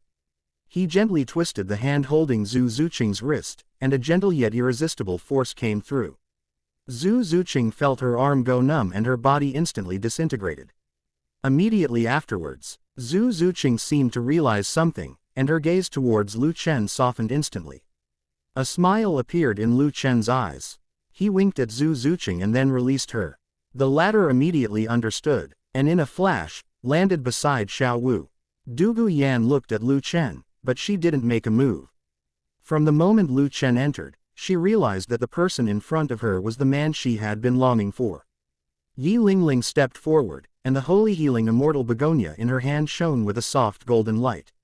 The begonia petals slowly fell onto Lu Chen and turned into golden light. Merging into his body, Lingling, did you use the wrong soul skill? Shimo's large eyes were filled with doubt. All right, stop playing around. Everyone's missed you a lot since we haven't seen you in so long. Yi Lingling reached her right hand toward Lu Chen's mask. As soon as her fingertips touched the cool edge of the mask, Lu Chen nodded slightly and lowered his head in compliance. The mask was gently removed, revealing a handsome and refined face. The young man had sharp, arched eyebrows that swept into his temples, bright, starry eyes, and a faint, almost imperceptible smile on his lips. It really is you, Lu Chen. Graphite and Millstone exclaimed in unison, their anger instantly replaced by elation. They scratched their heads and chuckled, we're really sorry about that. We didn't recognize you and even yelled at you. Dugu Yan could no longer contain herself. She swayed and rushed to Lu Chen's side, hugging his arm tightly with both hands, rubbing her cheek against his sleeve. Her voice filled with a hint of grievance and joy, you're finally back. I went to Lanba Academy to look for you, but I found you weren't there. Zhu Zuqing approached, a gentle light appearing in her cool eyes, and nodded slightly, welcome back. Although she spoke little, her sincere joy was self-evident. Xiao Wu quickly walked to Lu Chen's side and, without any hesitation, kissed him on the cheek. Lu Chen's cheeks flushed slightly. He reached out and gently flicked Xiao Wu's nose, saying with a helpless yet amused tone, still so bold. HMPH, I'm going crazy missing you. What's wrong with being bold? Xiao Wu raised her chin slightly, her longing in her eyes impossible to hide, and reached out to tightly grasp his other hand. Chapter 151 All the women arrive at the Spirit Pagoda. Isn't anyone going to do something about me? Yu Feng's screams came from the roof beams. Because it's a training ground, the roof beams here are tens of meters high. In addition, Lu Chen's kick just now broke both of his arms, so even if he uses his martial spirit now, he can't fly down. Seeing this, Yi Lingling gently raised her slender hand, and a petal landed on Yu Feng. The excruciating pain at the severed arm vanished instantly, and the bones healed at a visible speed. Yu Feng let out a long sigh of relief and immediately put on a playful grin. Lingling still cares about me the most. Before the words were even finished, the wind chime bird martial soul had already possessed him. With a flap of its wings, it finally flew steadily down from the high sky. Lu Chen looked at everyone and said, "Everyone. It's been a long time. Boss, I want a soul spirit too." Yu Feng pounced on Lu Chen as soon as he landed. Lu Chen dodged and fell face first into the mud. He waved his hand somewhat helplessly and said, "The most important thing about contracting a soul is that both parties are willing." Yu Feng was instantly annoyed. Getting a soul beast to agree to become his soul spirit was simply impossible. Seeing this, Lu Chen smiled faintly and said nothing. How could the soul contract method provided by the system only include an equal contract? Forced enslavement contracts naturally exist as well, but Lu Chen doesn't want to give this method to others, because this enslavement contract is two-way. Humans can enslave soul beasts, and conversely. Soul beasts can enslave humans. But, just two words instantly attracted the full attention of the Shi brothers, Oslo, Yu Feng, and Yu Tianong. All four of them fixed their gazes on Lu Chen. "I plan to establish an organization called Theshpirit Transfer Tower. A specialized organization established to promote the fusion of soul contracts. It will be responsible for mediating between soul masters and soul beasts, regularly conducting soul fusion, and supervising the soul contracts between soul masters and soul beasts." Spirit Tower. Yu Tianong's pupils suddenly contracted, and he exclaimed in shock. He stared at Lu Chen in disbelief, his voice urgent. "Lu Chen, are you saying that the Spirit Pagoda that has recently gained fame in the Soul Master world was built by you?" Lu Chen nodded. "What's wrong? He just got back and hasn't gone to Titan yet to find out how the Spirit Pagoda is doing." Yu Tianong took a deep breath. "What's wrong? All masters in Tiando City are talking about the Spirit Pagoda. The Guardian Ring, this soul tool, has become a necessity for all the major powers, and the Pope of the Spirit Hall has even sent people to win over the Spirit Pagoda. Even our Blue Lightning Tyrannosaurus Rex family sent an elder to investigate the Spirit Pagoda, but we never expected that the founder would be you." Yu Tianong's eyes were filled with admiration, and a hint of barely concealed excitement. Lu Chen thought to himself, "It seems that Titan and his team have done a good job of keeping things secret." Yu Tianong looked at Lu Chen and continued, "Moreover, it is said that there is a mysterious powerhouse behind the Spirit Pagoda, and even the Seven Treasure Glazed Tile School treats him with utmost respect." Lu Chen smiled faintly. He had not revealed himself yet, and the Seven Treasure Glazed Tile School must have contributed a lot to that.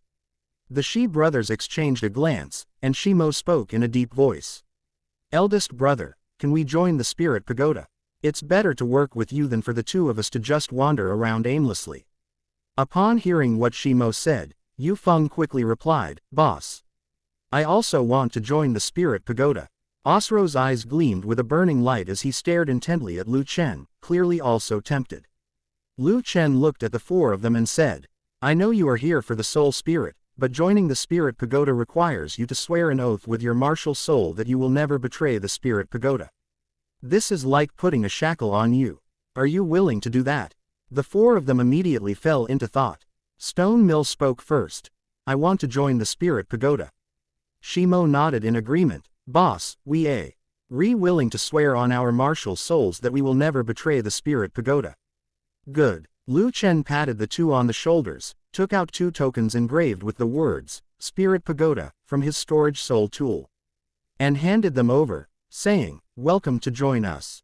Without any hesitation, the stone mill and the graphite immediately swore an oath using the spirit of the black tortoise, solemnly making their vow.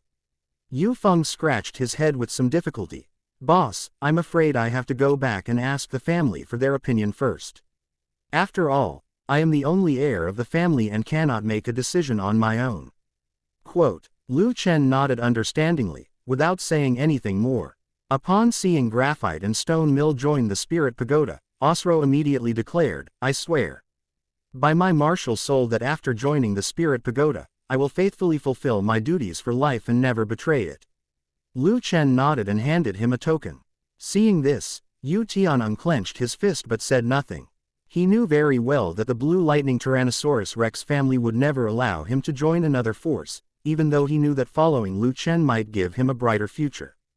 Du Guyan, Yi Lingling, and Zhu Zuqing had already learned about the Spirit Pagoda from Xiao Wu, so it wasn't surprising. Du Guyan crossed her arms, her tone tinged with jealousy. We still haven't seen what the Spirit Pagoda looks like, but you've already taken Xiao Wu to see your subordinates. Seeing this, Lu Chen lightly flicked Du Guyan's forehead with his index finger. All right, come with me now. I also need to see how Titan and the others are doing. Upon hearing this, Du Guyan, Yi Lingling, and Zhu Zuqing's eyes immediately filled with anticipation. The three GRLs followed Lu Chen and Xiao Wu straight out of the training room. Shimo watched the group's retreating figures and asked softly, shouldn't we go take a look too? Oslo carefully put away his identity token and said calmly, go if you want, but it's best not to bother boss and sister Xiao Wu. If you go over there, won't you be a third wheel? After saying that, he turned around and continued his training. Half an hour later, Lu Chen led the four women to the mansion of the Power Clan. As soon as you arrive at the entrance, a huge statue of the Asura demon's sword comes into view, its sword towering high, sharp and majestic.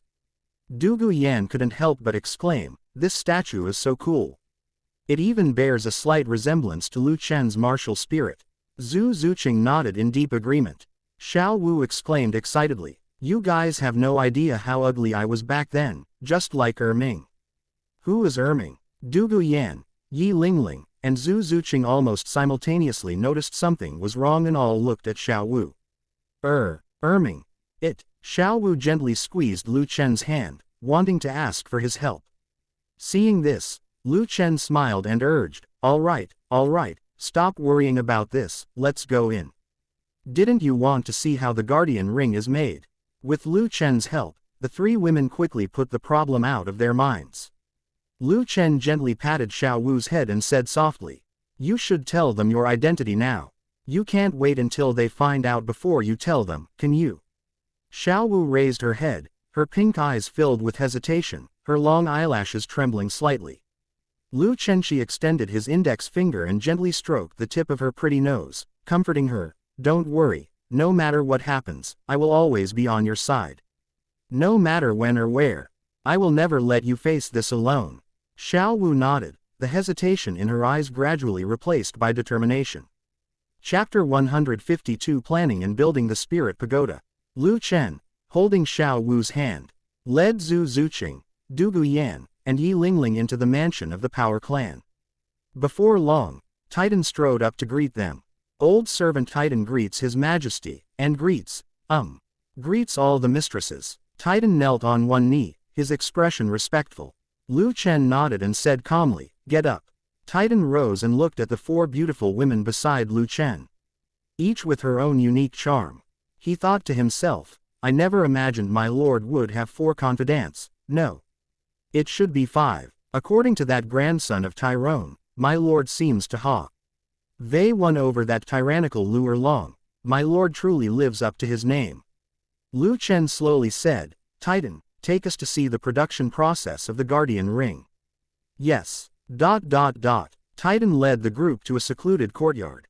He stood by the wall and gently pulled on the torch on the wall. With a loud boom, the ground in the courtyard slowly receded to both sides, revealing a deep staircase. Old crystals emitting a soft blue light were embedded on both sides of the staircase, making the passage appear and disappear intermittently. My lord, ladies, please follow this old servant. Titan gestured and stepped down the stairs first. Lu Chen held Xiao Wu's hand and followed closely behind, while Zhu Zuqing and the other two walked side by side behind them. Xiao Wu looked around curiously, her bright eyes full of inquiry. Every now and then, she would nudge Zhu Zuqing beside her with her elbow and ask her something in a low voice. Zhu Zuqing maintained her aloof demeanor, her sharp gaze sweeping across both sides of the passageway. Du Guyan crossed her arms and sniffed the air. The metallic scent made her feel somewhat uncomfortable. Yi Lingling, on the other hand, was quieter and obediently followed behind Lu Chen. After walking for about half a cup of tea's time, the group finally saw light ahead. As they approached, a massive underground workshop suddenly appeared before them. The entire workshop covers several thousand square meters, with a huge luminous mineral hanging from the ceiling, emitting a dazzling light that illuminates the entire space as if it were daytime. Inside the workshop, dozens of members of the Power Clan were busy at work. Most of them were tall and burly, with muscles bulging like small mountains. Each of them held a special tool and hammered and pounded on huge metal ingots. The clanging and clattering sounds rose and fell, creating a unique symphony. In the center of the workshop stood a huge circular furnace, inside which roared a fierce fire with an eerie purple hue and an astonishing heat. Several powerful soul masters were gathered around the furnace, continuously injecting their soul power into it to maintain the temperature of the flames. To prevent the spirit pagoda from being exposed prematurely, we have been working in this underground workshop these days to create guardian rings, and each one is equipped with a self-destruct device. Titan pointed to the furnace and explained, the sale will be handled by another group of people. Rest assured, my lord, all the clansmen involved in this matter have sworn an oath with their martial spirits that they would never dare to divulge even the slightest secret. Lu Chen nodded and said, you did a good job on this. After he finished speaking, he handed more than a dozen identical third-tier soul tools to Titan. The moment Titan saw those dozen or so tier 3 soul tools, his eyes lit up. Lu Chen pointed to the soul tool that resembled a modern pistol and said, this level 3 soul tool is called the Open Black Lens Bracket Energy Gathering Soul Guidance Cannon Close Black Lens Bracket. It has a range of up to 300 Jiang and can fire 3 shots in a row on a single charge. I'm thinking of the all-out attack against the Soul Sect. With Lu Chen's introduction, Titan's gaze was glued to the energy-gathering soul-guided cannon, unwilling to look away for even a second. My lord, Titan's voice was somewhat strained. How should this soul tool be priced? Its function is far greater than the Guardian Ring. After a moment's thought, Lu Chen gave his answer. The Guardian Ring is priced at 10,000 gold soul coins, so this energy-gathering soul guide cannon will be priced at 20,000. Titan nodded, then handed Lu Chen a ledger and a black and gold soul card, saying respectfully, this is the profit of the Guardian Ring. Please take a look, master. Xiao Wu's eyes lit up immediately when she heard the word, money. Lu Chen did not accept the card, but pushed it directly to Titan. Then he took out a thick blueprint book from his spatial storage soul tool and handed it to Titan. Keep some of the funds for your own use, and invest the rest in the construction of the Spirit Pagoda. The Spirit Pagoda is over 100 stories tall, exceeding 400 meters. Its base is octagonal and occupies a vast area.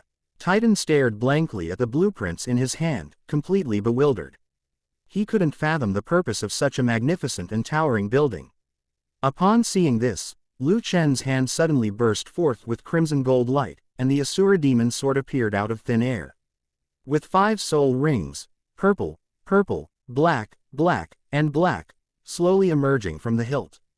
A chilling killing intent instantly enveloped the entire workshop. The craftsmen were stunned by this aura, stopping their work and turning their gazes toward it. The next second, a scarlet light suddenly burst forth from the Asura demon's sword, and a fierce aura instantly erupted from Lu Chen's body. With the appearance of the 6th 100,000-year soul ring, the entire workshop fell into a deathly silence. Everyone instinctively held their breath, their faces filled with shock and awe. Titan's eyes widened in disbelief, and he couldn't help but feel fortunate for his decision back then. The Asura demon's sword flashed with blood-red light, and Daming appeared on Lu Chen's shoulder. The moment Xiao Wu saw Daming, she couldn't help but exclaim, Daming, what are you doing here? Dugu Yan looked at Xiao Wu with suspicion and asked, Xiao Wu, do you know Lu Chen's spirit? Xiao Wu looked at Lu Chen, somewhat uncertainly, and said, Lu Chen, this. Lu Chen looked at Xiao Wu, rubbed her head, and said gently, be good, I'll explain the Ming dynasty to you when we get back. Xiao Wu nodded, her eyes filled with accusation as she looked at Daming. Didn't this guy always say that human soul masters were the most insidious? He even once said something like, "Even if it means self-destruction, I will never let any human get away with it."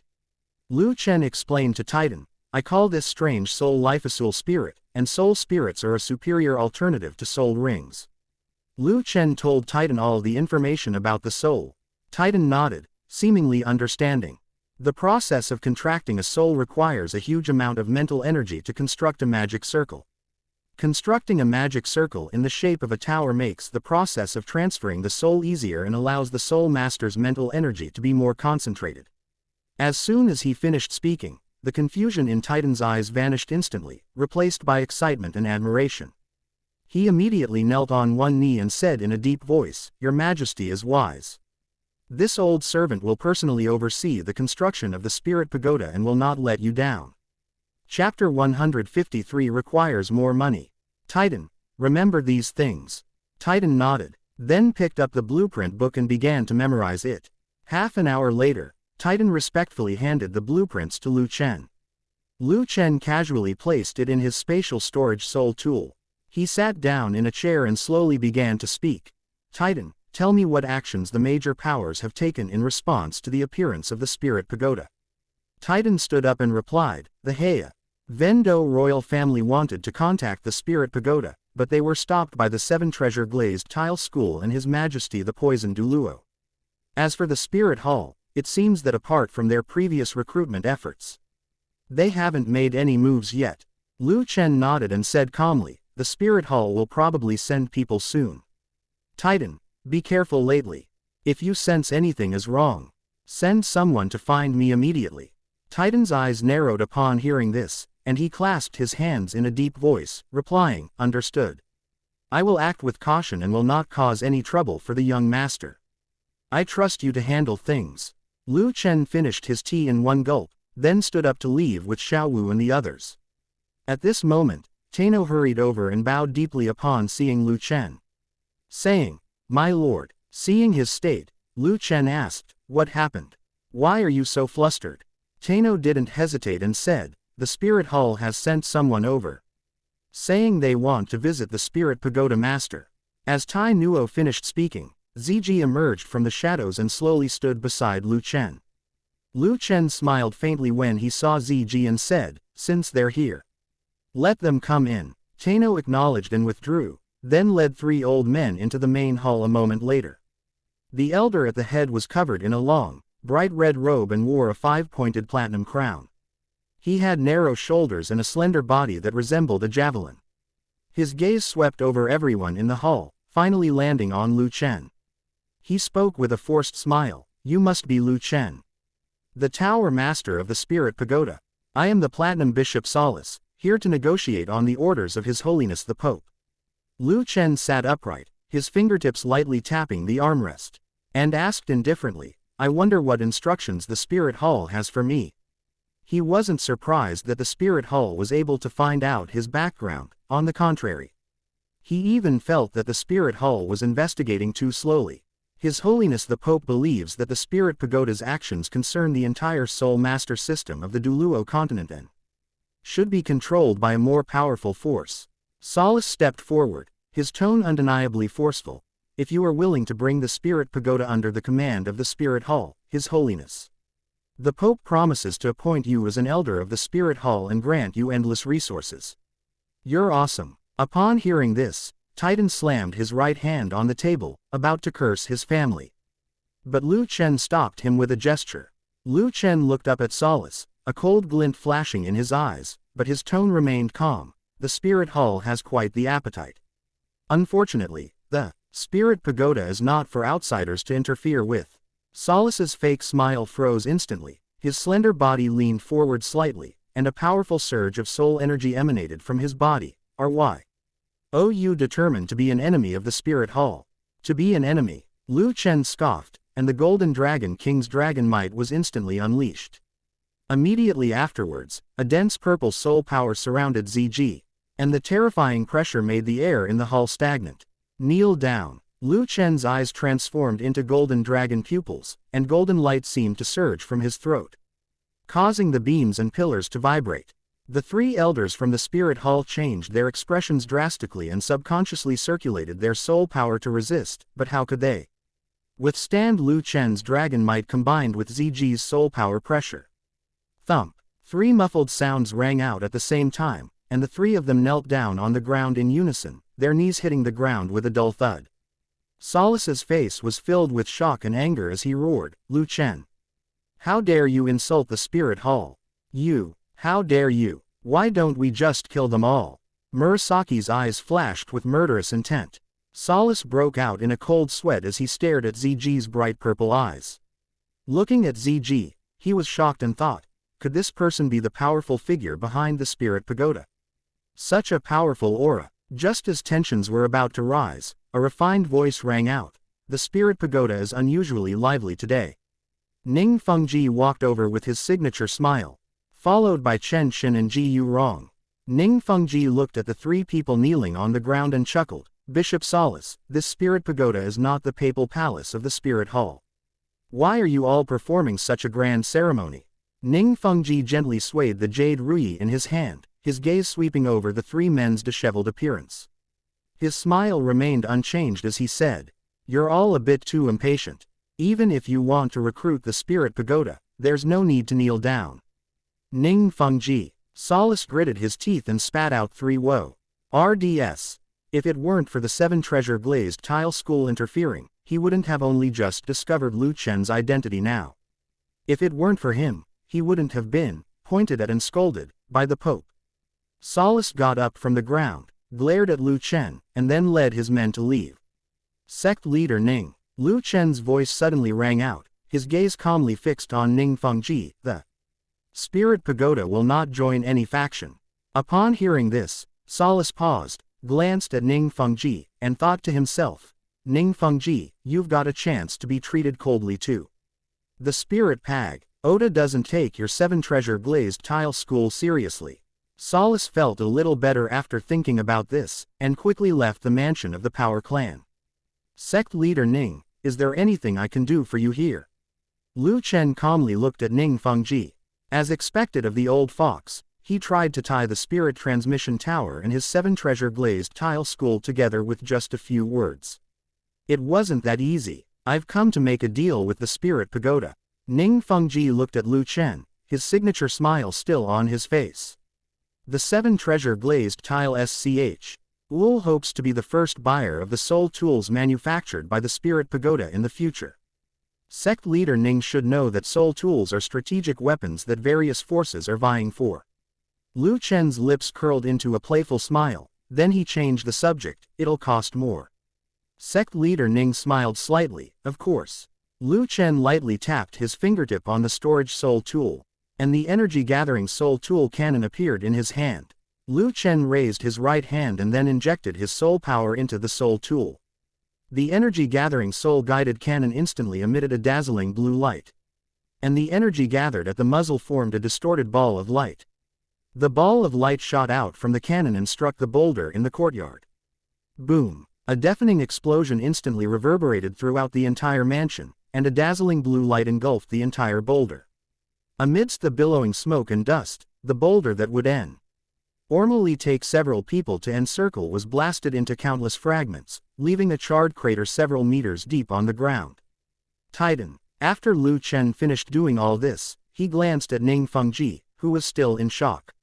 He stood up and instructed, "I'll put you in charge of the energy-gathering soul guidance cannon. Before it officially goes on sale, manufacture a batch and say it to the 7 treasure glazed tile school. Each soul guidance device will be priced at 25,000 gold soul coins." He straightened his robes and nodded to Ning Fengji, "I have important matters to attend to. So I will not keep you company any longer." After Lu Chen finished speaking, he left the mansion with the 4 women. Chapter 154 Lu Chen returns. It was already evening when everyone returned to the Heaven Do Royal Academy.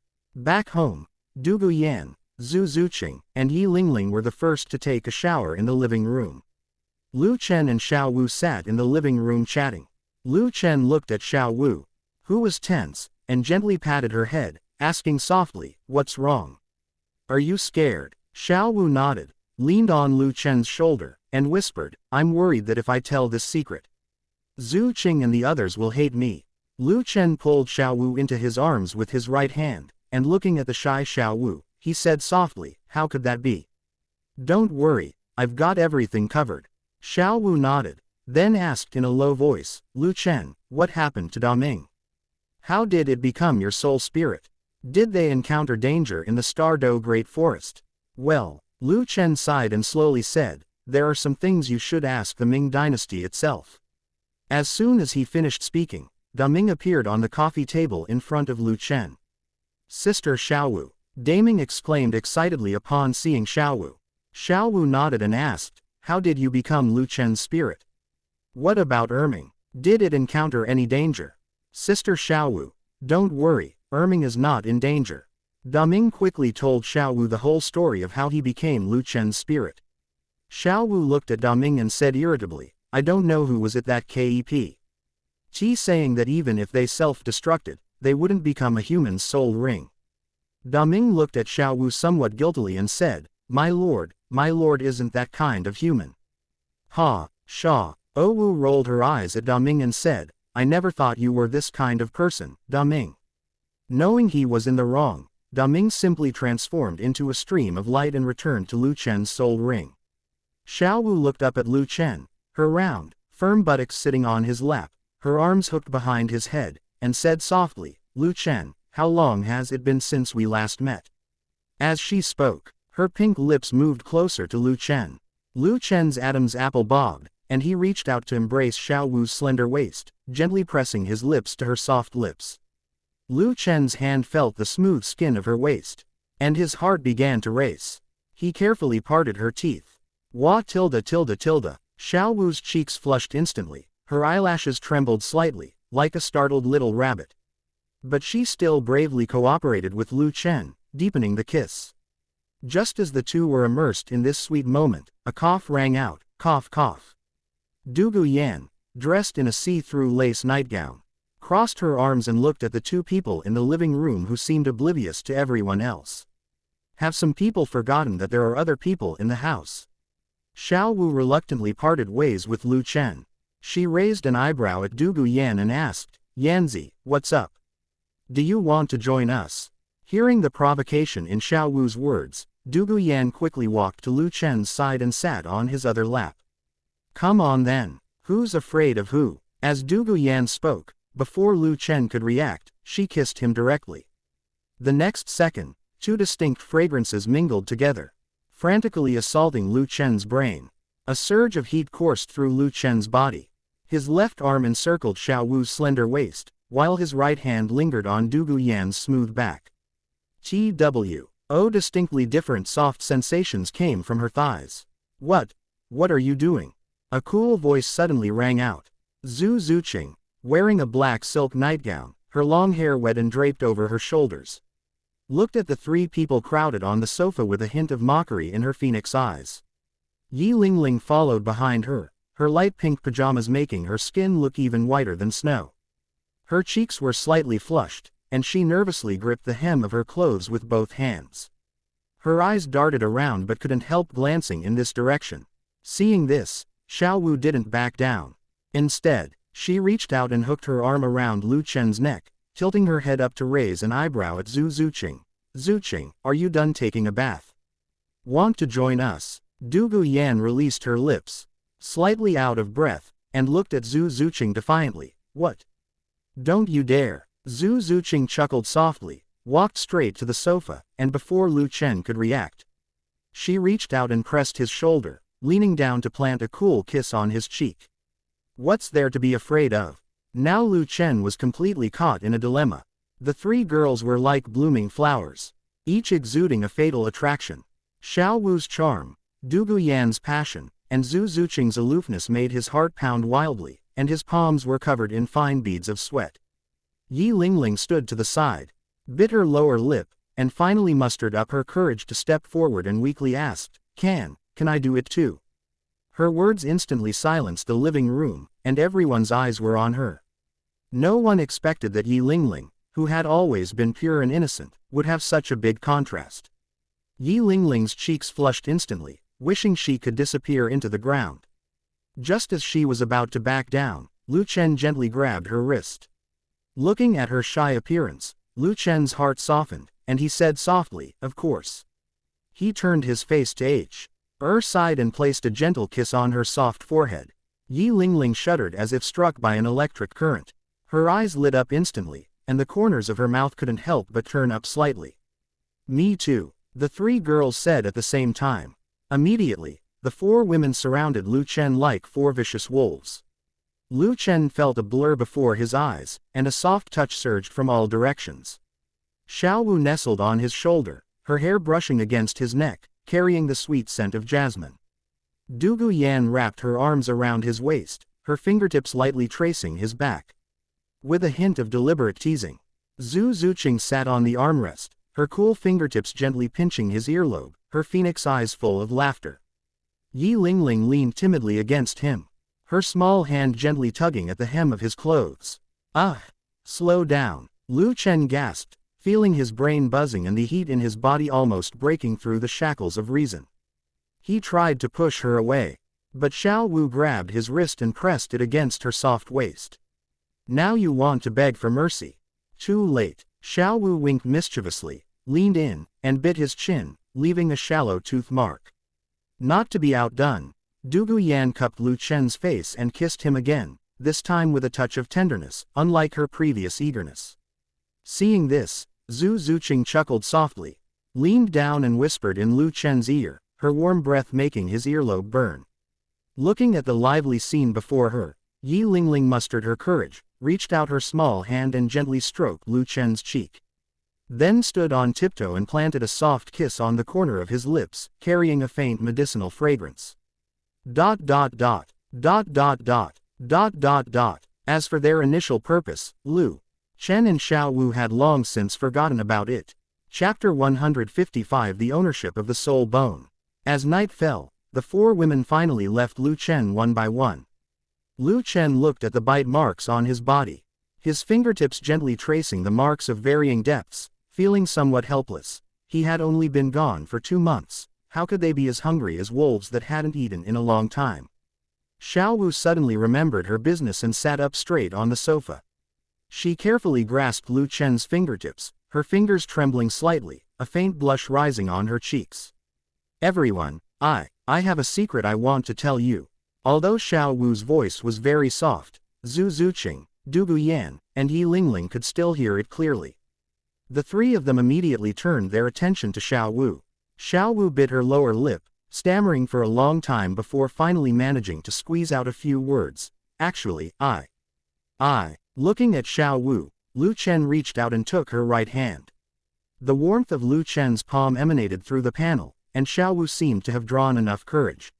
She took a deep breath and finally blurted out the secret hidden in her heart. "Actually, I am not human. I am a soul beast." After he finished speaking, the living room fell into a brief silence. Zhu Zuqing was the first to break the silence. Her voice was calm and even, without the slightest hint of rejection, only pure curiosity. "Soul beast. Then, how many years have you been cultivating?" Xiaowu said somewhat shyly, 10,000 years. Dugu Yan Ened back on the sofa with her arms crossed, raised an eyebrow, and said with a hint of relief, "I thought it was something big." "So what if it's a soul beast? After spending so much time together, don't we know what kind of person you are?" Quote. Yi Lingling gently moved to Xiaowu's side, took Xiaowu's other hand, and said softly, "Xiaowu, no matter what your identity is, we are sisters." Everyone. Looking at everyone, Xiaowu felt a surge of warmth in her heart, and her eyes involuntarily welled up with tears.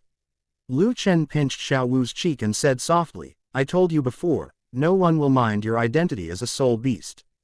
Before Xiaowu could say anything more, Dugu Yan leaned closer and asked curiously, "My grandfather is a title Douluo. Why didn't he recognize your identity?" Xiaowu looked at Lu Chen and slowly said, "When I was little, Lu Chen fed me a pill that could hide the aura of a soul beast, which is why no one could see my true identity." Dugu Yan revealed an expression of realization. The three women surrounded Xiaowu and began asking her questions about the 100,000-year-old soul beast. Yi Lingling suddenly realized something and asked, could it be that Daming and Ming, whom you mentioned before, are also soul beasts, Xiao Wu? Xiao Wu nodded and said, Daming is a 100,000-year-old azure bull python, and Ming is also a 100,000-year-old soul beast, a titan giant ape. As Xiao Wu spoke, she glanced at Lu Chen and slowly said, Daming has now become Lu Chen's soul. After Xiao Wu finished speaking, all the women's eyes were focused on Lu Chen again. Only then did they realize that Lu Chen had become the Soul Emperor. What's wrong? Lu Chen felt a little uncomfortable being stared at by the three women. Du Guyan pounced on Lu Chen, puffing out her cheeks and saying angrily, when did you break through to level 60? You didn't even tell us about such a big thing. He just broke through not long ago. Lu Chen reached out and supported her waist. Then his eyes lit up as if he had just remembered something. Oh, right, I have 2 more gifts here for Lingling and you. He adjusted himself into a comfortable position so that Du Guyan could sit securely in his lap, and then took out 2 exquisite jade boxes from his spatial storage soul tool. Lingling, this gift is perfect for you. As Lu Chen spoke, he slowly opened the jade box.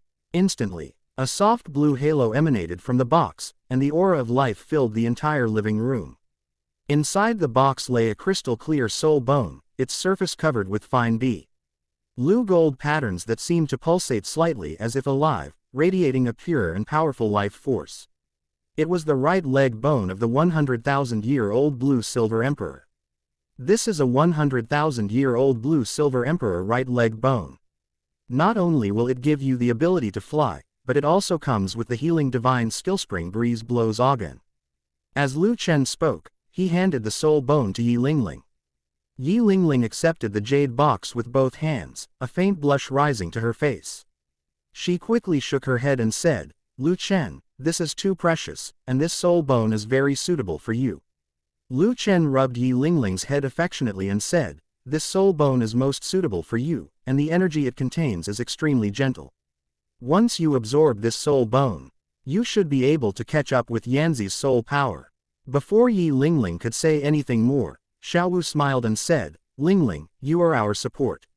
The stronger you become, the more you will help us. Yi Lingling nodded and carefully put the soul bone away. Lu Chen then opened the last jade box in front of him, and a bolt of cyan lightning flashed, instantly illuminating the entire living room. Inside the jade box lay a thick right arm bone, with arcs of electricity surging across its surface as if they were alive. Each flash was accompanied by a deep rumble of thunder. It was the right arm bone of the 100,000-year-old azure bull python. Is this the right arm bone of the Ming dynasty? Xiao Wu's pupils contracted slightly. She reached out to touch it, but was gently repelled by the surface lightning. Lu Chen nodded and said, this is indeed a soul bone left behind by the Ming dynasty. I already have more suitable options for my left and right arm bones, so I didn't absorb it. Furthermore, Daming stated that this soul bone underwent a mutation during the formation of the soul spirit contract, and one of the 2 accompanying soul skills is very likely its domain-type soul skill. The women looked at the soul bone, and Xiao Wu was the first to shake her head and say, I don't need a soul bone.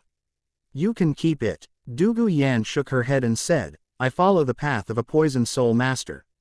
So this soul bone isn't a good fit for me. Yi Lingling already possessed a soul bone, so naturally she didn't participate in its distribution. All eyes fell on Zhu Zuqing. Zhu Zuqing was about to refuse, but Lu Chen said directly, then this soul bone belongs to Zuqing. Lu Chen, Zhu Zuqing looked at the soul bone in front of her and felt a little flustered. A 100,000-year-old soul bone. Even the Star Luo royal family might not possess such a treasure. Lu Chen pressed down on Zhu Zuqing's shoulder as she tried to back away, his tone firm yet gentle. Zuqing, your martial soul excels in speed and surprise attacks, but lacks area control methods. The thunderous power contained in this azure bull python's right arm bone can not only enhance your attack power, but its accompanying slowing field can also compensate for your lack of crowd control. This is the most suitable soul bone for you, without exception. Du Guyan swung her legs and chimed in, that's right. Zhu Qing, why are you being so polite with us? Lu Chen is quite wealthy now. Just accept a 100,000-year-old soul bone. That treasure, which would drive any soul master mad, was now being passed around among the crowd in a warm atmosphere. Unable to resist the enthusiasm of the crowd, Zhu Zuqing finally nodded and reached out to accept the soul bone that carried everyone's good wishes. Chapter 156 Absorbing Soul Bones, Sleepless All Night. Lu Chen looked at Zhu Zuqing and Yi Lingling and said, "Come with me to the cultivation room. With me here, you'll be able to absorb the soul bones more easily." Zhu Zuqing nodded. The immense power contained within the right arm bone of the azure bull python was something she simply couldn't absorb on her own right now. Xiao Wu and Dugu Yan exchanged a glance. Dugu Yan said with some regret, "It seems that tonight, we will each be alone in our rooms." Xiao Wu nodded in deep agreement. Lu Chen led Zhu Zh, Uqing and Yi Lingling quickly toward the private training room prepared for them by the Heavenly Dou Royal Academy. During Lu Chen's absence, the academy had specially renovated Lu Chen's residence at Dugu Bo's behest. Especially in this cultivation room, even if a soul saint were fighting inside, people outside might not be able to hear it. Lu Chen arrived in front of the training room, pushed hard with both arms. And the heavy alloy door slowly opened. "Sit down on either side of me and circulate your soul power to absorb the soul bones." Lu Chen pulled Zhu Zuqing and Yi Lingling to the center and sat down cross-legged. "Lingling, you absorb the blue-silver emperor's right leg bone first. After you're done, help Zuqing absorb the soul bone together." Yi Lingling nodded, and a soft green-gold light shone from her body. In the void, a golden begonia flower slowly landed in Yi Lingling's palm, and a rich life force instantly surged out from the sacred healing begonia in Lingling's hand. As Lu Chen sensed Yi Lingling's aura, every cell in his body became active under the influence of this life force. Yi Lingling held the blue-silver emperor right leg bone in her right hand and slowly attached it to her right leg. The moment the blue-silver emperor's right leg bone touched Yi Lingling's skin, it transformed into a streak of emerald light and burrowed into her leg. Yi Lingling groaned, and fine beads of sweat instantly appeared on her forehead. A blue-gold halo emanated from her right leg, and her soul power fluctuated violently. The air around her was slightly distorted by this enormous life force. Concentrate your mind and use your soul power to envelop the power of the blue-silver emperor and slowly assimilate it. Lu Chen's voice carried a calming power, directly entering Yi Lingling's sea of consciousness through his soul power. Yi Lingling frowned slightly, and the phantom of the mother tree of all spirits appeared behind her. Several green gold VNES hung down from the huge canopy and landed on Yi Lingling's right leg. Gentle green gold soul power instantly surged towards her right leg. The 9-heart begonia martial soul in the void shone brightly, with golden specks of light scattered on its petals, merging into Yi Lingling's soul power. The originally powerful blue-silver emperor energy has now transformed into countless streams, flowing slowly along her meridians and eventually permeating her limbs and bones. As time went by, the blue and gold color on Yi Lingling's body became more and more intense, intertwining with the golden and green of the holy healing immortal begonia to form a magnificent light curtain. The life force in the cultivation room was extremely strong, and tiny buds even quietly sprouted on the walls. Zhu Zuqing was shocked by what she saw. The feeling Yi Lingling's holy healing immortal tang gave her was just like Lu Chen's Asura demon sword martial soul, unfathomable. As Yi Lingling absorbed the blue-silver emperor's soul bone, her soul power began to rise steadily, to 44, 45. At this moment, her soul power increased rapidly as if she were riding a rocket. In just a moment, her soul power steadily stopped at level 48. Yi Lingling's aura returned to calm, and the holy healing immortal begonia in the void slowly closed its petals, transforming into a golden-green stream of light that merged into Yi Lingling's body. She slowly opened her eyes, a faint blue-gold luster still lingering in them. Yi Lingling felt her soul power had actually increased to level 48. She suddenly threw herself into Lu Chen's arms. "Lu Chen, thank you so much." Lu Chen reached out and tucked her stray hair behind her ear, his tone full of affection. "What are you thanking me for? You've always been mine." Yi Lingling's cheeks flushed slightly as she leaned forward and gently pressed her lips, brimming with life, against hers. The moment their lips touched, it was as if Tw. Oh, completely different yet perfectly blended energies surged in the air, creating a faint halo. After the kiss ended, Yi Lingling sat up from Lu Chen's arms, her breath carrying a faint scent of grass and trees. She quickly regained her composure, realizing her lapse in composure, and straightened up immediately. Lu Chen, let's help Zhu Qing absorb the soul bone now. Lu Chen nodded and said to Zhu Qing, begin absorbing. As soon as he finished speaking, a flash of crimson gold light appeared on Lu Chen's body, and Daming appeared on his shoulder.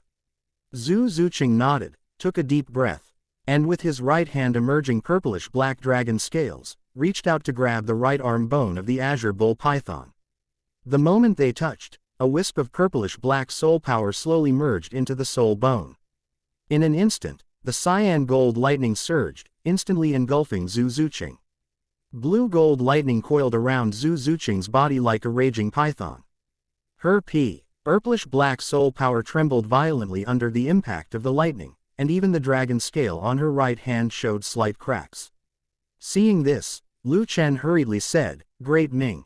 Daming nodded slightly, and the cyan gold light on his body spread out, instantly calming most of the violent lightning. In that brief moment, the right arm bone of the azure bull python transformed into a streak of azure gold light and suddenly burrowed into Zhu Qing's right arm. HMPH. Zhu Qing groaned, and the violent force instantly tore her lace nightgown to shreds. She gripped her right arm tightly with her left hand, feeling as if countless bolts of lightning were roaring through her bones, causing her to let out a low cry of pain.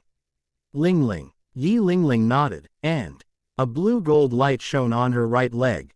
The holy healing immortal begonia instantly lit up with a blue-gold light. Then, a sea of begonia flowers, shimmering with soft golden light, instantly covered the floor of the cultivation room.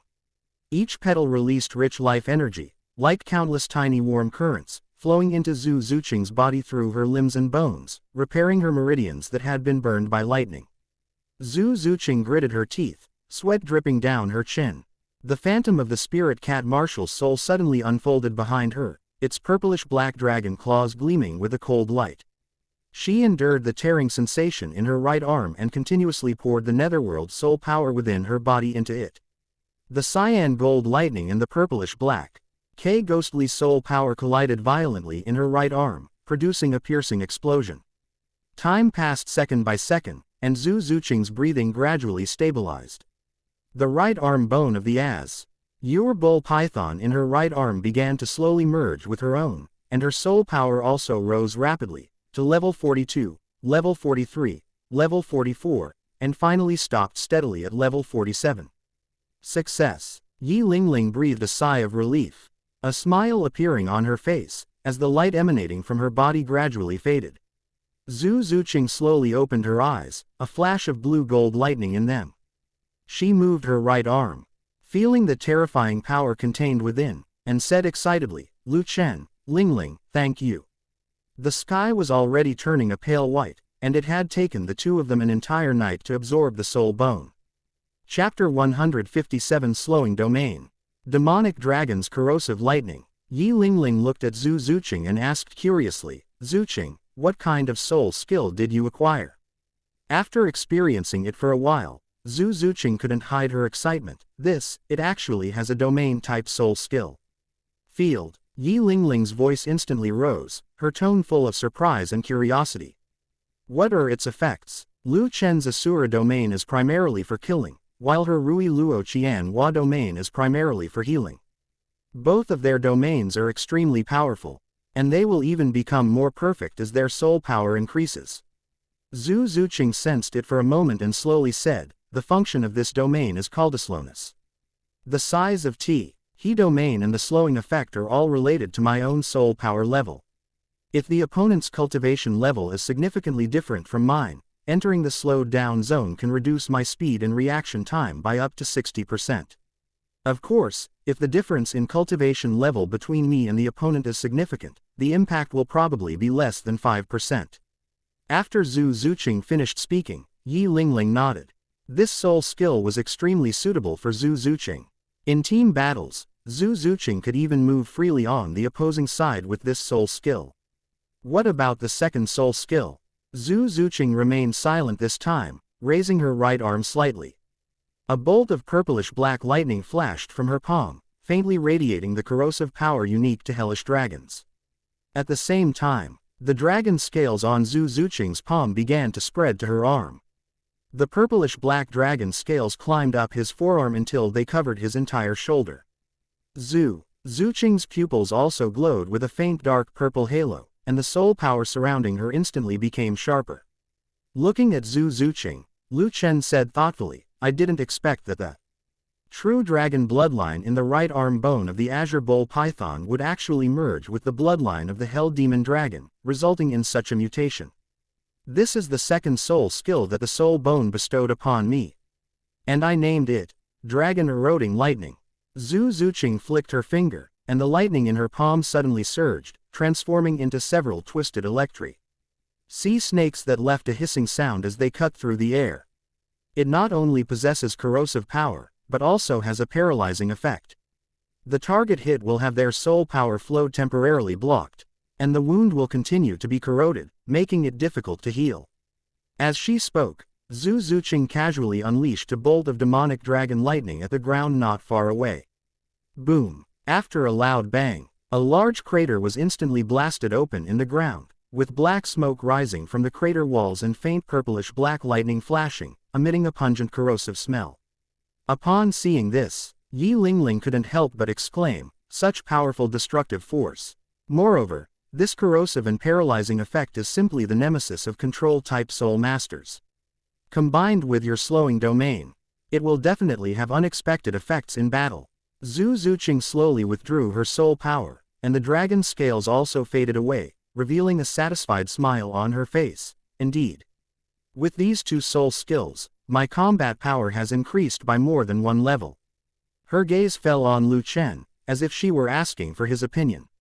Lu Chen looked at Zhu Zuqing and nodded in satisfaction. Zhu Zuqing's current strength was probably second only to himself in the royal fighting team. Lu Chen glanced at the sky outside and slowly said, "It's already dawn. Let's go out for dinner first. And after dinner, you should all stabilize your current soul power." Yi Lingling and Zhu Zuqing exchanged a glance and replied in unison, "Okay." 3 hours later, members of the royal fighting team gathered at the training ground, all eyes focused on Lu Chen, quietly waiting for him to announce today's training schedule. Lu Chen glanced at everyone and slowly said, "Xiao Wu and Ling Ling will be a team to fight against Zhu Qing. The rest of you, continue to complete your respective training tasks." As soon as Lu Chen finished speaking, everyone shouted in unison, "Yes." Xiao Wu clung to Lu Chen's arm, puffing out her cheeks as she complained, "They actually want me and Ling Ling to deal with Zhu Qing together. I'm clearly not that weak, okay." Lu Hen chuckled and pinched Xiao Wu's pretty cheek, gently reminding her, "Zhu Qing has absorbed that soul bone, and her soul power has surpassed yours. In a one-on-one fight, you might not be Zhu Qing's match." Xiao Wu pouted, somewhat unconvinced, but didn't argue further. She turned around and pulled Yi Lingling and Zhu Zuqing onto the soul battle platform. Lu Chen then went up on the stage, took out a golden cube, and gently twisted it. Brilliant golden light burst out from the center of the cube, forming a pale golden light shield. It enveloped the entire soul arena, completely isolating it from external interference. On the battle arena, Xiao Wu lightly touched the ground with her feet, her figure gliding like a willow catkin to the left side of the arena. She put her hands on her hips and stared sharply at Zhu Zuqing. "Zuqing, don't hold back, or I'll get angry." Zhu Zuqing nodded slightly, her soul power surging quietly around her, and silver gray and purplish black halos spread out beneath her feet. Her eyes instantly turned purple and gray, her long black hair shone with a bright white light and cascaded over her shoulders, a smooth cat-tail-like black silk gently unfurled behind her. And her silver-gray cat ears on her head trembled slightly. The dragon's might was unleashed from the hellish dragon, and Zhu Zuqing's right arm and left hand were covered with a layer of purplish-black dragon scales. 4 spirit rings, 2 yellow, 1 purple, and 1 black, slowly emerged from beneath her feet, continuously circulating around her body. Xiao Wu sensed the aura emanating from Zhu Zuqing and her eyes narrowed. Martial soul possession. With a soft shout, a pinkish-white light instantly enveloped her entire body, her hands were quickly covered with a layer of soft pinkish-white fur. And a pair of fluffy pink rabbit ears stood up from the top of her head. A short, round rabbit tail swung behind it, swaying gracefully. At the same time, 4 spirit rings, 2 yellow and 2 purple, rose up, facing off against Zhu Zuqing's spirit rings. At the same time as Xiao Wu released her martial soul, Yi Lingling also released her own holy healing immortal begonia martial soul. A graceful fairy crabapple quietly blooms, its golden leaves and emerald green branches stretching out from both sides. The soft tendrils dance in the wind, and the petals drift down slowly, revealing a sacred state. 4 soul rings, 1 yellow, 1 purple, and 1 black, surrounded Xian Tang, emanating a gentle and healing aura. Seeing that the 3 were ready, Lu Chen announced loudly. The battle of spirits begins. First soul skill, waist bow. Xiao Wu's first spirit ring lit up, and her figure suddenly accelerated, rushing towards Zhu Zuqing like an arrow released from a bow. Her slender waist twisted in an amazing arc, and her long right leg, carrying a sharp gust of wind, went straight for the opponent's shoulder. Seeing this, Zhu Zuqing's body shone with a purplish-black light. And with a light step, her figure turned into a blur to dodge Xiao Wu's attack. At the same time, she suddenly stretched out her right hand, her sharp claws covered in poo. RP-lish black dragon scales reaching for Xiao Wu. Xiao Wu reacted extremely quickly, lightly touching the ground with her toes and then rapidly retreating backward. The sharp dragon claws grazed her clothes, and with a rip, the clothes were instantly torn open, revealing her fair and firm abdomen. Chapter 158 Xiao Wu vs Zhu Zuqing. Yi Lingling's third soul ring suddenly burst forth with dazzling light, and a golden begonia petal wrapped in a warm halo drifted out and precisely merged into Xiao Wu's body. A wave of warmth instantly swept through her body, and Xiao Wu felt a surge of energy. Her third spirit ring lit up simultaneously, and a crisp shout pierced the air. Third spirit skill. Teleport. A flash of pinkish-white light appeared, and Xiao Wu's figure instantly appeared behind Zhu Zuqing, her slender arms wrapping around her neck like a serpent. Zhu Zuqing's eyes narrowed. She knew this was Xiao Wu's soft technique. Once entangled, it was like a maggot clinging to a bone, extremely difficult to break free from. Fourth soul skill. Netherworld demon body. Zhu Zuqing's figure flickered, and she directly split into 3 clones whose auras were exactly the same as her original body. 3 dark figures moved simultaneously, flanking Xiao Wu from the left and right, their attacks fierce. Xiao Wu had no choice but to withdraw her hand. Her third soul ring lit up again, and with a flash of pink light, she escaped Zhu Zuqing's encirclement. Zhu Qing, this is going a bit too far. Xiao Wu said angrily to Zhu Zuqing, your soul power is already higher than mine, yet you still used a clone. That's too much. It should be noted that Zhu Zuqing's 3 clones each possess the strength of the same level, making them practically divine skills for single-player battles. That's fair. You have Lingling's help. Zhu Zuqing smiled slightly, but still returned the 3 clones to her body. Xiao Wu and Zhu Zuqing transformed into afterimages as they clashed on the soul arena. The next moment, 2 afterimages collided rapidly on the battle arena. Pink and white light and purple and dark shadows intertwined and fought. Xiao Wu's teleportation was accompanied by a sharp whooshing sound, and each time she appeared, she precisely targeted Zhu Zuqing's vital points. Having absorbed the soul bone, Zhu Zuqing's speed increased dramatically, her figure becoming so fast that she was just a blurry black shadow, and she had already subtly suppressed Xiao Wu by half. Zhu Zuqing's purplish-black soul power, condensed at her fingertips, slashed across Xiao Wu like sharp claws, forcing her to dodge repeatedly. A purple light flashed in Zhu Zuqing's eyes, and her second soul ring suddenly lit up. Second soul skill. Netherworld 100 Claws. Countless claw shadows instantly enveloped Xiao Wu, so dense that it was almost impossible to breathe. Xiao Wu's pupils contracted slightly, her soul power exploded beneath her feet, and her body twisted at an extremely strange angle, while her arms wrapped around Zhu Zuqing's wrists. Trying to pester me? Not so easy. Purple-black dragon scales instantly appeared on Zhu Zuqing's arm, and a corrosive soul force spread out along her arm, directly forcing Xiao Wu back. At the same time, she immediately darted back, creating a safe distance between herself and Xiao Wu. Zhu Zuqing's third soul ring lit up, and the crescent moon mark between her brows shimmered with a faint silver light. Moonlight slash. She brought her hands together above her head, and the claws on her 10 fingers quickly merged together, transforming into a silver blade about a foot long, which she slashed at Xiao Wu. Seeing this, Xiao Wu took a deep breath, and her first and second spirit rings lit up simultaneously. 2 pink beams of light shot from her beautiful eyes towards Zhu Zuqing. First spirit skill, waist bow. Second spirit skill, charm. The bewitching light wave enveloped Zhu Zuqing first, and although it failed to completely control her, it caused her movements to slow down for a moment. In that instant, Xiao Wu used the explosive power of her waist to leap into the air, dodging the claws while her legs slashed towards Zhu Zuqing's shoulders like scissors. Zhu Zuqing's lips curled up slightly, and her previously fused hands suddenly separated, her right arm glowing with a cyan gold light, slow domain. The cyan gold light wave spread out instantly from Zhu Zuqing's center, and the air in the battle arena seemed to freeze. Xiao Wu's body, which had leapt into the air, suddenly sank, and her speed dropped by more than half.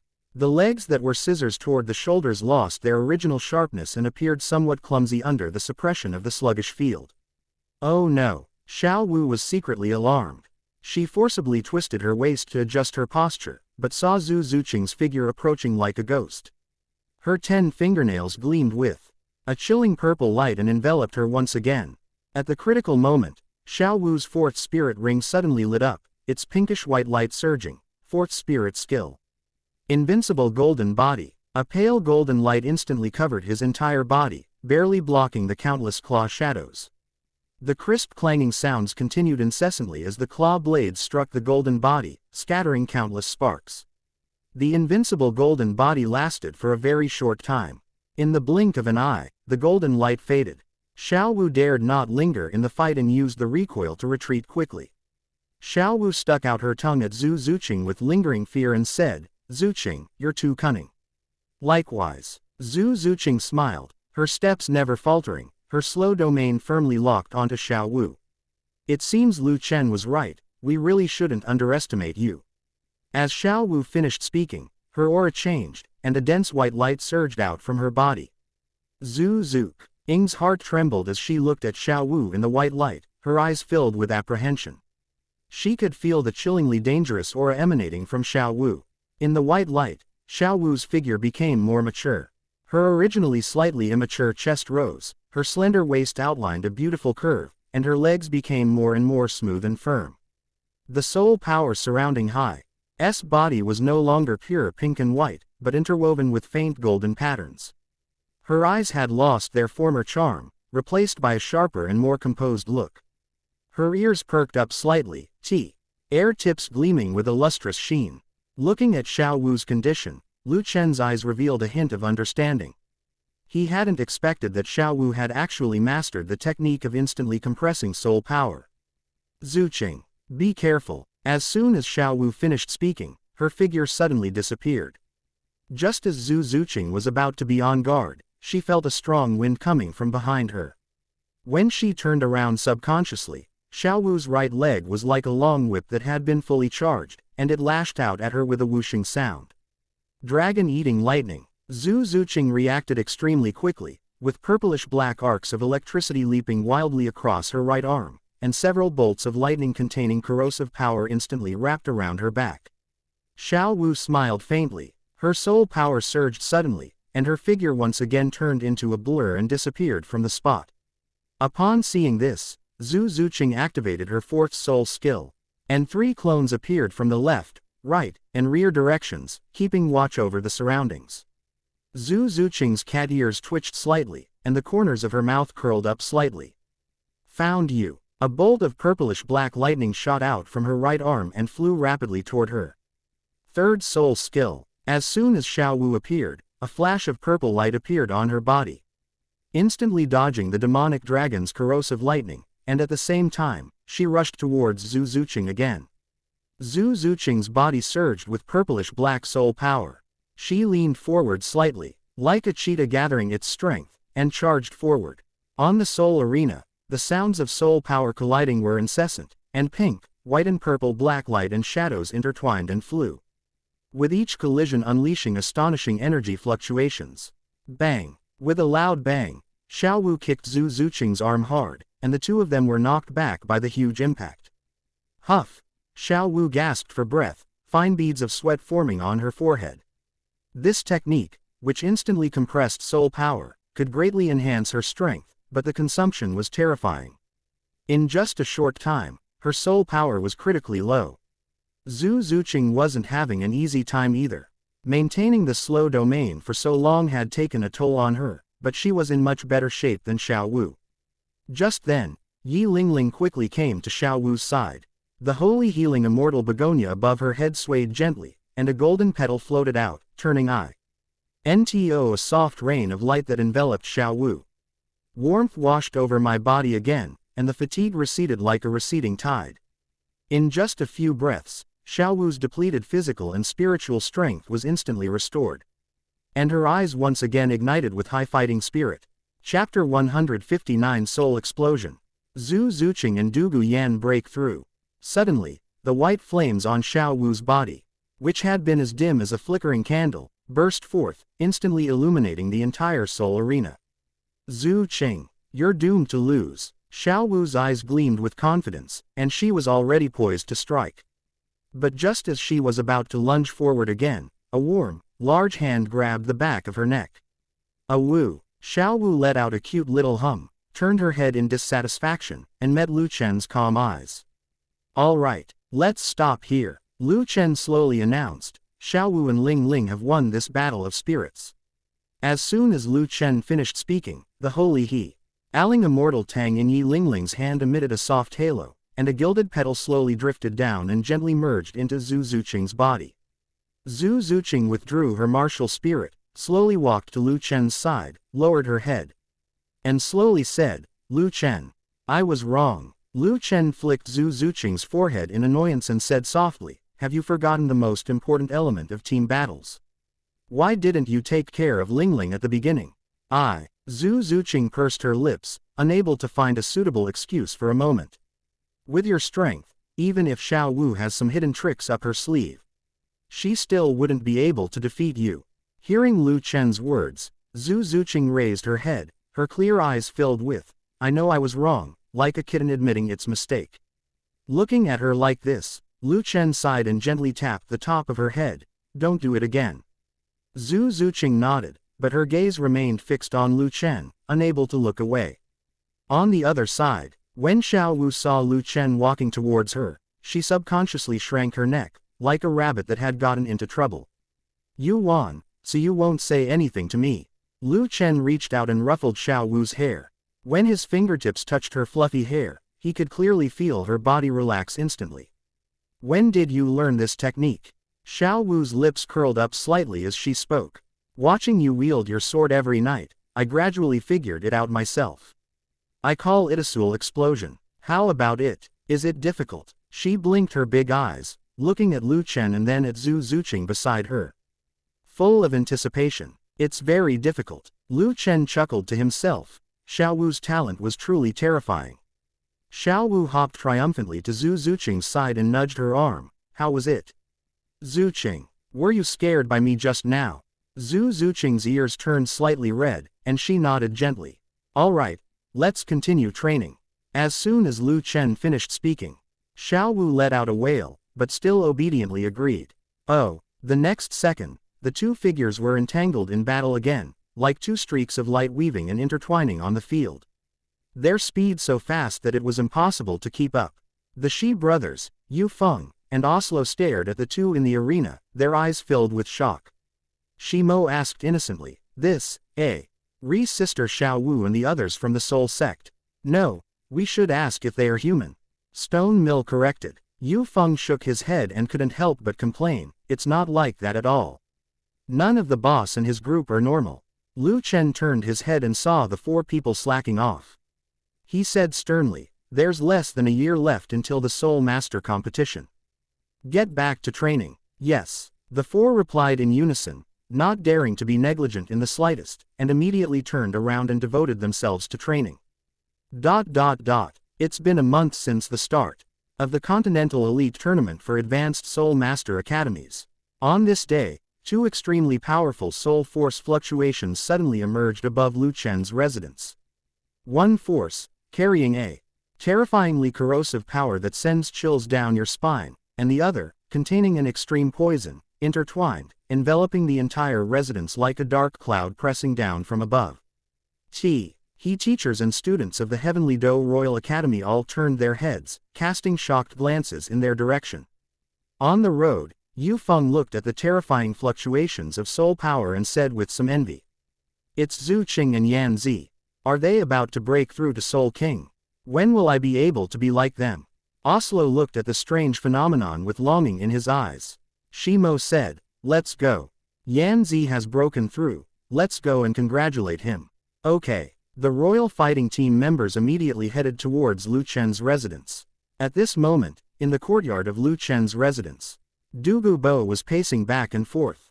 "Old poisoner, can you stop? You're making my head spin." Lu Chen watched Douluo's figure coming and going, his eyes filled with helplessness. Yanzi has only broken through to the Soul King level, there is no danger to her life.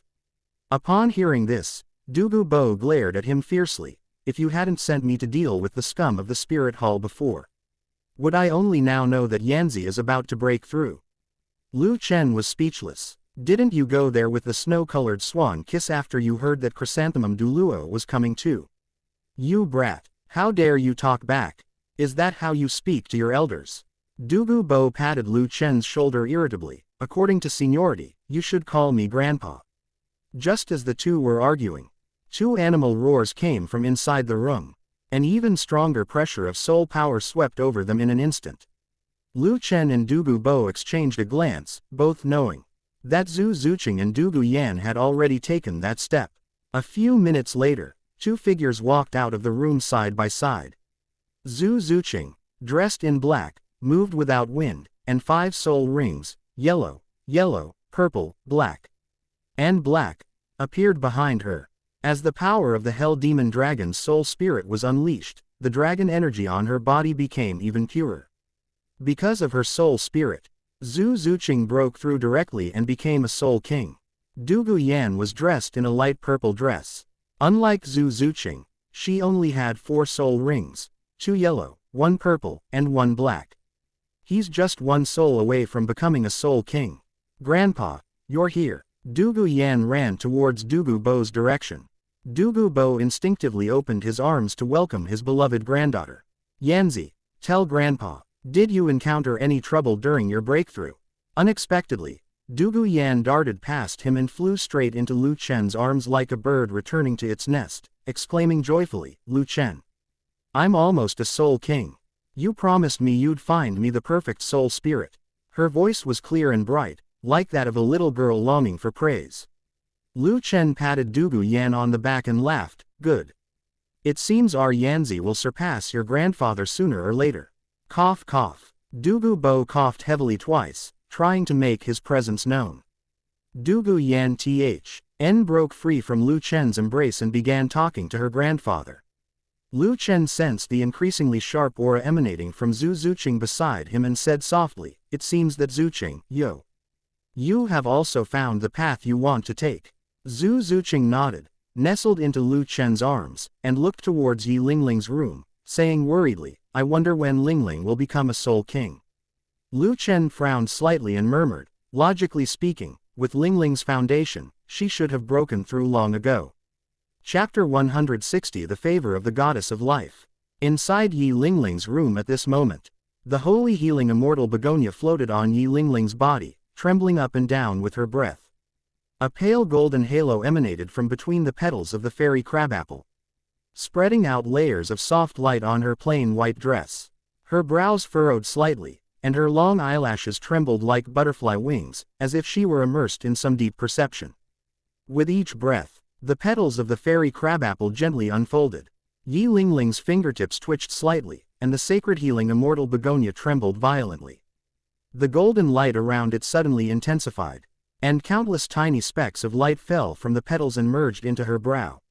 At this moment, Yi Lingling's consciousness arrived in a forest full of life. The branches of the towering ancient trees intertwine like a dome, and the edges of the emerald leaves flow with lustrous patterns. The air is filled with a sweet fragrance of grass and wood, and inhaling it makes one feel much more relaxed in every part of the body. Where am I? Wasn't I in seclusion trying to break through my cultivation barrier? She murmured softly, her voice echoing faintly through the forest. Just then, the spirit flowers in the open space suddenly bloomed all at once, and countless points of light floated out from their stamens, forming a band of light, seemingly guiding her forward. Yi Lingling's heart skipped a beat, and a strange flutter welled up from the bottom of her heart. She lightly touched the ground with her toes and walked gracefully into the forest following the band of light. The light streaked through the forest, and wherever it passed, dead trees sprouted new buds, broken branches blossomed into flower buds, and even the moss on the ground shimmered with a crystalline luster. Yi Lingling walked forward in the soft light, her skirt brushing against the grass. With each touch, she could feel the joyful tremor transmitted by the plants, the entire forest was cheering for her arrival. Midway through her journey, the band of light suddenly dispersed, transforming into countless shimmering blue butterflies that danced gracefully around her. Tiny specks of green-gold light merged into her body, outlining a green-gold mark between her brows. Yi Lingling subconsciously raised her hand to touch the space between her eyebrows. The arc was as warm as the first rays of the rising sun.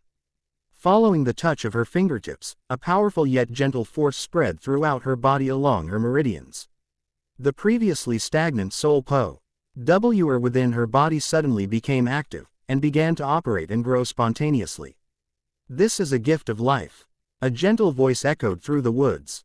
Yi Lingling instinctively followed the direction from which the sound came. As you venture deeper, the forest scenery becomes increasingly magnificent.